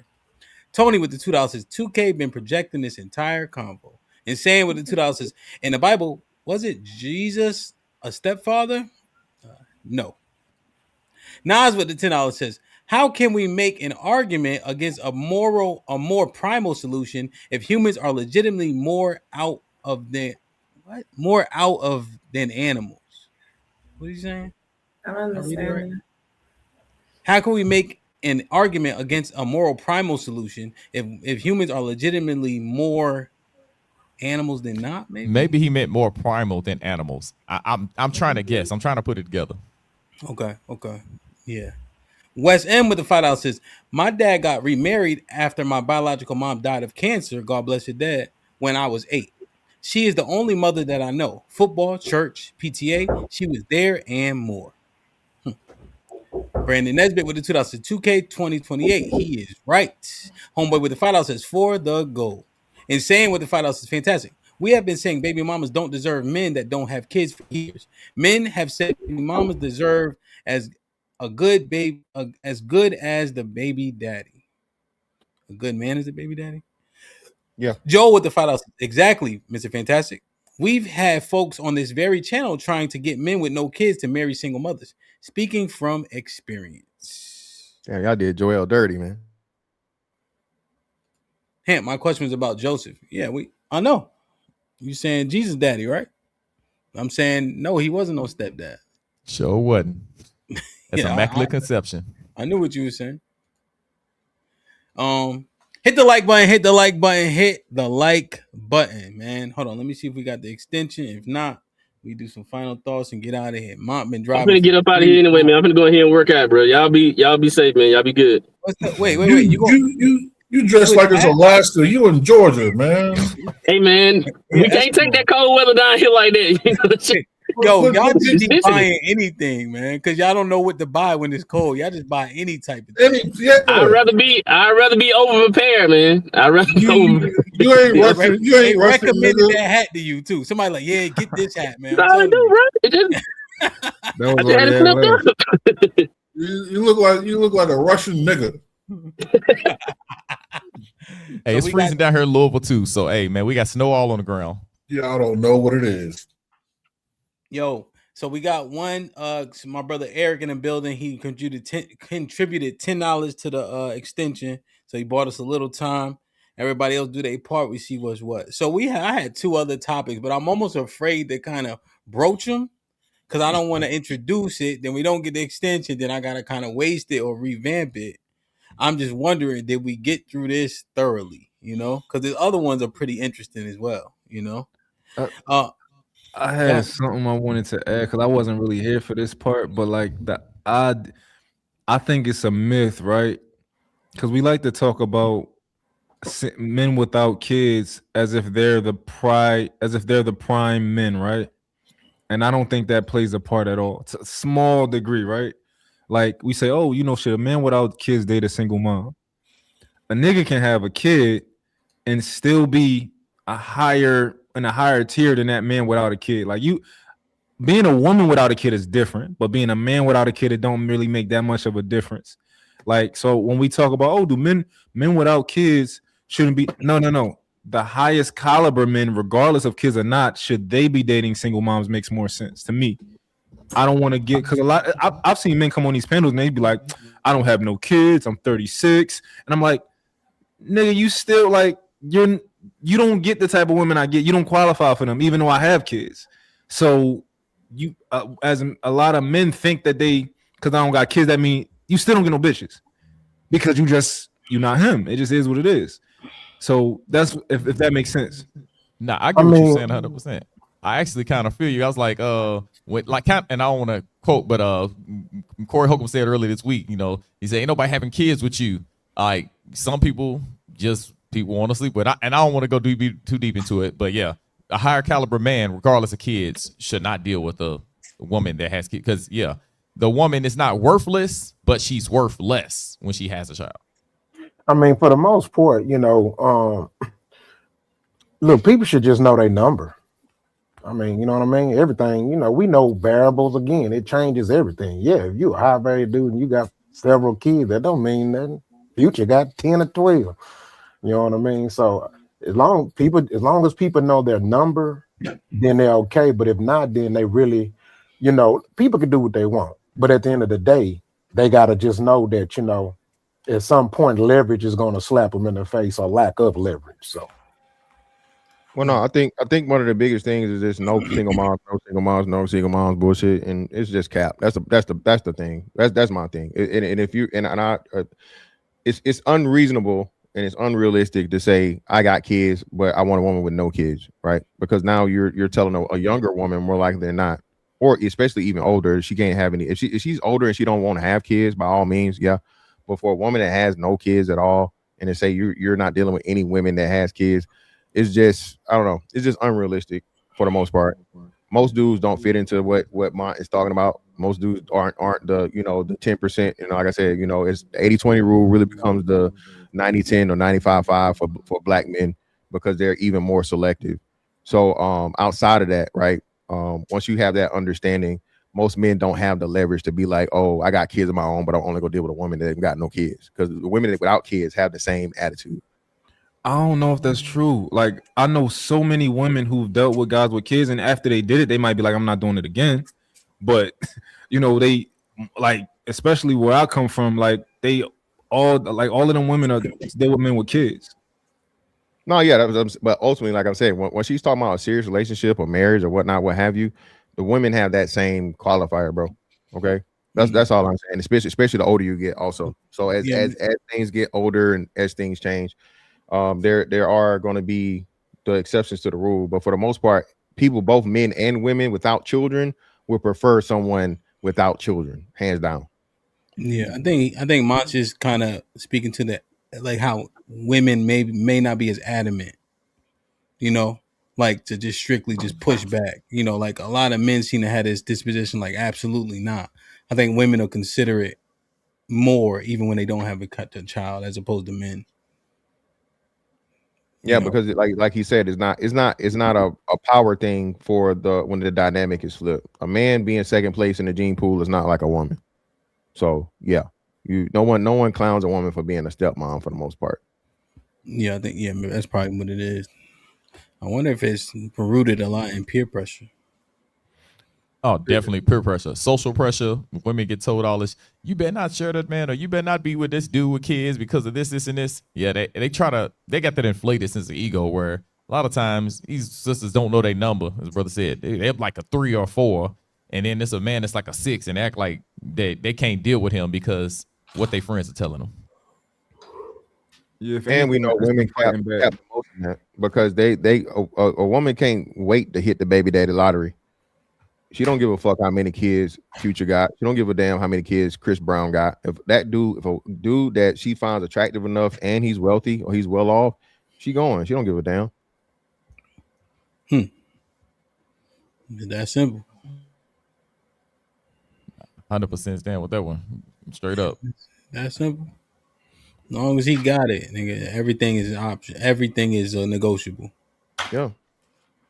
But that's how women typically are. We all know that, like, women have certain rules for certain guys, and certain rules for other guys. You know, so it's never like a a one size fits all for women. But in general, I don't really listen to most women when they try to communicate what they like, because I already know what you like. I already know what you like. You don't gotta tell me what you like. You don't know what you respond to. I know what you respond to. Like it's a self-awareness thing with most of them, where they might be like, yo, I only date guys like this. Be like, really? Your last nigga was like that? No? Okay, what are you talking about? So Yo, here's the unfortunate thing, and we had this conversation before.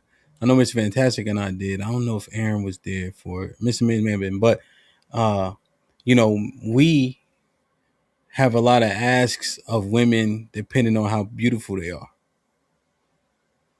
And so we'll lower our standards depending on how pretty she is. 1,000%, absolutely. We do it too. Men do it too. Basically what you're saying, I think I've said this a lot of times. There's a longer leash, you know what I'm saying? It's like there's a short leash, kind of like black quarterbacks, you know what I'm saying, over history of time. Short leash for the black quarterback, long leash for the other ones. But for a good-looking sister, she got a long leash. She got a lot more grace, a lot of room for mistakes, messing up, or certain things you kind of see as undesirable. You let it ride. Same thing as you said with men. Like services, I don't want this. He got to be this. He got to do this for me. He got to do this. And it's like, okay, yeah. But if you're attracted to me, I ain't tripping. And usually I'm kind of like, I already know you're attracted to me. Y'all attracted to the same thing. And a lot of women act like they not attracted to certain men. It's like, yes, you are. And over time you learn that. It's like, I stopped listening. Kind of like Mont said, I stopped listening to him. Interesting. Hit the like button, man. Great combo. So the Trey with the $10 towards the extension. And Mr. James with the $5 says, many people don't want to believe it, but marriage is the standard under following the Most High with their life. Marriage is next to following Yah. What you think, Mr. Wade? Oh, go ahead, Mont. I was about to ask you what topics you had on the you said you had some topics but you don't think we got enough time to tackle them? Yeah, because I don't think we're gonna get the extension in time. So we didn't even get to the title. Being a housewife is not a privilege. That's what got my attention at first. I'm my fault. Go ahead, Big Aaron. My bad. Yeah. Oh no. I'm just saying next week. You wanna table it? Well, I ain't gonna table it next week. I got to do 4 more shows this week. No more. It's gonna get rocked out. And then men who go to the gym have this to hide. It was a clip I saw. I think it's more clickbait, like the person saying it, but it was interesting nonetheless. What's the what's your Zelle or something like that? We got we could super chat and get an extension, and then we do the Cash App DJ HAMP 1. I don't got Cash App because I kind of was curious. I was like, being a housewife not a privilege, and I think I seen a video earlier this week talking about it's not a privilege to to be a housewife, and it kind of it was weird to see. Rick, you ain't gonna talk me into talking about it without the extension. Nah, I ain't doing it. I'm just commenting on what I seen. I'm just commenting on what I'm saying. Hey, Mont, this is the number in the private chat too. That's the Cash App, John. No, that's Zelle. I think Zelle go by phone. All right, Zelle bet. All right, so we only got time for one. Which I think whichever's quickest. The main thing, the housewife shit. All right. Yeah, the other one is kind of more just like something salacious. All right. Hit the like button. Salute to Mont in the building. Salute to Trey. Salute to Mr. Eric in the building, man, who helped us extend the show. Let's see. All right, so this right here. I think I got it queued up. And this sent to me. My brother Sean sent this to me. I think Aaron sent it to me, and like 3 more people. So I thought this was interesting. Said being a housewife is not a privilege. It's not. I didn't say that. But she's not a privilege as an adult. It's not the same. It's just no. That's not what she said. She said it. Listen, I watched the clip. She said it was not a privilege. It's not. The ability to exist without having to provide for yourself. Explain to me how that is not a privilege. It's not leisure because there's times where I was parenting. But you still want to be treated as an adult. So how is it not a privilege to not fulfill the requirements of being an adult, but to still be treated as an adult? You're not saying what I'm saying. What's not being an adult? Tell me what's not being an adult. You're not taking care of yourself. You're taking care of the children and you're taking care of the home. That man is taking care of you. But you know what is a luxury? You getting to wake up in the morning and leave and take care of all of that stuff and go to work and make money because you have someone who's holding it down at home. Guess what?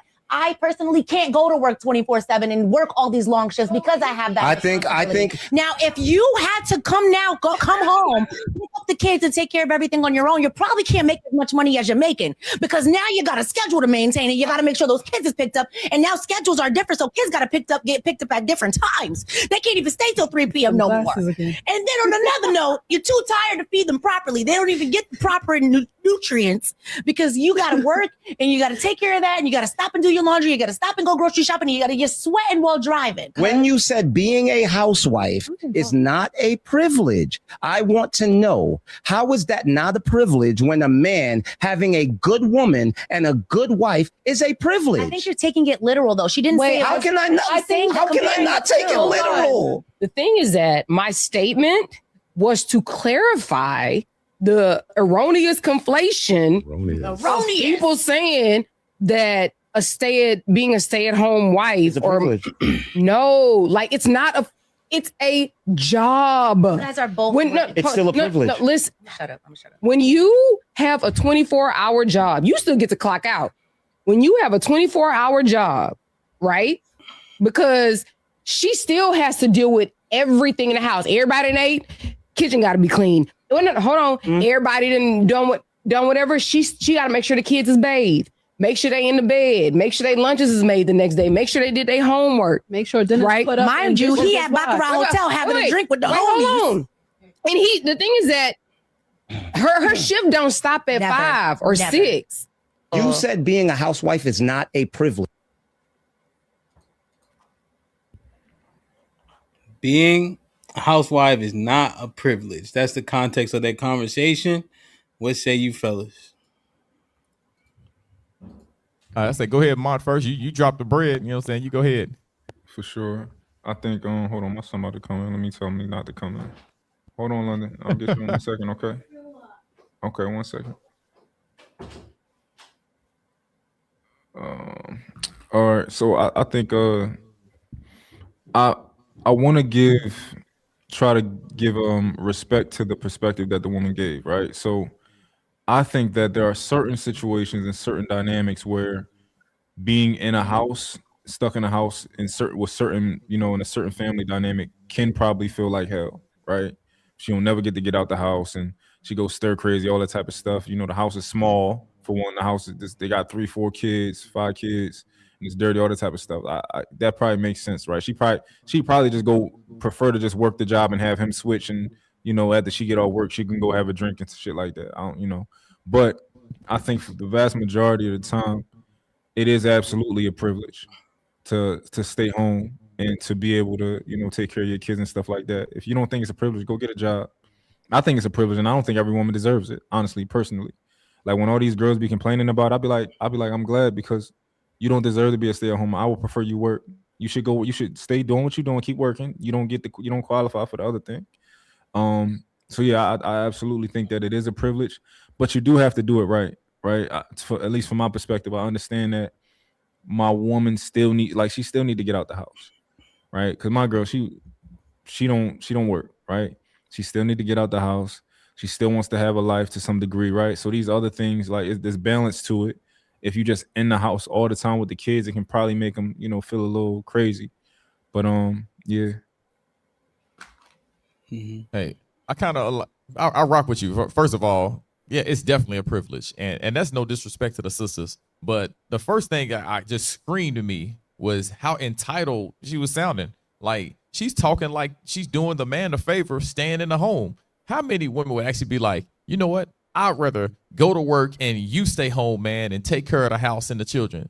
Like no women are gonna say that. They know they would all rather stay at home. It is a privilege. So to pretend like it's not, it would be BS. But for men that kind of talk like, because a lot of men honestly be saying a lot of funny stuff. Like, it'd be weird. Like, how they be talking about, oh, you can cook and clean, and yeah, I get it. That don't mean you doing nothing that I need you to do. Yes, it is. That's something that's important. You know what I'm saying? Stay home, nurture my children, take care of the home, take care of my babies, raise them up, make sure that you teaching them. These things are very important. So that's a privilege as a man to have a wife that actually is going to be on your program and invest in you and build up your kingdom, build up, your future child that's actually going to be here when you're gone. But, to act like it's not a privilege, it's crazy. Like, the women was acting like that one, especially that one sister, acting like it's burdensome to actually stay there. And, I could just get a job just to stay there and raise your children. It's disrespectful. And that's somebody that I would never want in my home and even getting the privilege of me taking care of her like that.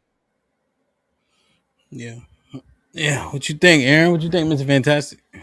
Yeah, I think it's a privilege for sure. The thing is, every life comes at a cost. To live a life, you have to be able to contribute to society or secure resources from your environment.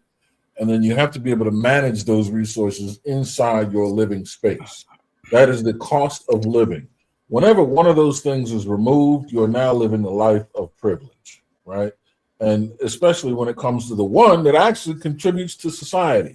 And that's the part where you have to go secure resources from your environment. If you're alleviating someone of that responsibility, you are, by virtue of disconnecting their responsibility to society, giving them the life of privilege. We all have to maintain our life at home. We all have to wipe our own asses. So because you have to wipe 2 asses instead of 1, you're telling me you're not privileged now? No. Because one of the asses you have to wipe is now giving you everything you need to survive and contributing to society on behalf of you. You're still privileged. It's fantastic. Or I can go. It don't really matter. Yeah, man. It's definitely a privilege because, for the most part, you're at home all fucking day. You ain't got to pay for nothing. And, once your kids are past toddler age, now you got 8 hours free to do fucking nothing and live off of me. So hell yeah, it's a damn privilege. What are we talking about? She gonna find something to do. I mean, what are we saying? Okay. TikTok all day and watch TV and talk with her friends and drive a car and go do whatever, absolutely free. So she's literally getting a paid lifestyle to do nothing but the bare minimum. Hell, when the last time you seen a washing board? I haven't seen one ever. when the last time you motherfuckers, you know what I'm saying? When the last time you seen a motherfucking firewood stove and shit, man? What we talking about here, man? You got dishwashers, you got technology. This shit is self-made. What you talking about? What's up, Leon? What you think? What you say, Hamp? This shit dry with me. Like, anybody that's alleviating pressure or stress off of you, that's a privilege to have. So we already know what the state of the economy is in the United States. So for any woman to feel like not having a man that can cover 100% of the bills isn't a privilege is just downright ungrateful. Like, it's just that simple with me. Yeah, I think this would be happening when we attack what each other brings to the table, and then we can't see the forest through the trees. A thing being work doesn't negate it from being a privilege. Think about it. 90% of households, everybody got to go out and work, right? And the kids hit a deficit, even if it's minimal, because of that. So the fact that you're afforded the ability to do or not do, right, just based on the circumstance, is the privilege. You'll often hear the people that play in the leagues, NBA, NFL, they'll say it's a privilege to do a thing because they know they could be doing something else that's much more difficult, even though it's work for them and they're getting paid and etc. So I just think that we do ourselves a disservice by kind of minimizing what women bring and what men bring, and now we can't see through what's a privilege and what ain't. Like Leon said, if something is made less difficult because of the other person in your life, that's a privilege and not have to deal with that thing. But it's like we take these stances just because we be watering down the shit each other bring. Yeah, 100% agree. That should be whack. Yeah. You know. But I ain't gonna lie though, Hamp. Oh, go ahead. No, go ahead. Nah, like I feel what you're saying, but I think this is coming from a place because women, they think them staying at home is the same as you going to clock in a 12-hour, 14-hour work week when it's not. And then we over exaggerate what they actually do on the day-to-day basis in the house. Like, just for me, an example, I don't have kids, so all the cleaning up and taking care of the kids, we go this way, we go that way. I wouldn't have to worry about that. So what would you actually be doing on a day-to-day basis to better our relationship in my life or take the pressure off of me? That's what it just be sounding like they think what they're doing is more important than what you're doing. And I think that's where the problem comes in. Yeah. So Leon, let me ask you a question. Do you think the importance rivals one another? I Or think do you it think can, that, but if the mindsets aren't in line, like let's flip it. Like let's say the dude, he doesn't appreciate the wife for staying at home, making the schedules, making the lunches, and he just say, "Oh, that's what you're supposed to do, bitch." Da da da da da da. That's him being ungrateful for her relieving stress from him. Shit that he doesn't have to worry about. He don't even, like you used to say. You say it all the time. You don't know what the fuck the toilet paper and all that shit is, jokingly, but it's a seriousness to that. Your wife handles that. So you don't have to worry about it. So you can double down on the provision and the providing of the family. Yeah. I think part of it too is that women are changing. Like, so the women that we have today are not the women of before. So they're much more closer in line to us than the women used to be. The women that a lot of women who actually take pride in being in the house and doing women things and not wanting to touch man things. But the women today, I don't know if I want to say lazy, but I definitely think they're more in line with the men. Like, so I've had women who didn't want to do certain things for me, but they knew that I liked acts of service, so they would much have rather preferred to buy me something. But I was like, no, like I want you to do something for me. I want you to cook or something like that. That's what I like. But they wanted to like, oh, why can't I just buy you something? Because I'm a fucking nigga. I don't want you to buy me nothing. So that's just kind of, I think the women are just kind of becoming a little bit more like men than before. Okay. So the I think it's because we invest differently too. You know, being that we invest that way, you would like to see her effort to actually get up and move her ass and, you know, do something and actually make it seem like, okay, you know what, she's really into me. You know, there's a difference for us men. We kind of spend money, but we're spending our time that we worked to do something for you. So it's a totally different dynamic. And I kind of, like you said, they want to be us. I say all the time, women want to be bad men. They don't want to be men. They want to be bad men. It's just what they strive to be. Yeah, and most importantly, they understand. Just listen to this. For you bitches that got a problem with going 50-50, leave them niggas to us. We don't care. My rent is $1,900. You know what 50% of that is? Something I could pay. I'm out here building my life brick by brick. And you bitches out here complaining about going half with a nigga. Please get them niggas to me. First you said not you. Me. My light bill is $150.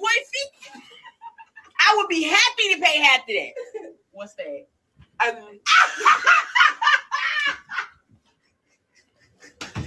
Now, why would you say that? Damn, is it me? I can't hear the video. Come on, this is basic math.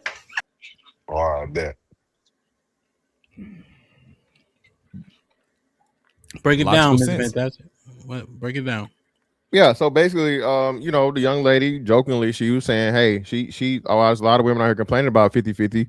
She would love to have a man that would just even come in and, you know, give her a 50% discount off of her life expenses.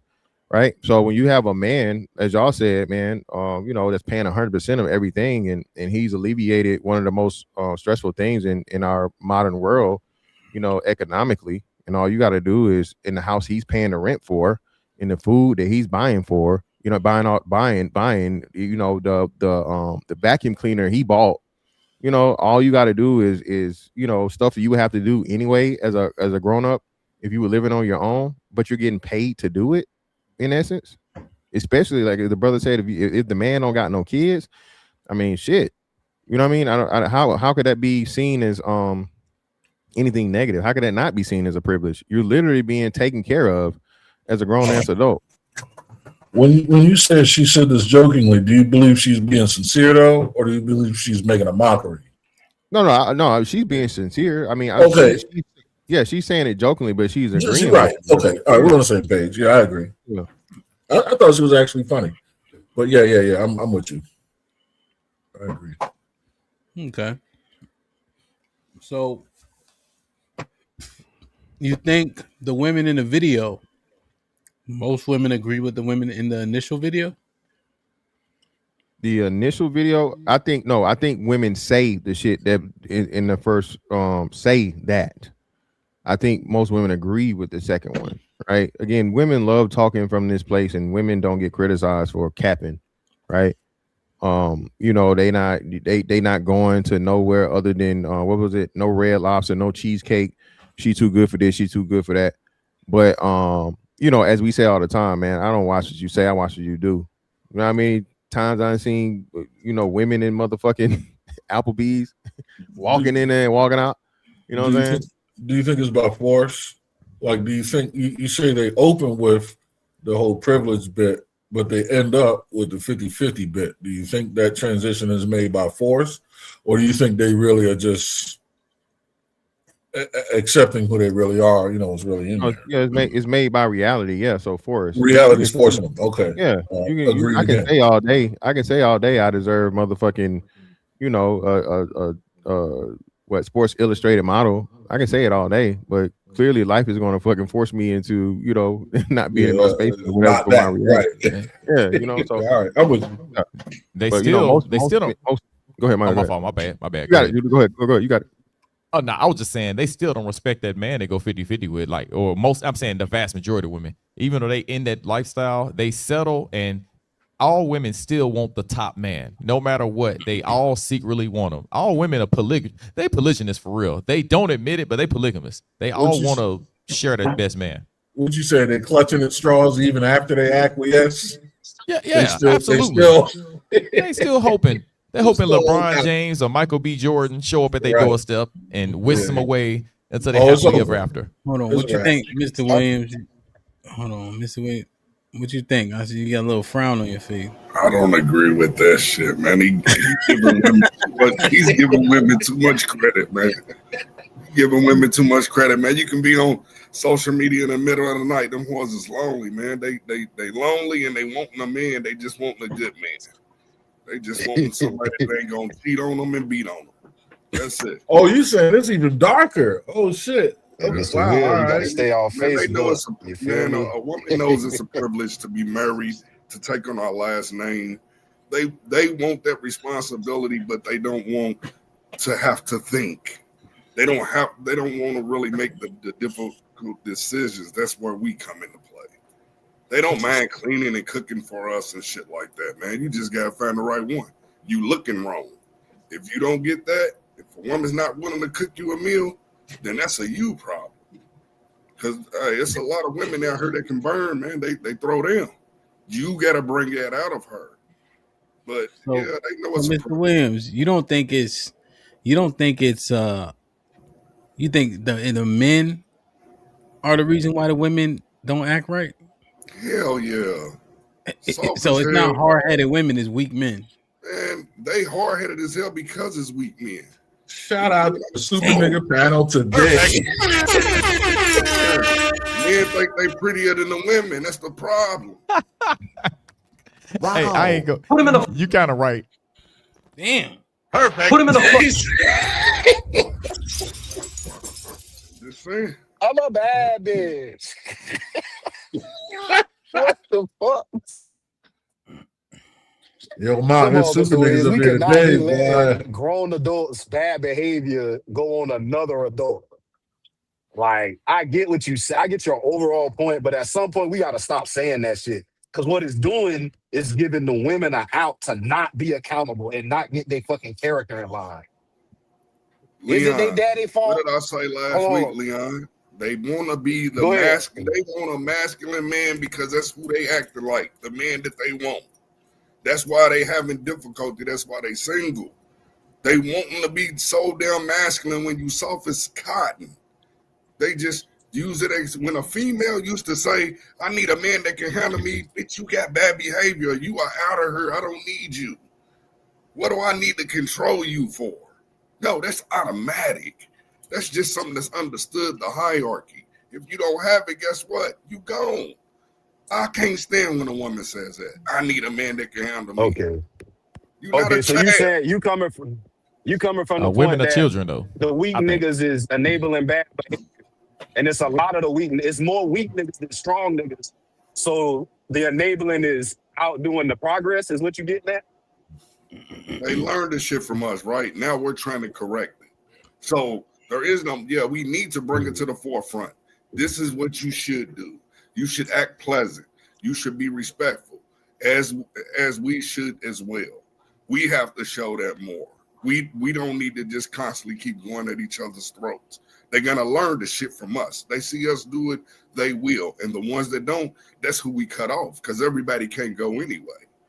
Everybody's not going to be married, but we get more respect and we build better. We build a better community when we're married. I do agree with the premise that we got way more weak men than strong men, way more weak men than caring men. We got a lot of selfish men that kind of do act a certain way. Deuteronomy 28's curses are all over us. So us being destroyed mentally and broken is actually, it trickles down to our sisters who are our followers, which I do disagree. You said women ain't children. Women are children. Shahrazad Ali was right when she said they don't grow past 14. At 14-year-old, it's like a cap. And only way they continue to ascend and grow and learn is when we teach them. If they're not taught by a man, they're crazy as hell. So they got to be willing to learn and listen, though. So our women are unaccountable, but we don't have enough men that actually are capable or adept to teach a woman. So we need more of those. See, I be with y'all until y'all say shit like that, bro. Because y'all don't understand how dangerous that is, bro. You're literally saying that grown-ass women are children. That literally takes all of the accountability and all of the responsibility away from a grown-ass adult. I don't give a fuck if you got titties or if you got balls, my nigga. You have to be responsible and accountable. And it just seems like when it comes to women, we just want to put all the responsibility on us. I get it. It's cool to be the big macho, this all falls on me guy. Can we keep it real? A lot of this shit don't fall on us. Most of it, I don't like how we just give them an out. Be like, yeah, they kids. We got to do it. We got to teach them. Wait, hold on, my nigga. It's bad students everywhere. My mama was a teacher. She's still in DCPS, 30 plus years. I know a lot of good teachers, but I know a lot more bad students. So we just got to stop giving them the out of that they children shit. That's bullshit. They grown as adults, and they need to be treated as such. When I say children, I'm not saying just giving them an out, Rick. No, seriously, because if you want to hold them as an adult standard, why would you call them children? Because children are beneath them. See, my fault. Go ahead, my bad. The hierarchy is God, it's us, woman, and child. If you put them on the same level as kids, you just gave them the whole out of fucked up behavior. You fucking up the order. When I said they're children, I'm saying they're childlike mentally. Like, I'm not saying they're not above children. They're still an order. They're above children. So I want to make sure I clear that up. I'm also not absolving them of responsibility because many of us have children. Almost all of us have kids here. Our kids have responsibilities. If our kids act up, they getting their asses whooped. That's what's going to happen. Or they're going to go on punishment. So they still can be chastised. So our women need to understand there's chastisement. Everybody understands their authority figure except for women. I say that all the time. Men understand Christ is ahead of them or God, and women don't understand men are over them. Women understand children are beneath them. They understand that children. They understand all the hierarchical order, the system, but they forget that men are over them in a sense that we have authority to actually correct them and tell them what to do, and even punish them if we need to. So I'm not absolving them, but I'm saying they are beneath us. They are not on the same level as us, and they are mentally They're just immature. Like you just they go right back to throwing tantrums. Notice any woman when she gets mad, everything she knows she's supposed to do, and she might be the most well-behaved, kind, sweet, caring woman. Let her get mad. All that shit goes out the window. She forgets it immediately until that storm passes, and she have to come back and eat crow and talk about how sorry she is and she was wrong. They do it. I beg your pardon, gentlemen, but this young lady here is asking me to go make snowmen. So I'm gonna go make snowmen. I'm gonna have to bid you guys adieu. For sure. All right, brother. Peace. All right. But y'all be cool, man. I'll catch y'all later. All right, man. I think real quick, I think we have a fundamental difference between some of the men on here and some of the other men. I believe that men are leaders, and it doesn't come from a biblical perspective for me. I just think that men possess those traits, and I think that when you are the leader, if you believe that you should be the leader of your household, then it is what it is. You are the responsible one. You're responsible for that woman. You're responsible for those kids. Everybody's your responsibility. It all falls on you. But just like Rick said, absolutely, you delegate responsibility to that woman, just like you delegate responsibility to your kids. But at the end of the day, we can't want to be the leaders if we don't want the responsibility. It is what it is. And I say it all the time. So I can't move off of that because that's my position. So I can't move off of the fact that, men are the responsible ones because I want to be a fucking leader. I want a woman to come into my house and I want her to submit. I want her to get with the program. So it is what it is. I get what y'all saying. I'm not saying we should put the responsibility on them. I'm saying just because we are the responsible ones doesn't mean they get to be irresponsible. That's more what I'm getting at. I agree, but it's your playbook, so it don't matter what nigga she had. She gotta learn your playbook. As soon as she get on your program, she gotta learn your system. So you gotta teach her your system. It's that simple. Yeah. This ain't the Bears. You got a whole new offense. Yeah, Rick, I think we try to pull the sentiments, but here's what we got to protect against with the hyperbole is people taking the wrong notion from what it is that we're saying. And every time we say it, they don't understand what your meaning is. I don't want to remove agency from them because I don't like when they try to do it conveniently. Right. So every time they start dealing with a dude and they give up cheeks, now they were naive when it happened. No. You knew what you were doing. Stay there. Be the most educated, right? Be the most who started the most businesses in during COVID, right? Be the ones that buy the most houses. Stay there. Be her. In that way you can be accountable. When we say the children thing, it takes away the agency and they not quite getting the message. But that's exactly how they like kids from what you just said. Like that's some shit my son would like. Like my son just want to hear some good shit, but he don't want the bad shit. Like they talk about how they the most educated, and even though they don't want to do the research to really find out what does that even mean. Like when people say that, they don't care about that, right? But that's some shit that's how a kid thinks. All the good shit, they gonna take all of the good shit. But the second that it becomes like a responsibility thing, they like, oh, this shit boring. Let me drop this and go do something else. Like.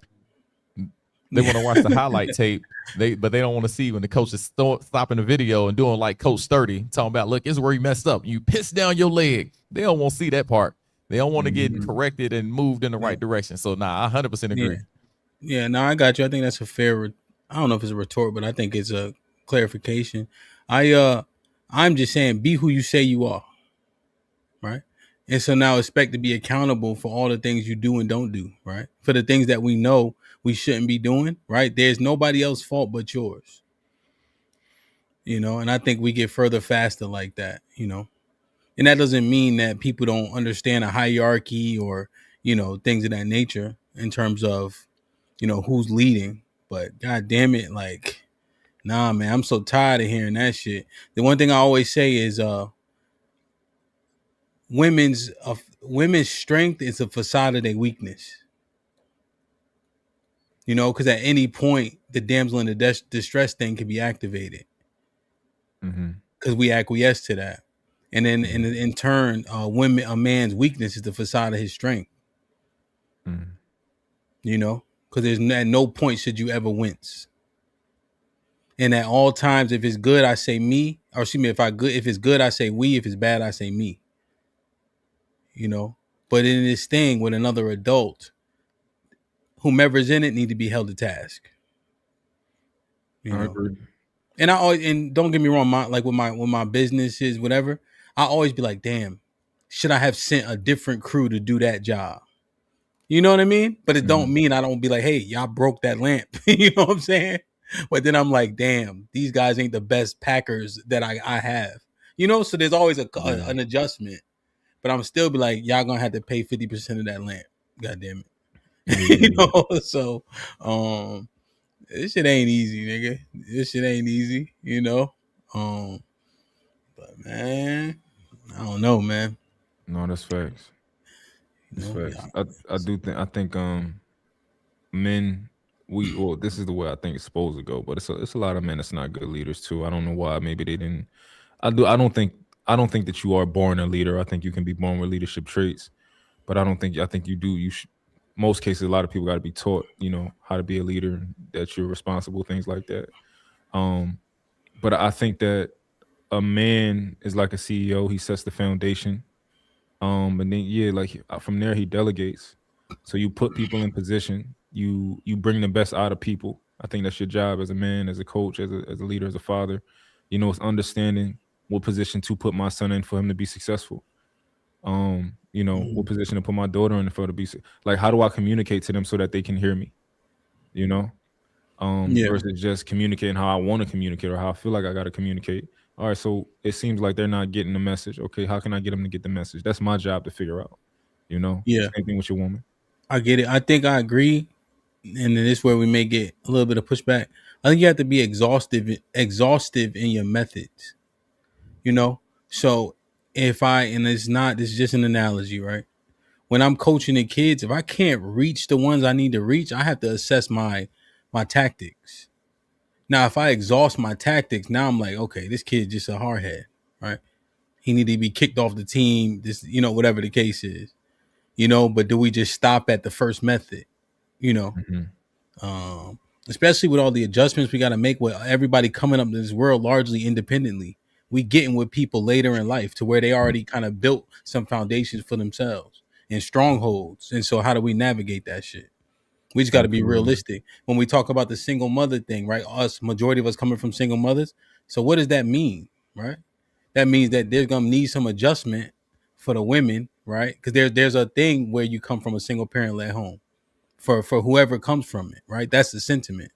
But it's like we forget that when we start assessing behavior, you know? So I don't know. I'm just filibustering, man.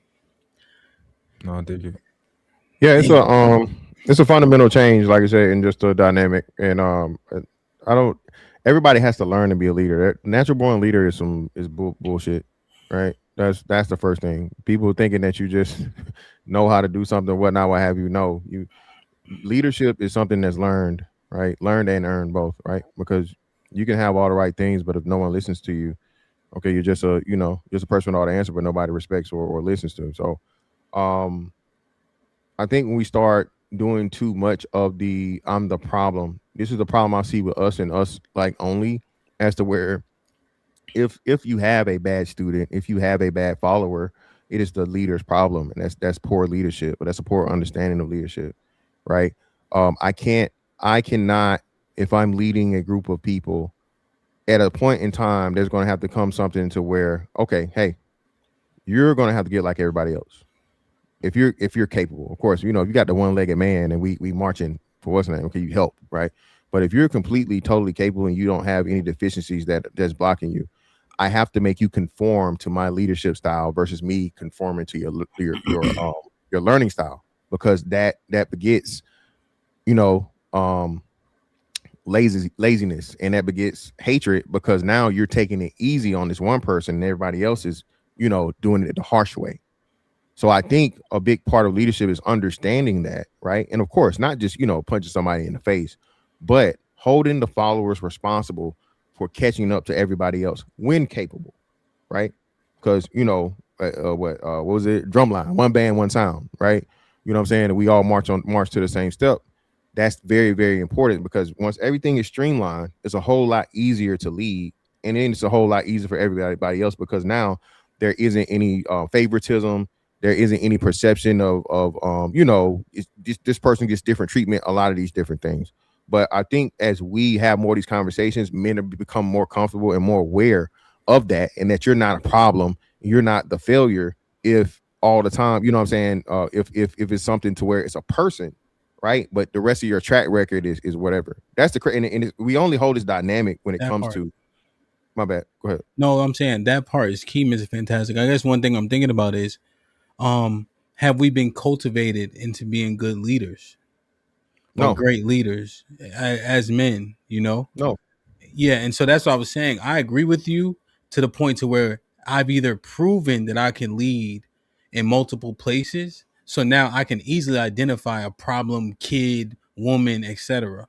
But if I haven't been cultivated in leadership, nor have I done it, and I don't understand the concepts, how can I just vehemently or clearly say she was the issue? That's what I'm saying. Being exhaustive in your approaches. No, I agree, but that's what I'm saying though. It's too many non-leaders defining leadership and then blaming leaders. You feel me? I agree with that. I agree with that. 100%. It's way too many followers that use the excuse for, oh, you're not a good leader, or just lead. Why aren't you leading? Well, when I lead you, you tell me that I'm wrong, because my Hamp, you said this plenty of time. Hey, my convictions, my belief, my principles are that. I am not budging on them. Right. So that's what a good leader does. But as you said, I ain't doing all that. You feel me? Because that's hard work. That's discipline. That's accountability. And this is what happens because, Hamp, you said, and I think that was definitely a bar, bro. Listen, the whole generation of men haven't been taught proper leadership. And again, that's not when you learn better, you do better. So now we come in the door and we say, well, hey, yeah, man, I'm with you. Man's supposed to take responsibility, and the man's got man shit, right? At the same time, though, the man is responsible for holding everybody else accountable. He don't always just take the blame. If you just always take the blame, what reason do the followers have to improve?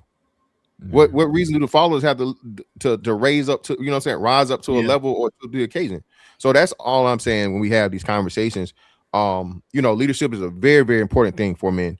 I think we need to start, as you said, hey, well, sister, well, you have this thing about leadership and a man being a bad leader. Who was the best leader in your life? Tell me the man that was the best leader in your life. And more likely you'll get a lot of mumbling and jumbling and stumbling, right? Because you don't know what leadership is. And when, even if and when you have a thing as a man, the first thing, well, you got a divorce, or you know what I'm saying? And it's a relationship shit. You can be everything else on the board. But if that relationship don't work out, which again, we know the vast majority of relationships don't work out, that's the one linchpin they use to challenge your leadership and saying there's a lack thereof. Yeah. A pet peeve of mine, and we heard a lot of this growing up because we just didn't know no better, or our parents didn't know no better. But that saying of like, yo, be a leader, not a follower. Like, everybody's sending their kids to school telling them, yo, don't be a follower, be a leader. And you haven't taught them what a leader was. You just making them into somebody who want to be in charge but don't want responsibility, and they just want to be combative and just do what the fuck they want to do. But yeah, I hate when I hear somebody say, yo, like, don't be a follower, be a leader. It's like, he doesn't know what that entails. He just think that he need to do what the fuck he want to do, and not do what other people doing. So that's why you got to show them, though. You got to provide the context with that. It has to be taught to them. You can always talk at something or someone, but you have to show them that. It's like telling a motherfucker to lose weight. No, you have to show them how to lose weight. What's your regimen? You have to give them all the information. I think that's the biggest problem with us. We're not attentive as we need to be. We pay attention when we want some ass, when we want a woman. We pay attention to all that. We pay attention to how fast she can walk, how long it take her to get from this side of the room to this side, but we don't put that effort into the same things. And so I think that's the problem when when we're speaking, we need to, for one, speak with the truth, but show them. You have to teach them. You have to teach them. Yeah. And if you don't know how to do a damn drill, what I got to do? I got to teach you the damn drill so you'll do it properly before you hurt yourself. Yeah. So I think you got to do those things, but that's where the foundation comes from. You have to give the information. We don't want to share the information. It's cool to say I know it already, but you have to show them the proper techniques of what you've learned and what do you do and how do you study, and that's where we fail at right there. I think a lot of times people don't have the information, and they think they have the information. Like I think of the vast majority of people who think they're leaders. I don't think they're probably, in my opinion, that they are a leader. You know, they might be in charge, but I don't know if I would consider them to be a leader. I think a leader understands that, or at least for me, a leader is a servitude position. You know, like you're making decisions not for you and what's for best for you, but what you feel is best for everybody. So that may not be something that puts you in the best light. It may not be something that makes you the most comfortable, but you're not doing this for yourself. You're making this decision for everybody else. If that makes sense. Yeah. Yeah, 100%. There's a bunch of different sales approaches. I own a moving company, so they think that we are solution based sales, right? Solution based is like, hey, my toilet is plunged or clogged. So you call a plumber, they snake it or plunge it, right? You already know what you need. And so the plumber comes, provides a solution. We're consultative, right? We deal with the elderly. So they'll be moving from a 3,500 square foot house to a 1,600 square foot apartment. They not even thinking about the attic or what's under the bed or every single closet or the garage. They not understanding what will or will not convey with the house. They don't know how to do an estate sale, a clear out, a donation run, nothing. But when they come in, all they thinking about, we need you to move us to the new home. What about the sell of this one? And so a lot of times I have a whole bunch of services we offer, but oftentimes I push vehemently against being a la carte. I say, no, this is a holistic solution that you need to be successful. They thought they knew. But once I show them my expertise and think of stuff they never even fathomed, now they start to kind of submit to me saying, no, this is what you need. And it's not about how expensive it is. It's you won't be successful if you don't do these things. Oh, we're going to pack with who? Your kids? Where your kids live? Las Vegas. Where do you live? Katy, Texas. Uh-oh. But they always, my kids are going to come get the couch. Okay. My sister's going to come get the house. How old's your sister? 80. How old are you? 85. Uh-oh. How your sister gonna get the right? But I don't say all the time. But I'm walking them through and I'm saying things out loud where they're like, damn, I didn't think of this. That's the problem with estate sales. People think they can lot the stuff, people buy it. People have the way to move it though. So that baby grand piano, I said, you have to pay me $160 an hour and we're gonna sit out here the whole time. Well, why? Well, because when they come get that baby grand piano, my guys will move it to their house. The reason why they not gonna come get it because they don't know how to move it, but they ain't thinking of this. They just thinking, well, they bought it, So it's just a lot. Like one person had 600 books that were lotted. They thinking, who gonna move 600 books? You know what I'm saying? So it just we just have to edify people and show them that we're an expert. To Mon's point, to Mr. Williams' point, and there's gonna take time to just say if she ain't with it, get lost. Most people don't know what this shit look like. To Mr. Fantastic earlier point. No, Hamp, I was going to elaborate on that. What you said right there, right? 28. A lot of times, Hamp. Again, we go through life, man. Hamp, I learned earlier last year the proper way to use a damn can opener. Okay. Yeah. Whole life I've been using my can opener the wrong way, but that's the way I was taught. And there's a lot of, this is how I was taught it, so I think this is proper, right? Until you come across a professional or knowledge to where you learn the right way. Mm-hmm. And a lot of it is that I'm comfortable. I've been doing this shit 40 years. Well, hey, sorry to tell you, brother, you've been doing it 40 years wrong. It works. Yeah, it works, but it's not working properly or it's not efficient or this isn't the purpose. So that right there, Hamp, like I said, I even that, right? Once you tell people a better way, people want to protect their if you make it personal. You make it, you know what I mean? It like dissonance. I've been on this earth 80 years. It's not that hard to move. You know what I'm saying? 100%. So, but again, like you said, when you're able to now ask those questions, those qualifying questions, people humble themselves. You have to, because now you're in a realm. You feel me? Yeah, they understand that they're outside of their knowledge base, right? And that happens in these relationships. You have to like do these things and be like, oh shit, that isn't right. This is wrong because like you said, we already assume because we think it's been efficient, right? But we don't understand that it's not effective, right? Or that because it's been effective, we don't understand it's not efficient. Maybe that's the right way. Yeah. You know, like cranking a can opener since I've been 5, you know, and then realizing, damn, Right. you know, so yeah, man. And I think it's just it's a strenuous, it's an arduous process. Yeah. Like this shit ain't easy. No. To get people not to at all. understand what's proper for them. You know? It takes a lot of time and hard That's work. why. Oh my man, that's why it takes patience. Like, you know, and scriptures always tell us patience, you know, the understanding that people ain't where you are. And he that is strong, you know, bear the infirmities of the weak, the burdens. You gotta carry those that don't know as much as you or that aren't as well behaved or aren't as skilled as you. You have to bring them along with you slowly. But that's part of leadership and part of being an adult. Because if you're an adult, you don't expect your child to know and be able to perform as well as you in all your tasks. To expect that would be slightly handicapped, you know what I'm saying? So we gotta get past ourselves sometimes. You know what's effective, Mont, too, just in terms of, you know, what Rick said? Saying it blatantly if you fuck that up.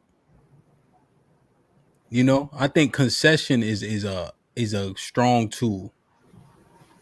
You know, like let's say there's a decision, she give you a 2 cents, you go like, yo, you know what, you was right in that. It don't even gotta be no built up shit. But you'd be surprised what you get by showing that level of just, you know, as a leader being transparent, like, yo, I fucked that up. Absolutely. You know? Right. I had to do it this morning, man. Snowstorm shit. Y'all get a lot of snow out there? Yeah, we had like 7, 8 inches. No, like usually. It depends, but yeah, like it be in spurts. We might get like one good one during the winter, maybe 2, and then it's just cold weather. But not like the East 3 Coast, 4 though. years. Yeah, it ain't like DC and Philly and all of Virginia. We ain't get that type of weather. Virginia really be. It just it froze up all the streets and stuff. We had to cancel school for the next few days. Okay, yeah. Y'all don't know how to drive on black ice. I mean, they don't know how to drive when it's dry. What are you talking about? Man. All that bourbon.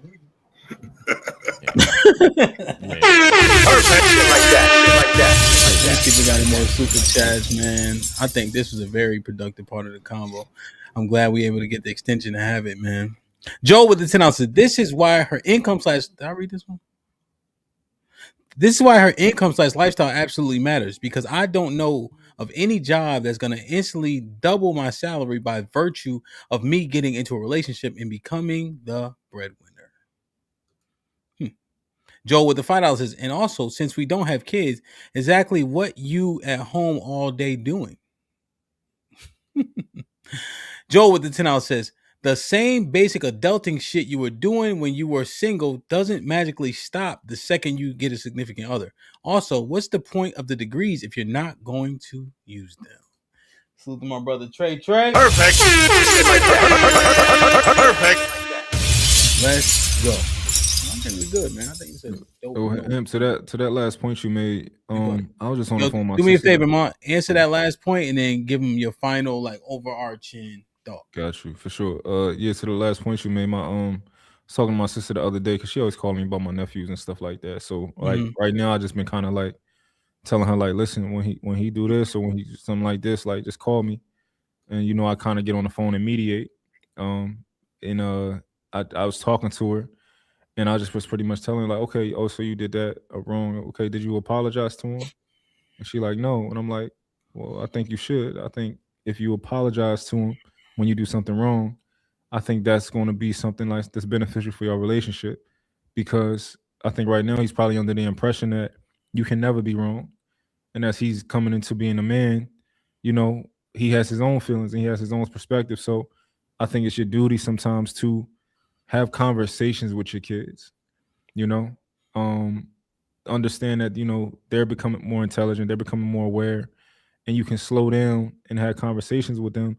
A lot of times we get caught up raising our voices and yelling, and it's just kind of like something that they just kind of used to. but like have conversations when you are wrong. Like acknowledge when you're wrong, when you made a mistake, and that's gonna go a long way because you are a leader. Even though you're a mom, if you ain't got a man right now, you're in a leader's role. So you got to you got to walk that walk the same way that I would do it. I like to have conversations with people because I think it's effective. So I slow down and I talk to people and I talk to listen. I care about your perspective, and I think everybody got a valid perspective, and I'm gonna try my hardest to understand it. But a lot of people kind of they don't do that. So yeah, to that point, definitely good to show some humility to the people you lead. Yeah, no, for sure. Anything else that you want to address? Are you good? No, I'm good. Indeed. Humility, man. It's a fucking buzzword. What up, Ak? What you think? Perfect. I mean, pretty much what my man was saying. Like, we just gotta just kind of understand how those things go and live that life. You know what I'm saying? Live it and go 100% into it. If we ain't go 100% go the direction we claim we into, or even live the life that we speak, then there's no point of us even speaking or trying to tell others, trying to teach others, because people following, and they're not gonna be able to follow you. They don't believe you because they're gonna be like, oh, you like Christ said, hey, they know what they're saying, but don't do after their works. You know, we don't want to be those people. Yeah, that's a fact though. Mr. Williams, I was just thinking next time Mr. Fantastic get a girlfriend, I'm gonna make her a hat with my face on it right here, cause then maybe she might get a concession.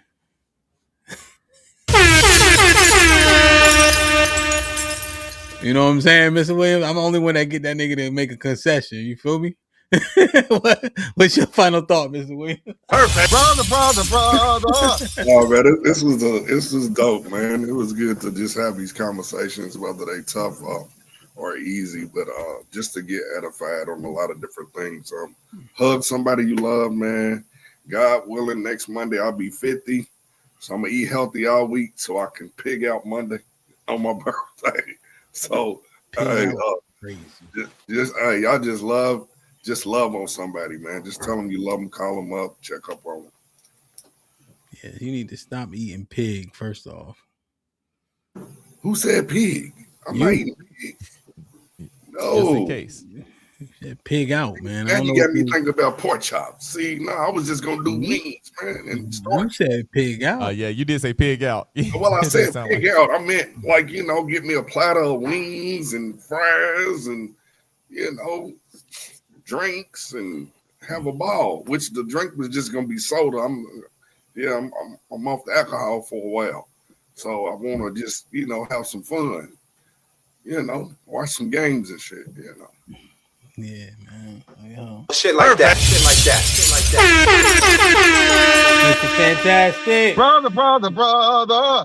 Shit Hey man, great conversation, man. You know, at the end of the day, these single moms finessing, man. Shout out to Carissa coming up here and exposing any and everything.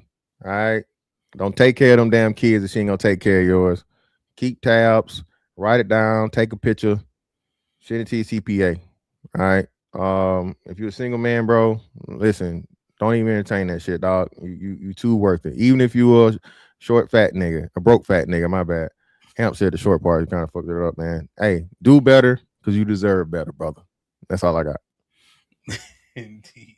Wow. Perfect. Yeah, man. This shit ain't easy, man. I think we want to, and I want to reiterate this over and over continuously, you know. We need to stop minimizing the things that we bring to the table, especially the traditional things. We start to shit on those things, and then we wonder why they lose value. You know, things can be a privilege, and at the same time, be hard work. You know, but I guarantee it's a blessing to have your woman at home taking care of your kids. You only need to watch. Only need to scroll through Instagram one time to see why that's the case. You know, you see what happens to these kids in these different environments, right? And so if it's a possibility and you want to minimize that, you know, all praise to the Most High that he put that in your life for your woman to be able to do that. You know, it makes a huge difference. There's a factor, like with my kids as an example, you know, let's say they're in school or whatever the case is, at any point, even me, myself, but my wife can get there instantly, you know? You don't got to wait to the end of the day and things like that. So I just think about that And I'm saying that that's a privilege, and that's enough for me to call it a privilege. You know, it don't gotta be nothing all built up and whatever the case is, you know. So make sure we allocate value correctly and accurately as much as possible. And then what'll happen is appreciation will rise too. So just take heed, man. Anybody else, or we out of here? Yeah. Hey, just want to go a second what you said. I'm blessed to have my wives. I appreciate them 100%. Murder's bomb, man. Dope conversation. The baby mom thing, but I think the lens was different about the kid, man. That was a great segment. 3 hours. I don't know if that's a segment. That's a show. That was a great segment. So yeah, man. Hey, dope show. Y'all be here tomorrow for Risky Midday. We'll have POV tomorrow. We got some more interesting shit coming up. Make sure y'all subscribe to my Rick Judah. Subscribe to Mr. Fantastic. My his shit is real. Niggas hate saying the rest of his shit. I was just saying. Make sure y'all subscribe to all the brothers. This shit ain't easy. We just make it look so. Jump in the Discord to continue this conversation. This should be a dope conversation in the Discord today for sure. So I love y'all. I appreciate y'all. Be safe and do the right thing, man. Like, share, subscribe. Tell a friend and tell a friend. And we out. Hey, motherfucker, it's Naya, motherfucker. Yeah. Monday morning, HQ. It's Monday morning, HQ. It's Monday morning, HQ. It's Monday morning, HQ. Yeah. It's Monday morning, HQ. Let's go. Joining DJ Hamp and guys are back. Big Aaron and Fantastic Bow come with the stats. Monday morning quarterback, checking for the recap. This might be risky from the start of the week. We got the real facts.